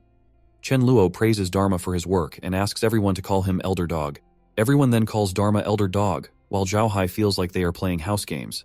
Chen Luo then shares that Dharma is giving them a chance at the bar to drink to their heart's content. Everyone thanks Dharma for the gift. On the other side, a boy tells Long Yu that someone has killed Ye Gaofei and Hanya. Long Yu can't believe it, but the boy asks him to go and take a look as the base is just nearby. Upon reaching, they see that they are having a barbecue, and they wonder about joining in. The guard tells them that they have to contribute something before eating, or at least become members. The requirements are to be level 3 and, after joining, to fight with zombies. Hearing this, Long Yu smiles as the idea and philosophy align with his own, but soon he becomes sad because the requirements are a bit strict, and they still have 2 level 2 members in their group. First, they think about letting the level 3 members join first, and Long Yu would stay behind to help the rest reach level 3. But later, they decide to give it a try by explaining that they only have 2 level 2 members and 1 level 4. They want to know if the Villa group would allow them to join. So Long Yu goes to the guard and asks him to tell the leader that he is Long Yu, a level 4 elementalist, and wants to have a chat. The scene shifts to Chen Luo, where he is telling Dharma that everyone drank a total of 1,568 beers, which means his points are now at minus 1,568. Hearing this, Dharma is shocked and wonders how it happened, thinking everyone must be pigs to consume so much. The guard comes and tells Chen Luo that there is a group that wants to join, and the leader of that group, Long Yu, wants them to take their 2 level 2 comrades in. Hearing the name, Chen Luo gets happy and runs towards the entrance to meet Long Yu. Chen Luo meets Long Yu and asks him why they want to join. Long Yu responds that they want to join because Chen Luo's philosophy aligns with theirs. Chen Luo then asks about Long Yu's strength. Long Yu explains that he can transform himself into metal, which provides strong physical defense and decent strength. Chen Luo thinks that Long Yu is still a child who doesn't know his true powers, so he decides to give Long Yu a reality check. Long Yu gets ready, and Chen Luo throws a punch at his chest. Long Yu is surprised that his metal body gets deflected by a single punch from Chen Luo and wonders how this is possible, as he has been attacked by level 3 elementalists before without such an impact. Chen Luo then mentions that he has heard that metal-based elementalists can convert metal into various shapes, making them stronger and sharper. Long Yu shares that he can do this as well, but Chen Luo surprises him by asking him to try changing the metal into gold. Long Yu gets tense as he hasn't done that before. Chen Luo asks him to look at a gold ring, familiarize himself with the atomic structure of gold, and give it a try. Long Yu tensely tries, and to his shock, he successfully changes the metal into a gold ring. Chen Luo smiles and asks Long Yu if he now understands his true worth. He explains that the reason the metal transformation was short-lived is because Long Yu's level is low, but as he levels up, he will gradually be able to solidify metals. Chen Luo also explains many more benefits of his ability. Long Yu responds that he understands now, so Chen Luo happily welcomes him and his team, inviting them to have dinner as they are celebrating with a barbecue. Meanwhile, a girl named Leafish comes to Chen Luo's villa, searching for Meng Yin using her ability to be invisible. The scene shifted to Meng Yin, who was eating without any hesitation. Suddenly, Meng Yin heard someone sobbing nearby. When she looked up, she was surprised to see that it was her friend Leafish. Leafish was shocked to see that Meng Yin was eating chicken fried rice freely while she was worried about her. Outside the room, Dharma discovered that someone had intruded, so he decided to inform Chen Luo quickly. In the next scene, Chen Luo was running towards Meng Yin's room because he didn't want to lose hope for his future with Meng Yin. Upon entering the room, Chen Luo furiously asked Leafish who she was and how she got in. Meng Yin explained that Leafish was her friend and had entered using her ability to become invisible. Hearing this, Chen Luo was happy, as he believed having someone with such a great ability could be beneficial. Chen Luo then shared that he brought Meng Yin out of concern for her safety, but he didn't expect Leafish to worry about Meng Yin. He offered Leafish the option to stay with them if she wanted. Leafish asked what she would have to do if she stayed. Chen Luo told her that she would need to use her invisibility ability to locate more mutants. Leafish asked if he meant those who stand out and look different from others. Chen Luo tensely asked how she knew that. Leafish explained that on her way, she saw a dead zombie that was still moving. Because the zombie looked completely different, she didn't dare to go close. Chen Luo realized that it must be a high-level mutant zombie, so he asked Leafish for the location. After getting the address, Chen Luo was about to investigate the place. However, Zhao Hai stopped him, saying something wasn't right. Seeing Zhao Hai's body trembling, Chen Luo asked what had happened and why he was so tense. Zhao Hai said he saw a zombie 100 meters away, but in the blink of an eye, it came so close and killed some of their members. Chen Luo was surprised to hear about such a powerful zombie and wondered if it could be the mutant who killed Xiao Yu. Everyone in Zhao Hai's group was talking about the mutant's power and speed. Suddenly, to Chen Luo's shock, Rice came and said that he was done. Rice asked what she was talking about and how he, the mighty Void King, could be done. In tension, Chen Luo took Rice into a black space and asked her to sense it properly. After a few seconds, Rice shared that she felt it was almost dead. Although it was extremely dangerous, it seemed to have some incredible benefits. Chen Luo got tense, realizing that the powerful mutant that had appeared was actually after him.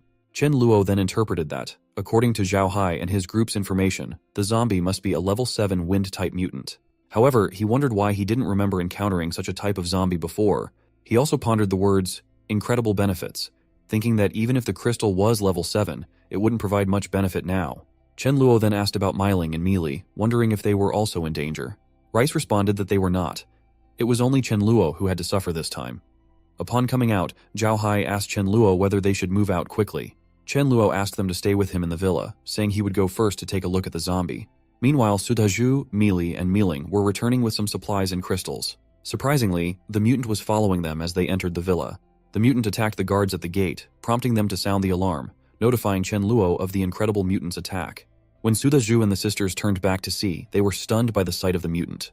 Without wasting time, Chen Luo attacked the mutant with his void sword, but to his surprise, even after the slash, the mutant didn't sustain any cut or damage. Seeing this, Meili got scared and asked what was going on. Chen Luo found himself in a bad situation because Meili and the others were also there, so he couldn't leave them behind.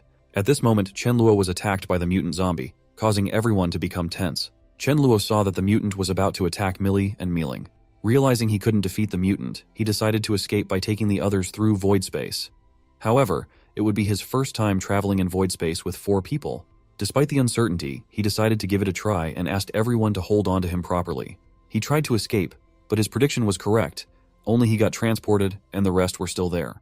The zombie then moved to attack Meili, causing Chen Luo to become tense. He transported back to fight, hoping the mutant's lifespan would expire and it would die.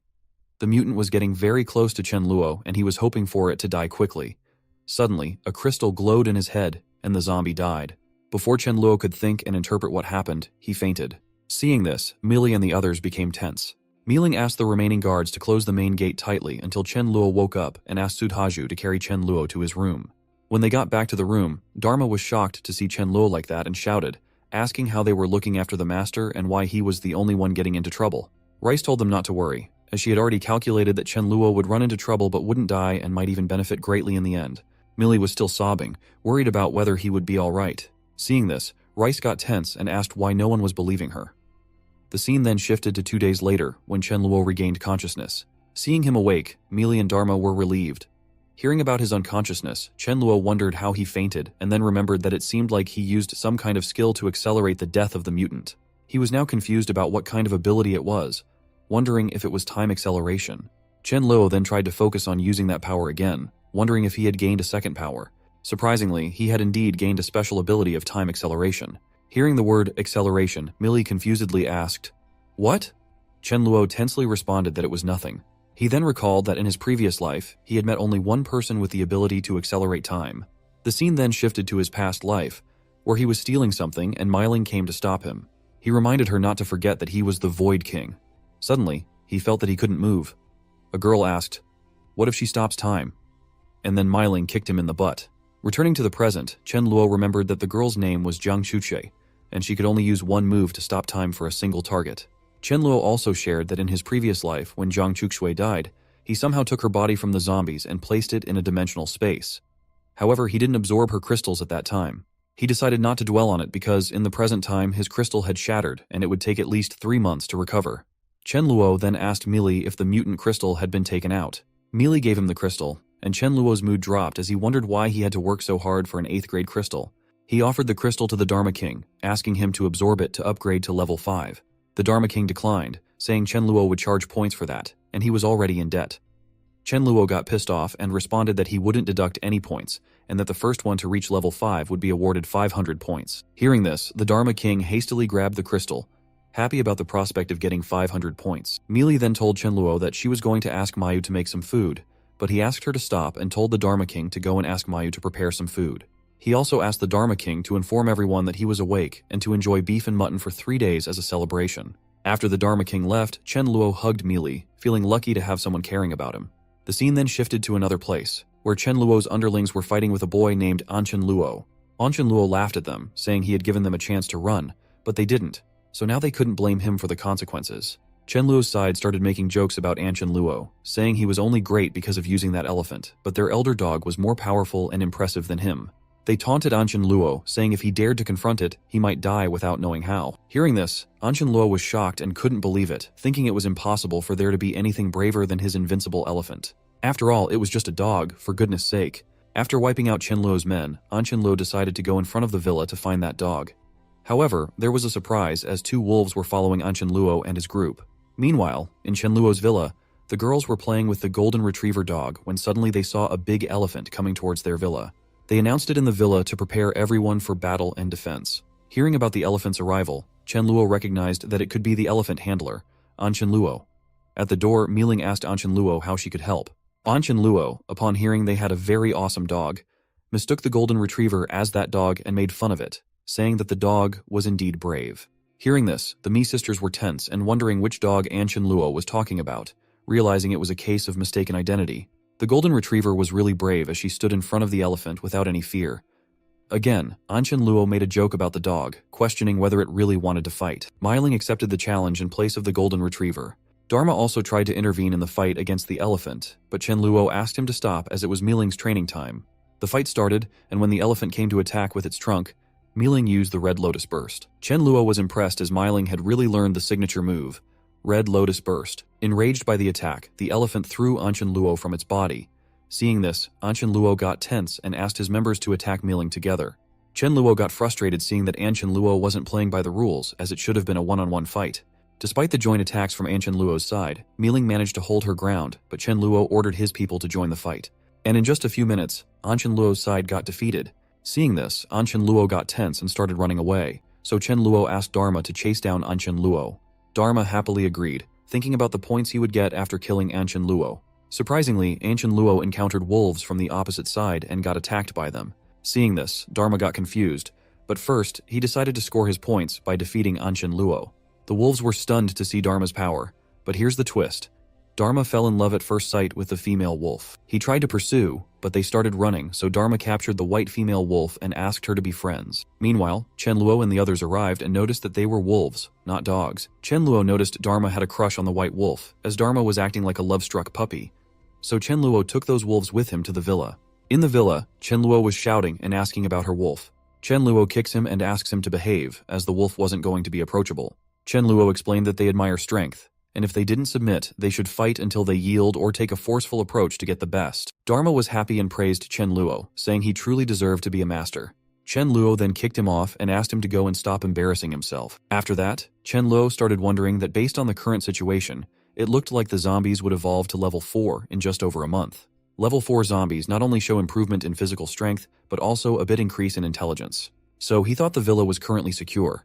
But since it was within the city, there was a possibility that they would face a large-scale zombie attack in the future. Chen Luo then decided to search for a new base, as last-minute decisions wouldn't work. So he took out a map. On the map, Chen Luo found a village 30 miles away from the city to make their new base. So he decided that he would go the next day to that place and first clear out the zombies.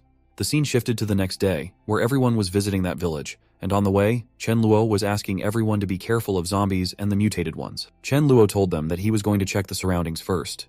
When Chen Luo inspected the area, he found that the water quality was good, but the fish he found in the water were very bitter and sour in taste. Suddenly, they got attacked by a mutant, and they started retreating, but some of them got captured by the mutant zombie. Chen Luo went to check on the mutant. Surprisingly, the mutant could speak and said his name was Iron Head, and his head was really tough, so if someone didn't want to die, they should get out of the way. But Chen Luo kicked at the private part of the mutant Iron Head.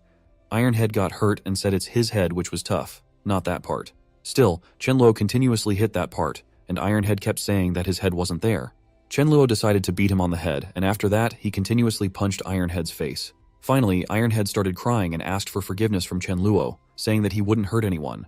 Chen Luo then thought that Iron Head could serve as a training subject for Xiahao, Sudhaju, and Miling, so he decided to keep him. Chen Luo then asked Iron Head to get in the truck and not dare to run. The scene shifted to somewhere else where some mutated crabs were heading towards a place.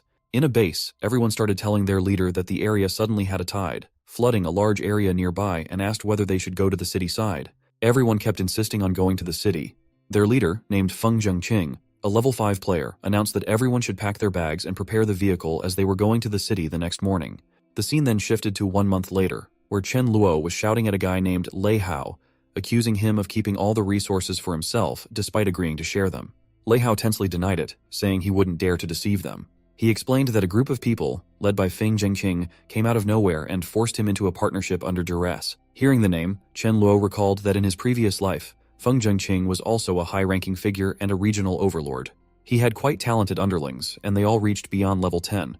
While they were chatting with Lei Hao, a guard came and told Chen Luo that a group had arrived outside the villa, saying they wanted to meet him, and the leader's name was Feng Zhengqing. Chen Luo agreed to let Feng Zhengqing in. Upon arrival, Feng Zhengqing apologized for the mistake he made by taking things from him. He also mentioned that he had obtained 600 tons of rice and flour and was willing to share half of it as compensation. If Chen Luo wasn't happy with it, he was ready to share everything. Chen Luo agreed to accept the gift of 300 tons of rice and flour. He then asked Feng Zhengqing why he really came there. They decided to talk in private.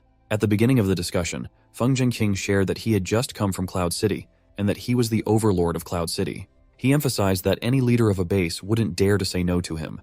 He then shares that other big places like the Marine Sea and coastal cities weren't suitable for survival, so they all needed to relocate on a large scale. Feng Zhengqing also talked about the city named Divine City being the only major city nearby, so it might become a gathering place for everyone in the future. Feng Zhengqing then asked Chen Luo to join forces and clear out the storms together in the future.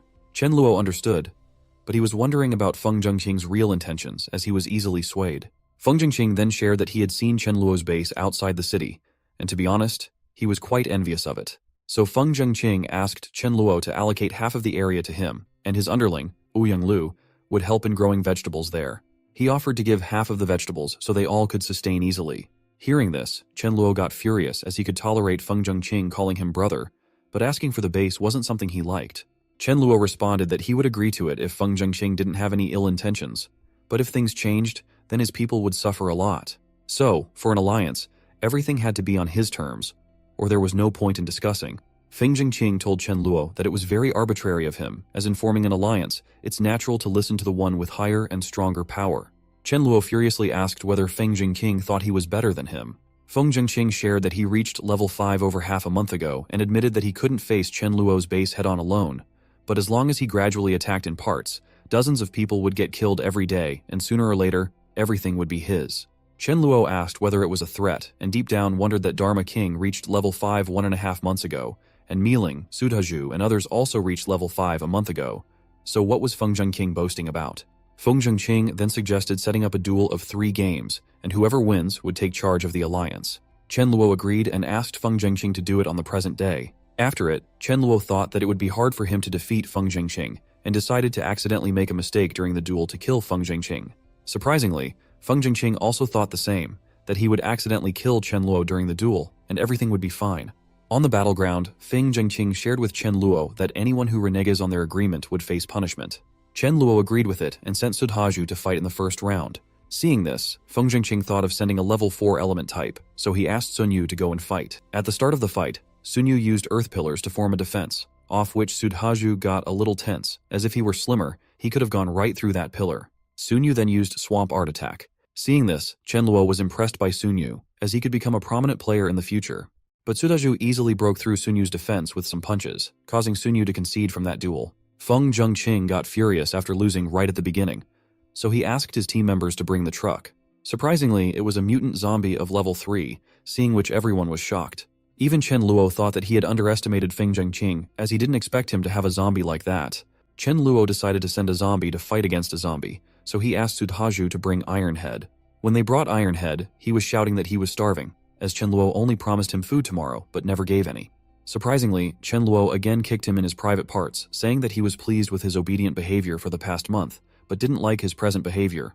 Chen Luo then asked to go ahead and kill Feng Jingqing's zombies. Seeing this, Feng Jingqing was shocked, as like him, Chen Luo also controlled a zombie, and he didn't know about the power of Ironhead.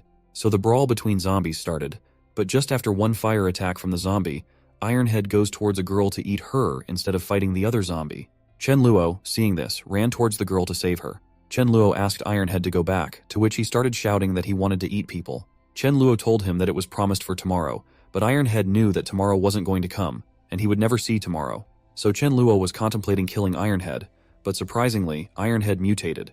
Chen Luo got a little tense and decided to first cut down his legs. But nothing happened after one attack from Chen Luo, and Ironhead shouted that he had grown up now and was more powerful. Ironhead tried to crush Chen Luo under his paws, but Chen Luo dodged the attack and went to attack Ironhead's weak point. Surprisingly, it didn't work, and Ironhead said that he had become stronger even at that point. Chen Luo understood that Ironhead's weakness had now become his hardest part to beat, and that even the level 8 zombie he killed last time with the acceleration time ability wasn't that tough. Chen Luo decided to use his acceleration time ability on Ironhead and ran towards him to slash with the Void Sword. At the same time, he thought and dreamed about attacking Ironhead, imagining him moving backward. Suddenly, Ironhead was stunned to see his body starting to tear apart by itself. Chen Luo, also confused, wondered if the slices on Ironhead's body were from the dream he had a few seconds ago. As Chen Luo was about to deliver the final blow, an attack came towards them. It was none other than Feng Jingqing, who was trying to use the opportunity to kill Chen Luo and later claimed that he accidentally killed him while aiming for Ironhead. However, Feng Jingqing was shocked to see that Chen Luo wasn't even hurt by his ultimate attack. Chen Luo told him that if he wanted to attack again, he should speed up his attack. Feng Jingqing apologized, saying it was a mistake. Meanwhile, Ironhead was begging Chen Luo not to cut his waist, apologizing for everything. But Chen Luo didn't listen and cut down his waist to wipe him out. When Chen Luo was extracting the crystal, Feng Jingqing was stunned by its size and inferred that Ironhead must have been a level 8 or 9. Still, Chen Luo had defeated him so easily. Feng Jingqing then approached Chen Luo and declared him the winner and their leader. Chen Luo, however, questioned him about the ethics of sneaking an attack on a friend. Feng Jingqing insisted it was a mistake and begged Chen Luo to trust him. Enraged, Chen Luo started slapping Feng Jingqing and finally asked who the leader was. Feng Jingqing, sad and tense with a crying face, admitted that it was none other than Chen Luo. Chen Luo then asked the girl and the other people on Feng Jingqing's side if they would join him as per the agreement. The girl agreed, and Chen Luo asked her to introduce herself and tell everyone's talents. Meanwhile, Feng Jingqing felt angry and frustrated as he had lost all his subordinates. However, he thought that if he could somehow reach another city, he could start fresh.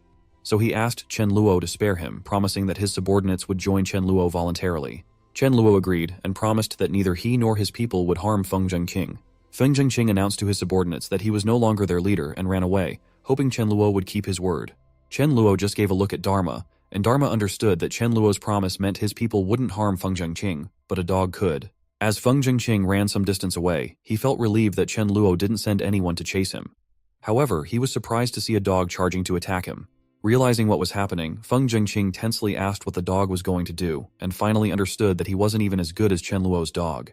After taking care of Feng Zhengqing, Dharma wondered about the points he was going to get. On the other side, Chen Luo was checking the list of Feng Zhengqing's people. If he accumulated them all, he would have 3,000 members in his team. So Chen Luo decided to test everyone, and only those who passed would get to join. Chen Luo asked Leng Chen Luo to announce this information to everyone.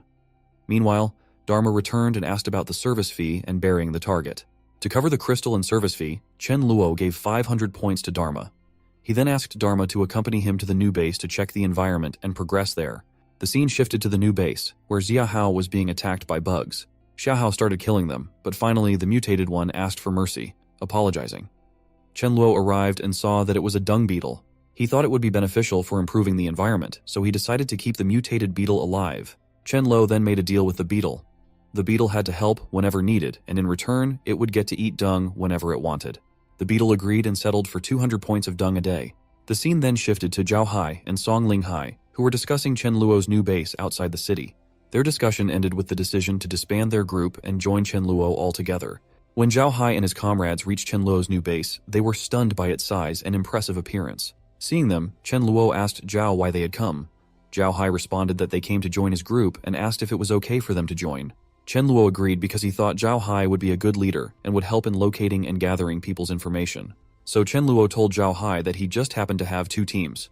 One left by Zhang Feng, and the second team needed a leader, so it was allotted to him. The scene then shifted to outside Chen Luo's new base, where two boys were talking, and one of the boys' names was Lin Tian. Lin Tian's comrade told him about Chen Luo's base, which was very advanced and was recruiting level 4 and above.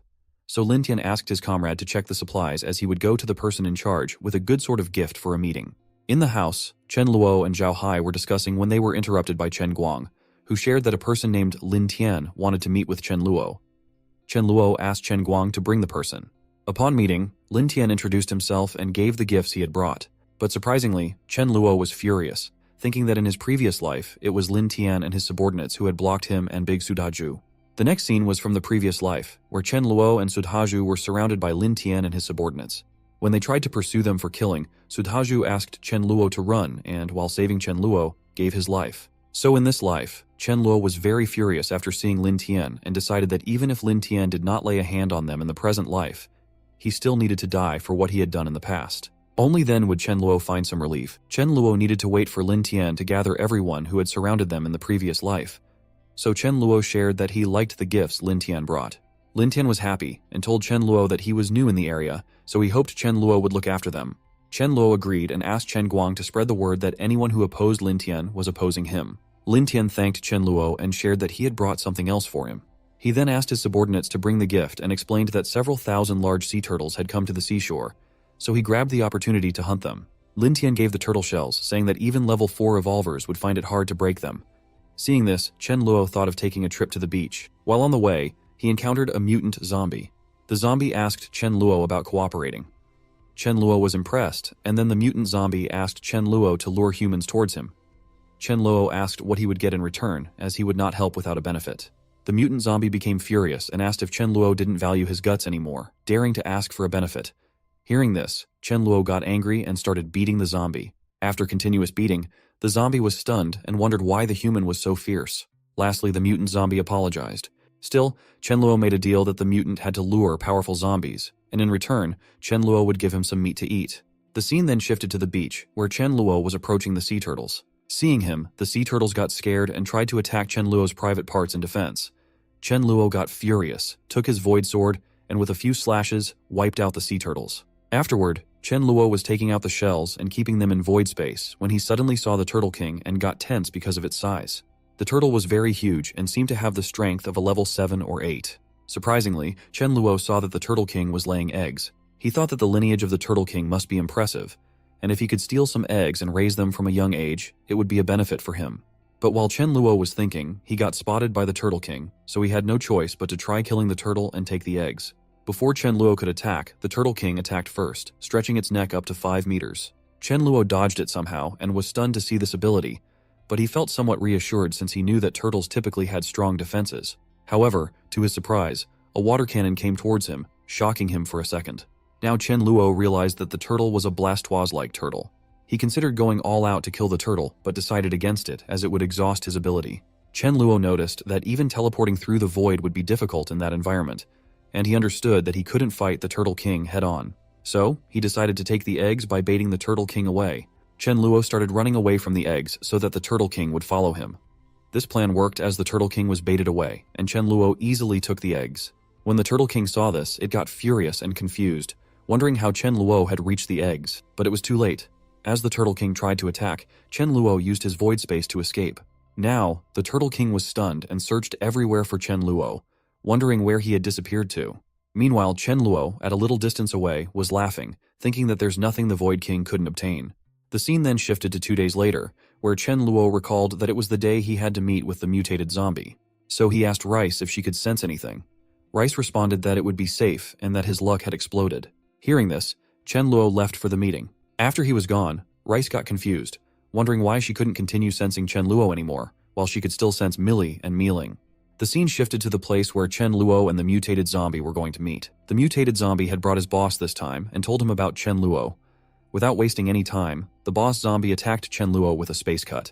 Seeing this, Chen Luo was stunned as the zombie had actually brought a mutated zombie with space-based abilities. Upon seeing the speed of the mutated zombie, Chen Luo became more tense as it was very fast. He was tense because he was confident in dealing with a level 8 zombie alone, but he wasn't sure about handling a level 9 or 10. On the other side, the mutated zombie was shocked to see the ability Chen Luo used to dodge the attack and asked if Chen Luo was also a spatial ability user. Hearing this, Chen Luo was surprised that the mutant zombie knew about it. The mutant zombie attacked Chen Luo again, and this time Chen Luo used his void sword, but to his shock, the mutant zombie didn't get a small cut on its body. Chen Luo wondered what to do as he couldn't cut through a level 9 defense. He even got a cut from the mutant zombie's attack, so now he had no other option but to use his time acceleration ability despite the risk of crystal rupture. Believing in Rice's words, he decided to use it. By dodging the attack, Chen Luo attacked from behind and accelerated time with his power. To Chen Luo's surprise, the attack actually worked as the zombie's lifespan was rapidly consumed. But it was still taking time, and Chen Luo continuously hoped for the zombie to die. However, the zombie still tried to take revenge on Chen Luo. Just a moment before the mutant zombie could reach Chen Luo, it fell to the ground, wondering why this was happening to it. In the end, Chen Luo succeeded in defeating the mutant zombie. The zombie, seeing this, started running to save its life. However, Chen Luo easily chased it down and asked whether the zombie didn't want to play with his guts. The zombie started crying, asking Chen Luo to leave him and not kill him. Chen Luo laughed and said that he wouldn't kill him since it benefited him to lure good-level zombies every week. When Chen Luo returned to the base, Wang Hao told him that he had gathered 2 new pieces of information. First, there had been mutants around the base, and second, the boss of the western base appeared to have a level 7 crystal. Song Linghai came with a list of names of the evolvers he had collected. Chen Luo responded that there was no need to worry about the information, but he was shocked upon seeing the name Jinyuan Jiang and thought that he could be a future king-level evolver. Although he was only at mid-level, Chen Luo asked Wang Hao and Song Linghai to collect all the information about Jinyuan Jiang they could. Suddenly, Chen Luo received a call from Chen Guang, who shared that there was a person named Jiashan being pursued. He also shared that he thought Jiashan would be willing to give level 7 crystals in exchange for their protection. Chen Guang even considered taking the crystal from Jiashan and then sending him away. Hearing this, Chen Luo wondered when Chen Guang had become like that. Chen Luo thought of using the opportunity to create a sanctuary where, no matter how big their mistake, he could settle it for them. So Chen Luo asked Chen Guang to alert everyone, saying that he himself was taking care of Jiashan, and whoever wanted Jiashan or something from Jiashan could take it themselves. On the other side, at the western base, a boy came running towards Jiang, telling him that Jiashan had run to Chen Luo's base, and that Chen Luo was now giving him protection. They got tense as they couldn't face Chen Luo head-on, so they called a mutant zombie named Iron Leg, telling him that it was his turn. Ironhead asked why he should help them, as if he didn't, he wouldn't get to eat. Before Jiang could say anything, his underling came running, saying that someone had infiltrated their base and they couldn't do anything. But before he could finish speaking, he was killed by the enemy.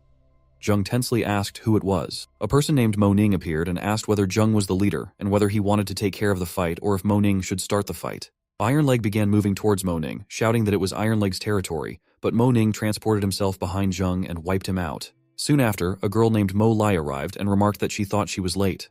Mo Ning shared that the mutant zombie was very powerful, but no one could win against his sword.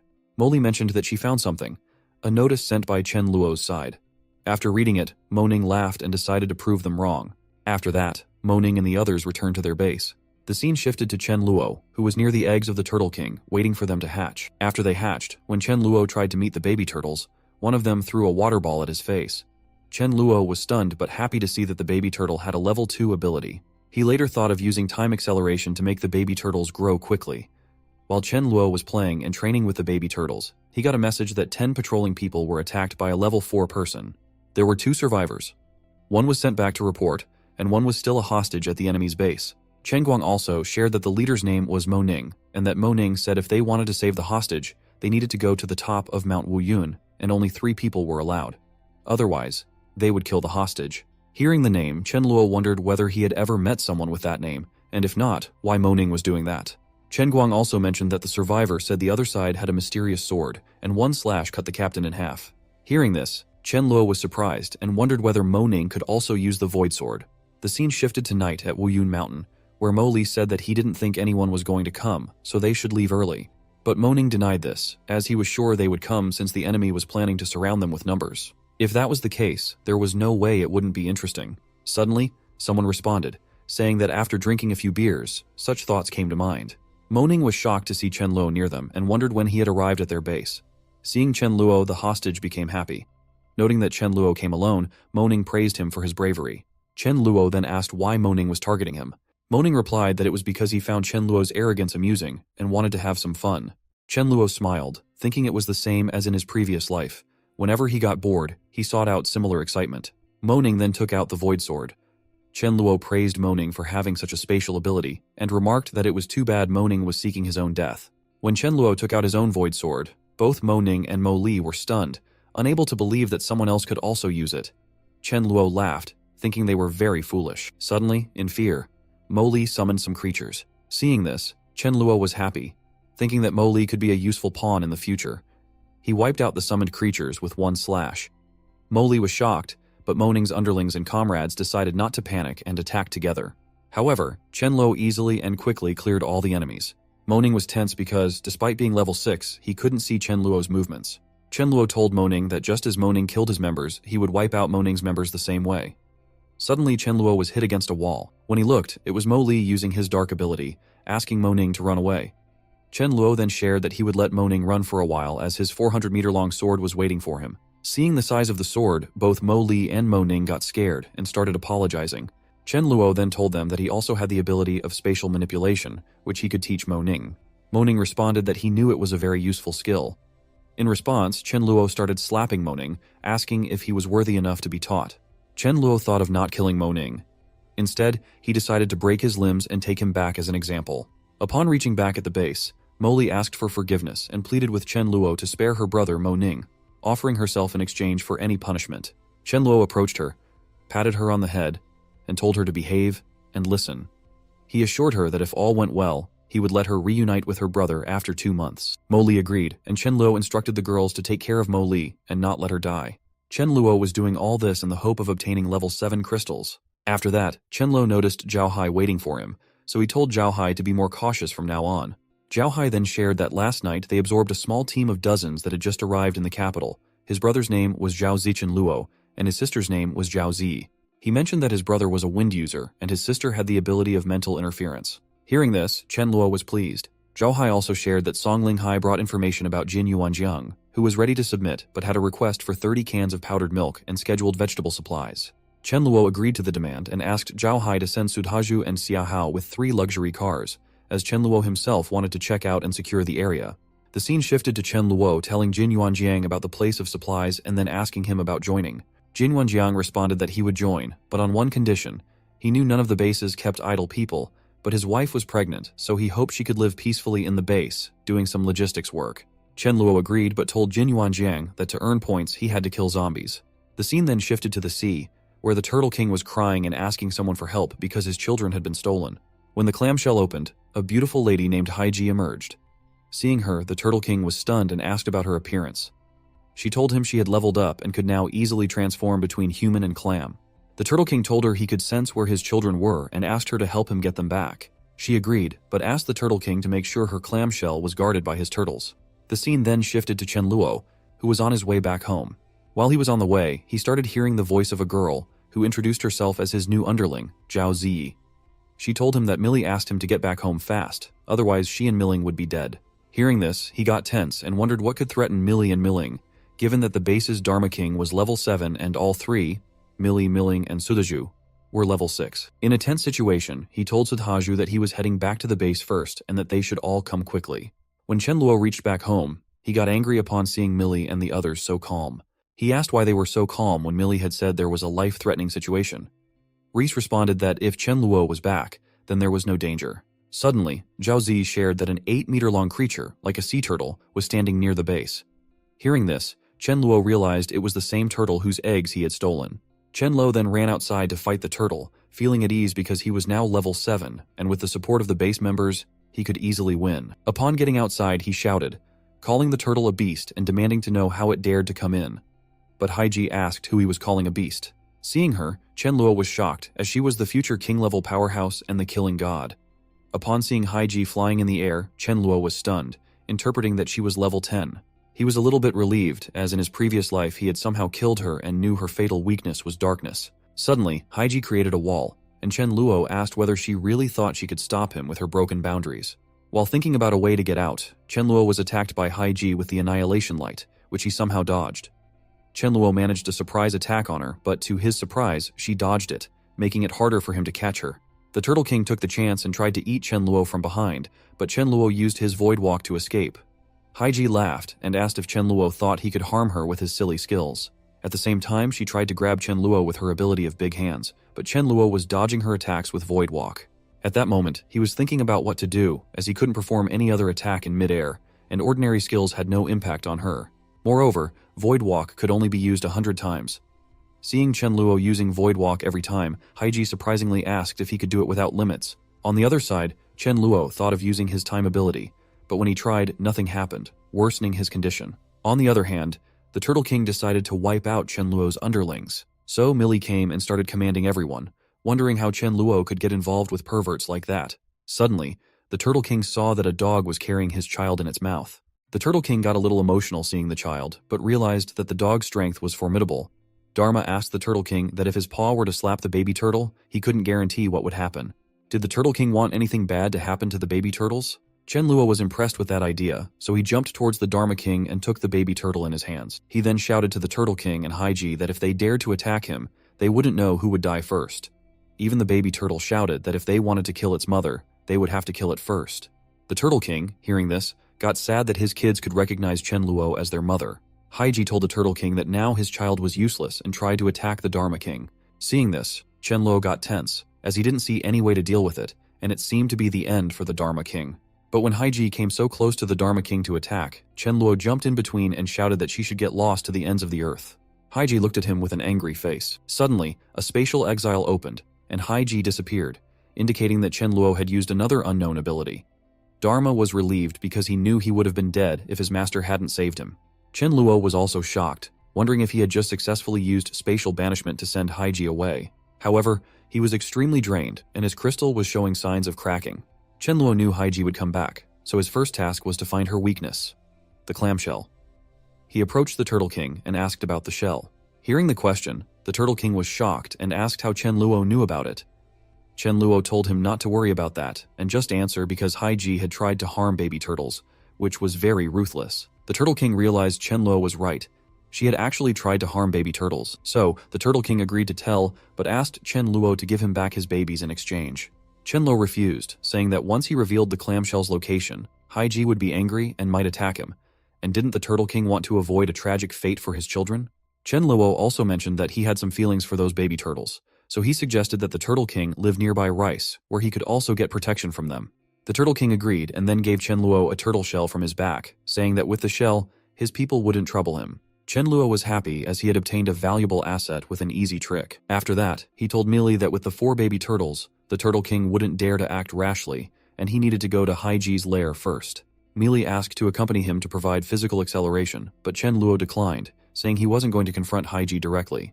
The scene then shifted to another place where Chen Luo was waiting for Haiji, contemplating that destroying the clamshell would only prolong Haiji's life and not kill her immediately. If she lost her reason and went on a killing spree, he wouldn't be able to stop her. When Haiji arrived, Chen Luo greeted her, and she asked, confused, how he knew her name. Chen Luo responded that he also knew that once her clamshell was destroyed, she wouldn't live long. Haiji was initially shocked, but then realized the Turtle King must have told Chen Luo everything. She asked Chen Luo what he wanted. Chen Luo responded that they both knew they had no real grievances against each other, so they didn't need to decide between life and death. He then asked her to consider how long she had lived and how long she wanted to live. Haiji was confused and asked Chen Luo to clarify. Chen Luo shared that he had the power of time and could accelerate its passage and, in the future, he was sure he could also reverse time. Hearing this, Haiji was amazed and asked if he could really do that. Chen Luo responded that she was right, but he could only do it once he reached her level, which would take at least a year. Chen Luo then asked if she could wait for 1 year. Haiji agreed and also said that if he couldn't do it a year later and she had waited for nothing, then he couldn't blame her for being rude. Chen Luo agreed because he knew that who would be rude to whom in a year was uncertain. Chen Luo then told her that he would return her clamshell, but she also needed to prove her sincerity by giving him the pearl on her head. Surprisingly, Haiji agreed to that term as well and said she hoped that, a year later, Chen Luo could truly master the ability to reverse time. Otherwise, he couldn't blame her for being strong in the apocalypse, stating it was wisdom. Chen Luo laughed because, with his wisdom, he had easily gotten both the Turtle King and Haiji on his side. The scene shifted to somewhere else, where a rare mutant zombie was using its radiant attack to incinerate people, drying them up in seconds. Suddenly, a boy arrived and tensely delivered a message. Their leader was willing to offer sacrifices to him, and he could eat as much as he wanted. The mutant zombie laughed and asked if there was really such a good thing. The mutant zombie shared that if it wasn't enough, he would eat them and they should be fresh. The scene shifted to Chen Luo's new base, where Zhao mentioned a new luminous-type mutant zombie currently absorbed by the Changyuan base, located in a small village of North City. Chen Luo thought that no matter how terrifying the mutated form was, with his time ability, it was nothing for him. Chen Luo then asked Rice about the attack and how she felt about it. Rice responded that Mealy had an opportunity, and as for what would happen to him, he should stop asking. Chen Luo was happy, as this time Mealy would get an upgrade. The scene then shifted to the Changyuan base, where Changyuan was happy thinking about the future. Once he wiped out the luminous zombie, he could get a level 6 crystal, which would help him level up. To Changyuan's surprise, his underling came and reported that someone had forcefully entered their base, heading directly towards the room of the mutated form zombie. Changyuan tensely asked if everyone on guard duty had died and how they let Chen Luo in.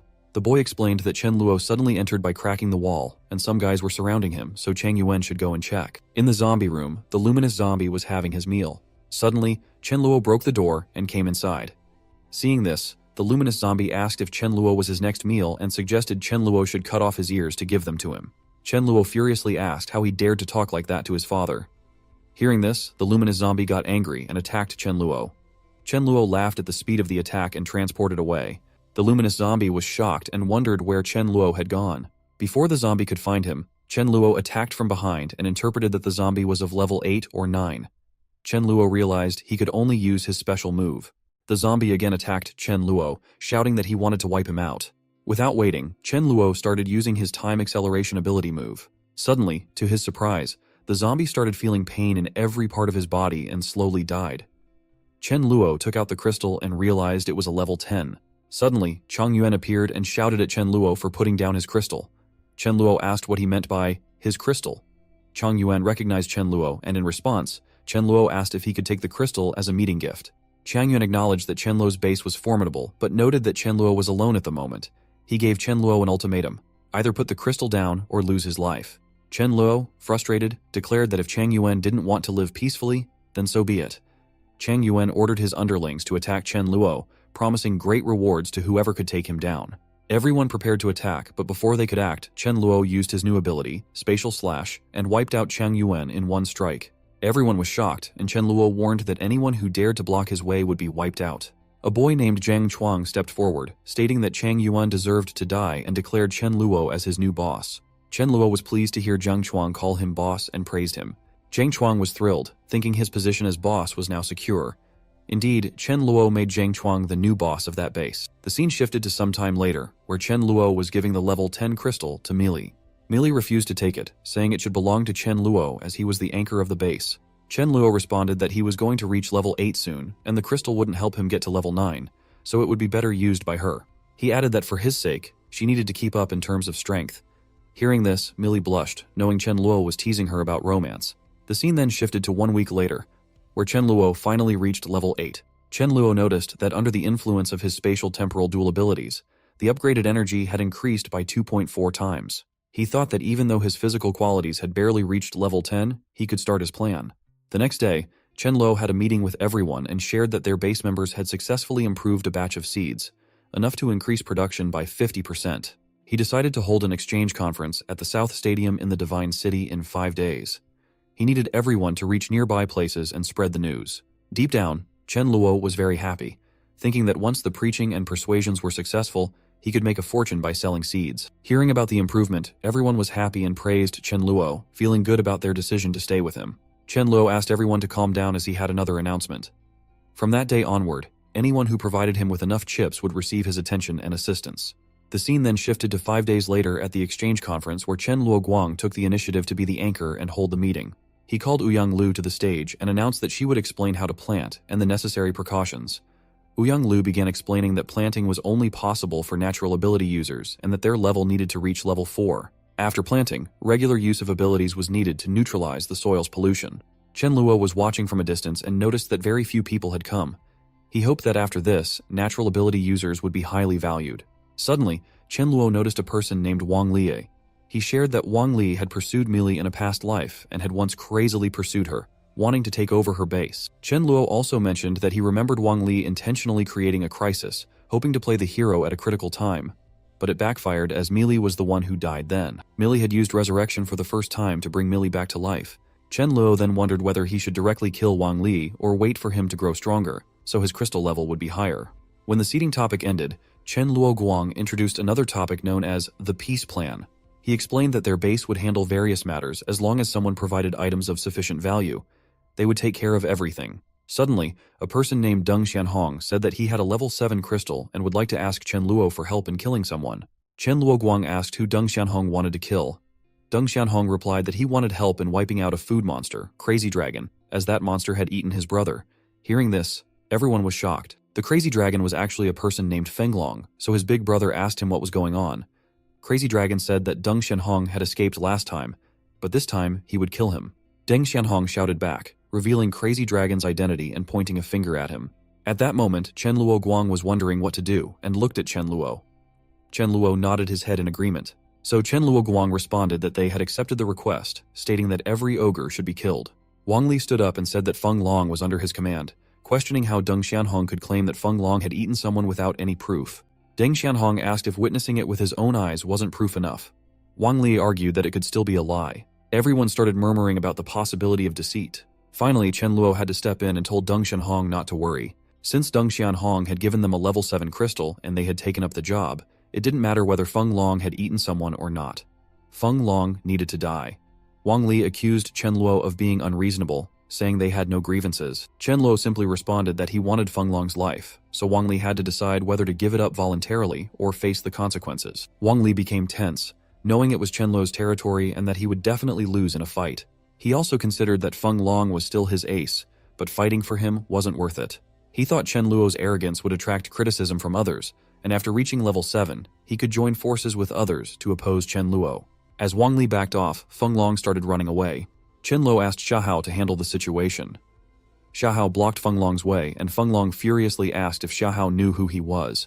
Without responding, Xiahao punched him down with one hit. Seeing this, Wang Li got scared, as Feng Long was his second in command, yet he was defeated in one punch. Xiahao continued to disable Feng Long with a few more punches. Chen Luo then told Deng Xianhong that he could do whatever he wanted with Feng Long. Chen Luo addressed everyone, acknowledging that some might think he was too arrogant and doubt his strength. To avoid such doubts, he revealed that he was at level 8. Everyone was shocked, knowing that a level 8 individual was considered a regional overlord. They wondered if Chen Luo was akin to a marquis in the presence of an emperor. The crowd started asking Chen Luo to demonstrate the strength of a level 8 player. Chen Luo agreed and asked Deng Xianhong how much he hated Wang Li. Deng Xianhong responded that he wished Wang Li were dead too, but he knew that a level 7 crystal wouldn't be enough. Chen Luo had been waiting for this moment and announced that because Deng Xianhong was their first customer, he would offer a buy one, get one free deal. Chen Luo then told everyone to look at Wang Li as he decided to gift Wang Li to Deng Xianhong. Wang Li became scared and wondered tensely whether Chen Luo was going to come after him. Wang Li decided to run because he knew he couldn't defeat Chen Luo. However, the moment he turned to flee, Chen Luo used his Void Exile attack to slash off his head. Chen Luo then held Wang Li's head in his hand and asked if everyone saw that. The crowd was stunned and shocked by the incident. To calm everyone down, Chen Guang explained that Wang Li stored zombies, which is why they did what they did.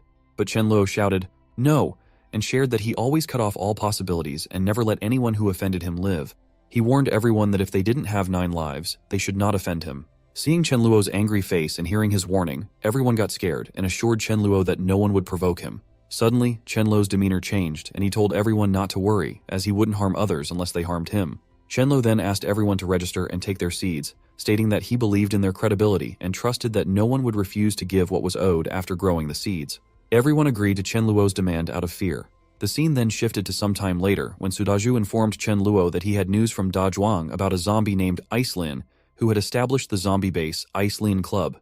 Hearing the name, Chen Luo remembered that Iselin was a formidable zombie, and that the club was a formidable organization created by intelligent advanced zombies. Sudaju also shared that Iselin had taken the opportunity while Chen Luo was away to gather zombies and was probably planning to attack at night.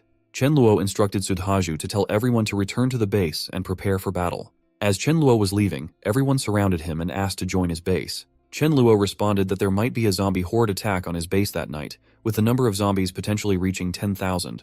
He said that the home couldn't be abandoned and that their arrival on time meant they would all participate in the defense. If they survived, they could directly become ordinary members. Chen Luo also warned them that they could leave now, but if someone fled during the battle, he wouldn't be polite with that person. After everyone made their decision, Chen Luo shared that those who were undecided had been excluded, and those who left had made the right choice. He assured the remaining people that he wouldn't let his people suffer losses. Hearing this, those who chose to stay were happy they made the right choice. The scene shifted to night, where the zombie Da Zhuang reported that they had collected 6,000 zombies so far. Iselin praised Da Zhuang for his work, saying that those companions were enough to tear the enemies apart, and they could quietly watch from behind. Iselin then instructed Da Zhuang to lead the zombies to their destination and return afterward. Da Zhuang agreed but was tense about leading the people against a big shot like Chen Luo, finding being an undercover very difficult. On the other side, Chen Luo was ready, having seen the zombies as the battle time finally arrived. Chen Luo asked everyone to get ready and then released skill 1. Everyone attacked with fireballs, but to their surprise, due to the zombies' obstruction skill, their shots weren't hitting well. Still, the fire ability users kept fighting. After some minutes, Mealing shared that the wide-range fire spell could be cast only twice, and the elemental members were also running low on resources, so it was about time for their next step. Chen Luo then ordered the physical members to prepare to engage in the fight. Sudhaju and the others ran outside to fight the zombies. Seeing the fight from above, Iselin was impressed that the opponents had some skills. Another zombie told Iselin not to panic, as the enemy wall was almost collapsing, and by sending one more batch, they could easily defeat them. But Iselin got furious and said that since the enemies came prepared, there must be a traitor among them. Iselin looked at Da Zhuang, suspecting him of betrayal. The scene shifted to Chen Luo, where Chen Luo Guang told Chen Luo that Da Zhuang had shared a message that the reality of him being the mole was about to be exposed, and according to Da Zhuang, Iselin planned to kill him and then organize a new batch of zombies. Chen Luo thought that he hoped to make Da Zhuang the leader of that clan, and if Iselin killed him, it wouldn't happen. So he decided to face Iselin himself. Before going, he asked Chen Luo Guang to have Meili and Miling take over the situation. On the other side, Iselin was beating Da Zhuang, asking why he had betrayed them. Suddenly, out of nowhere, Chen Luo came up behind Iselin and asked if he was the leader of the zombie base daring to fight against him. Iselin attacked with his ice crystal attack at Chen Luo, but Chen Luo smiled and just slashed away his head. Then, Chen Luo waited for Da Zhuang to come and attack him to clear his traitor identity. Da Zhuang understood what Chen Luo wanted him to do, so he stood up and started shouting about how Chen Luo could kill his big brother, and he was coming to take revenge with everything he had. So Da Zhuang gives a punch to Chen Luo, and Chen Luo acts like he got defeated. Chen Luo then runs away, saying that he will come back to take revenge on Da Zhuang and the others. But deep down, Chen Luo is happy that no one will suspect Da Zhuang as a traitor anymore. Everyone is impressed with Da Zhuang for punching Chen Luo without any fear, and asks if he wasn't afraid that Chen Luo would use his sword to kill him. A zombie named Black Thunder says they can't afford to offend Chen Luo for now, but they need a leader and suggests calling the group Thunder Black Group. Da Zhuang punches Black Thunder and asks what he means, as their big brother just died and he is already eager to take the position. Da Zhuang then continues to punch him until he apologizes. Black Thunder apologizes, but Da Zhuang now needs to wipe him out to set an example. Everyone starts calling Da Zhuang their leader, but Da Zhuang tells them not to, saying they are all equal with no big or little, and from now on, their clan name will be Brotherhood Alliance. Da Zhuang then goes back to Chen Luo and asks about his performance. Chen Luo praises him and tells him that he will help him grow and to never forget to recruit more high-level intelligent zombies. Lastly, Chen Luo gives a crystal to Da Zhuang as a gift. Chen Luo is wondering why the zombies are retreating so quickly, thinking the crystal harvest will be quite abundant for some days. Suddenly, he gets a telepathic message from Zhao Zi that Haiji has sent her a message saying she found a level 10 creature. Chen Luo should come and help himself get the crystal to harvest and promote quickly as promised. Chen Luo is happy and asks Zhao Zi to tell Haiji that he is coming. The scene then shifts to the sea where Haiji meets Chen Luo. Chen Luo greets Haiji, calling her sister. Haiji says that recently some nuisances were bothering her, so she took care of them for him. She then gives him some crystals as a gift. Seeing this, Chen Luo is happy as he got 2 level 7, 2 level 8, and 1 level 9 crystals just by calling her sister. Chen Luo asks her not to worry as he will work hard to advance soon and help her. He then asks about the level 10 creature. She tells him it's in the sea and asks Chen Luo to wait by the shore. Later they will join forces to kill it. After 10 minutes, Haiji returns with the creature out of the sea.